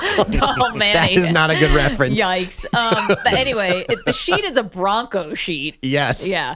It's about Broncos, football. It's Broncos. Like logos all over it, and Perloff came in and he's Boo Nix. And he lost his headphones. Now he's back. So you can watch this on any of our channels here at Maggie Gray on X, YouTube.com. I can confirm he's wearing pants. Thank God. Thank God. You look like La Parka, the wrestler. You know, I wanted to save it towards the end of the show because Bo Nix has been so dangerous at the end of games. It was all definitely. It's going to be your fourth quarter comeback. It's my fourth quarter comeback. Ooh. Wow. Cortland Sutton is open. Good play call, Sean Payton. Sean Payton, what do you think about Russell Wilson? Boo. Thank you, Ted Lasso. That was a good assist. Better than your previous reference. Be a goldfish, guys. Yeah. Wow. So you ordered this 2 weeks ago? Yes. You've been sitting on this gem? Boo Nix? Do you know where I went to college? Oregon, but not forgotten. Boo. Yes, boo. That was the heat check. Yeah. That was the Hail Mary. Oh, burn victim. Burn victim. Oh, my God, Pearl. Well, I mean, it's Bo Nix's resume. What am I supposed to do? You didn't go anywhere with a good pun name. This is dad joke time. Boo. Are you comfortable? What are you doing with your shoulders? I can barely breathe, man. You can barely breathe at a cotton sheet. Oh, my gosh. Please go and look at this. YouTube.com/InfinitySportsNet, Twitch.tv, and at Maggie Gray on X. Perloff has now defected from the group costume, which was NFL or football coaches, I should say, and has now come with his own costume. He's a ghost in Bronco sheets as Boo Nix. By the way, just for the record, I am Jim Harbaugh underneath the sheet. So I can easily transition. So he's Jim Harbaugh as Boo Nix. Yeah. Jim Harbaugh is not far away. We got Terry Rozier situation going on. He's actually, going to go take his unders next time they face the Chargers. Oh, man, I hope this doesn't reach Bo Nix. It'll shake his confidence for the week. So you were talking about the Jets, huh? Oh, no, he's a Dolphin. Back to normal. Back to our regularly scheduled programming. I don't know where to look anymore. Maggie's goatee, your weird sheet. I'm sorry, but what do you think you look like as McDaniels? Wonderful. But you kind of look like a combination of Elvis Presley and Kevin Stefanski more than Mike McDaniel, which actually was kind of what Mike McDaniel looks like. Yeah, although Mike McDaniel was sweating bullets last night, and he had every reason to. He looked like he's aged 10 years this season. Yep. Did you guys notice that? He looked haggard. Boo. Yeah, I'm early Mike McDaniel. Dolphins. But you're not the other one saying boo Dolphins this morning. Bogus, you're smiling way too much for Mike McDaniel. You have to look sad. How could I not smile with you sitting next to me? Oh, boy. But yeah, you're just psyched I'm wearing pants. 100%. Yeah. The best gift I've ever gotten. What an upset that Perloff's wearing pants under that suit. That sheet, excuse me. Wait, why are you adjusting things? All right, let's get some headlines here. Oh, good. There's a lot going on. No tricks, no deception, no honest mistakes this time. The Ravens took Lamar Jackson off their injury report and put him back on the field last night in Miami, and he looked plenty healthy. Off the play fake, Lamar escaping the pocket, slings it to the end zone. Touchdown, Ravens! And this time it's a receiver, Rashad Bateman. Jerry Sandusky, Ravens radio. Lamar with 4 touchdown passes. The first 3 went to tight ends. That one to Rashad Bateman. Baltimore running away with a 28-6 road win on Thursday Night Football. Jackson just 5 incompletions, playing for the first time since week 4. His counterpart, Tua Tagovailoa, only produced 2 field goals. He was picked off once and sacked twice. This isn't a game where we're discouraged. It's one of those games where you wish you could have done, more or whatever you could to help the guys go out there and execute the way we wanted to execute offensively. That is certainly one way to look at loss number 7 on the season. Victor? Wait, I have one serious question. Whose press conferences are worse, the coach or the quarterback? Yes. I know, Tua is not really making a lot of sense either. No, I can't look at you wearing that costume. Yeah. With your hands up, holding the sheet away from your face so you don't suffocate. Yeah, that's... I love how Perloff is wearing Bronco sheets as he's Boo Nix now for his Halloween costume. And he's like, serious question here. Yes. So, what do you trickle down economics? Farm subsidies. How are the tariffs going to affect I had to actually go on YouTube to find out how do you make a ghost out of a sheet. And they're like, are you serious? Like, but I don't know how people line up the eyes and the mouth so well. Like for little kids. The results are an IQ test. I had my daughter marking where my... You went to Dartmouth? I was like, honey, can you mark where my eyes are? I'll put it on. And she poked me in the eye really hard. I'm like, this is ridiculous. Don't mark it with the scissors. Yeah, no, thanks, man. You're not supposed to have the sheet on your face when she... What are you, John Smoltz, ironing your shirt while it's on you? You have to put the sheet and you have to line up where the eyes are. You can't just randomly guess. Is that what YouTube told you? Yeah. ChatGPT. This is the work of AI. She Halloween for dummies. The suit with the face on, were you on it? While you were wearing it? Wait, what? Maybe. No, she didn't cut it. She marked it. She put a little dot where the eyes. Because you said you got stabbed with the scissors. I was like, no, with the pen. With the Sharpie. Oh, okay. With a Sharpie. About to say. That could have been really dangerous. That's why I was so confused. No, I'm the one who said don't mark it with the scissors. I was just joking around. Okay. I was just joking. I get why you would think I'm that dumb. I understand. Speaking of dumb, Victor Wembanyama still not a bust. Castle attacking, step through, kicks it to Barnes. Right wing, Victor for 3. We win! Victor Wembanyama! What about his wee-wee? Wemby. Oh, my God. Wemby, 27 points, 18 rebounds, 6 assists, and 5 blocks. His Spurs beat the Heat 107-101 for the first 5-0 start in franchise history. The Thunder are 6-0 after a 127-108 win over the Wizards. That is the best start by the champ since the 2016 Cavaliers. And we finish with a spelling bee. Darlene coming across the Boston line. Then he blows a tire. Minton gives over to Husnudinov. 2-on-1 turning into a 3-on-1. Husnudinov right circle. Scores! Murat Husnudinov with the game winner. Bruins 4, Sabres 3. Anybody want to take a swing at spelling Marat Husnadinov? Husnadinov. I'll give you Ryan Miller. Incorrect. He's in trouble. I'll take just the first letter of Husnadinov. J. No. It's not H? It's not an H. Okay, so K. is it Z or something? K like Hobby Bullet. K. Oh, like Hobby Bullet. Okay. Yeah. Thank you, Boo. It's Khusnadinov. And what's that supposed to be? Husnadinov. I don't think so. Gotta love hockey. You know, Pearl, I was just thinking you are Boo Nix right now. As you're in a Broncos sheet, Broncos themed sheets. Yep. You could have been Nick Bonito. Yeah, I just had the same thought. No, I'm trying to come up with a pass rush joke for the Broncos Texans. And Bonito did jump to mind, but doesn't quite have the same ring. If I was Nick Bonito, how would it be any different than this? Not by much. Nick Probably a better player. Yeah. No, All right.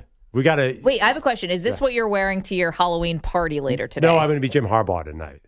Oh, okay. Yeah. Is that going to hit? Because I have to walk and see, and I can't really do that right now. Do you have your glasses on under there? No, I was just looking for my glasses. I think I left them in the bathroom. Oh, God. Oh, of course. Whoops. And do I wear the glasses on the outside of the sheet or the inside? That was a debate I had. You know, on the outside, it might On the help keep outside? the sheet in place. I was thinking that. But Bo then Nix if they has- could fall off really easily. But then you're not really. Bo Nix, as far as I know, does not wear glasses, so I have to be authentic to the quarterbaach. Right. Yeah. Right. The That's what memory we're of the getting from quarterback. this costume is authenticity. Oh, yeah. Yeah. Look just like Bo Nix. Boo, Nick. All right. Sorry, Boo. But glasses on, like Superman, not him. Boo. All right, internet. They Thumbs are- up or thumbs down on Boo Nix as a costume. You know, that's when like Freiermuth catches a touchdown and they say moo. They actually are saying boo right now. I thought that was a Tua Tagovailoa incompletion. Yeah. Boo. Oh, yeah. man. Yeah, if the Broncos were bad, this would look like I was wearing some sort of, Dolphins outfit where they were wearing paper bags. But no, this is an homage. No, they've won 5 in a row. I think we need to put this to the internet. I think we need to take a photo, put it up at Maggie and Pearl. I also really like how the logo is upside down. Everything is upside down. Broncos upside down. Yeah. Oh, yeah, the upside logos down. are upside down. Well, yeah, Pearl. but when you look at it in the camera, they're right side up, right? Yeah, No. good try. No, not that. That's not how that works. Boo. Tough day for the Ivy Leaguers. Boo. Okay, we're going to take a quick break. We'll get this photo out on our social media ASAP. So if you're not able to check us out on our social channels right now, you can check out Boo Nix. Again, just happy that no short shorts were included in the making of that costume. We've got a lot more to do, including the biggest thing we're looking forward to tonight, Game 6 World Series. It's Maggie Perloff. You're in a 5-minute break.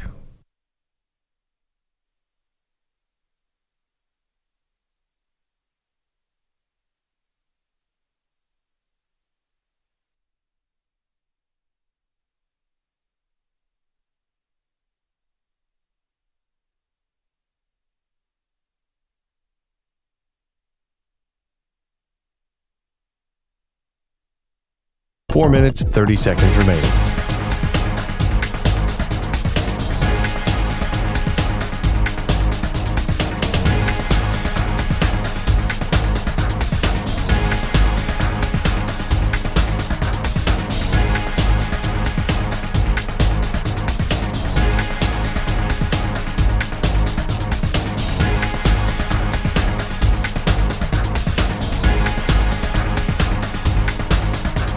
Four minutes remaining.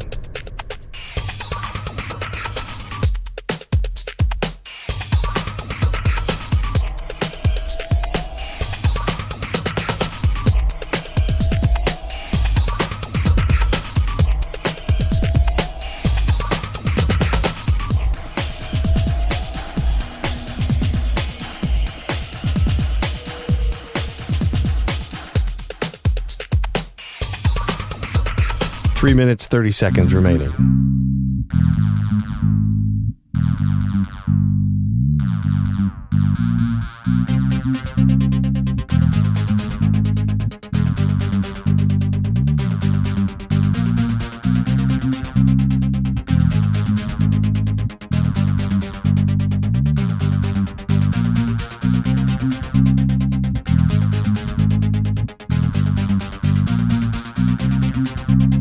3 minutes remaining.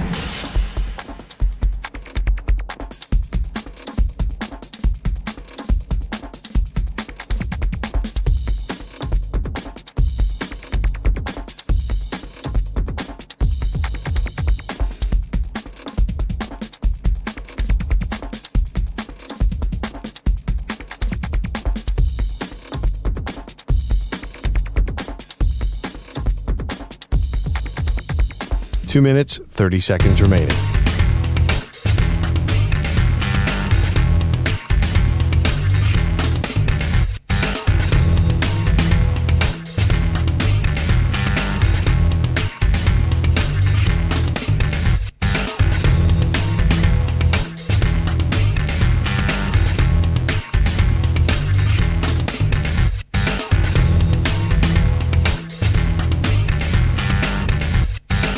Two minutes remaining.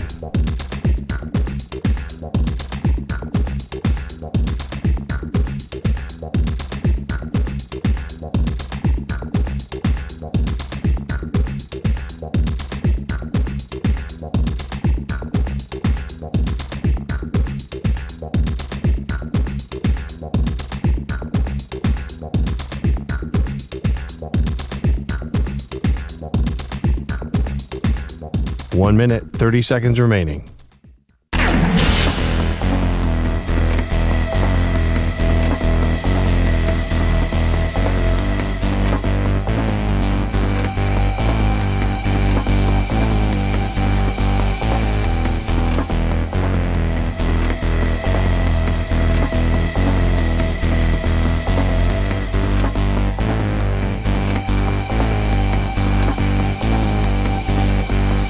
One minute remaining.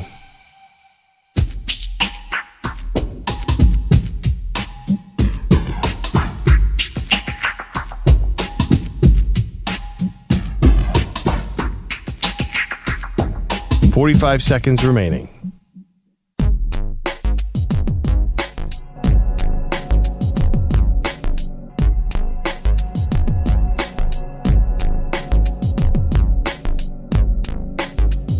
.30 seconds remaining.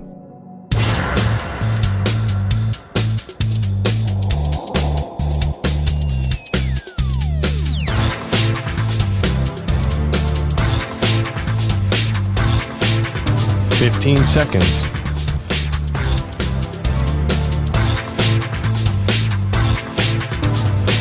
Break ends in 5 seconds.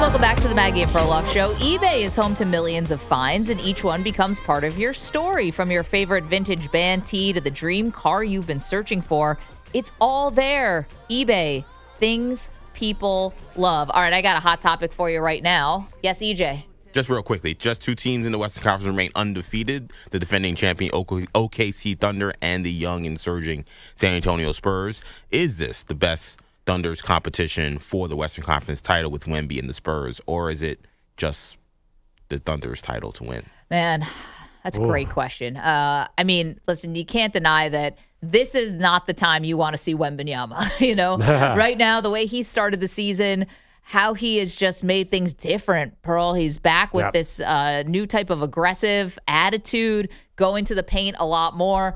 I think the only thing that stops Wemby this year would be his body breaking down, but it looks like he's even got a handle on that. This is the time.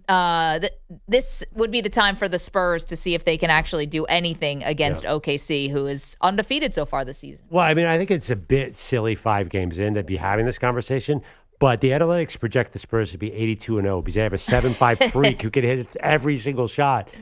It is crazy. I mean, it's obviously bad. You will agree it's the story of the year in basketball. Well, I mean, I'm sorry. I think they might have a little competition. Gambling will come and go. I think this is by a mile the story of the year because unless a bigger name is involved, no one's going to care about Chauncey Billups. If it's like when Shaq arrived, when LeBron arrived. I know it's his 3rd year. this is like, I have casual friends who just, the only NBA they watch is Wemby highlights. Yep. He's crossover in a big way. This is going to be a fun one. It's really funny to hear like coherent, cogent sports takes from Perloff when he's wearing a Broncos bed sheet over his head, 2 holes cut out for the eyes, 1 for the nose and mouth, and you are? Boo Knicks. Broncos quarterback, deceased. A walking dad joke is what you are. Boo Knicks. You really can't see the eye holes on TV. I'm watching on the YouTube channel. It just looks like a mess, but yeah, these sheets cost me $18 on eBay. So I hope the Broncos-ness sort of translates. Thank you, eBay. Okay, really quickly, if you're watching, you can catch the last little glimpse of us all in our Halloween costumes here. Most of us are football coaches. Pearl has now gone rogue as Boo Knicks. I'm Jim Harbaugh underneath here. Who's got it better than us? I'm sure he'd be thrilled to be associated with that. So tonight, obviously, massive, elimination game here. World Series, Toronto Blue Jays on the cusp of winning their first since 1993. But you got Yoshinobu Yamamoto on the mound for the Dodgers, and maybe a little rest for the Dodgers, who looked like they were just completely out of gas in the last game. So here's the dilemma. When you're talking about all hands on deck for the Dodgers, okay, because this is it. This is your season. And if you find yourself in a hole or somehow Toronto gets to Yamamoto and you start going into the bullpen, you have to keep one thing in mind about Shohei Ohtani.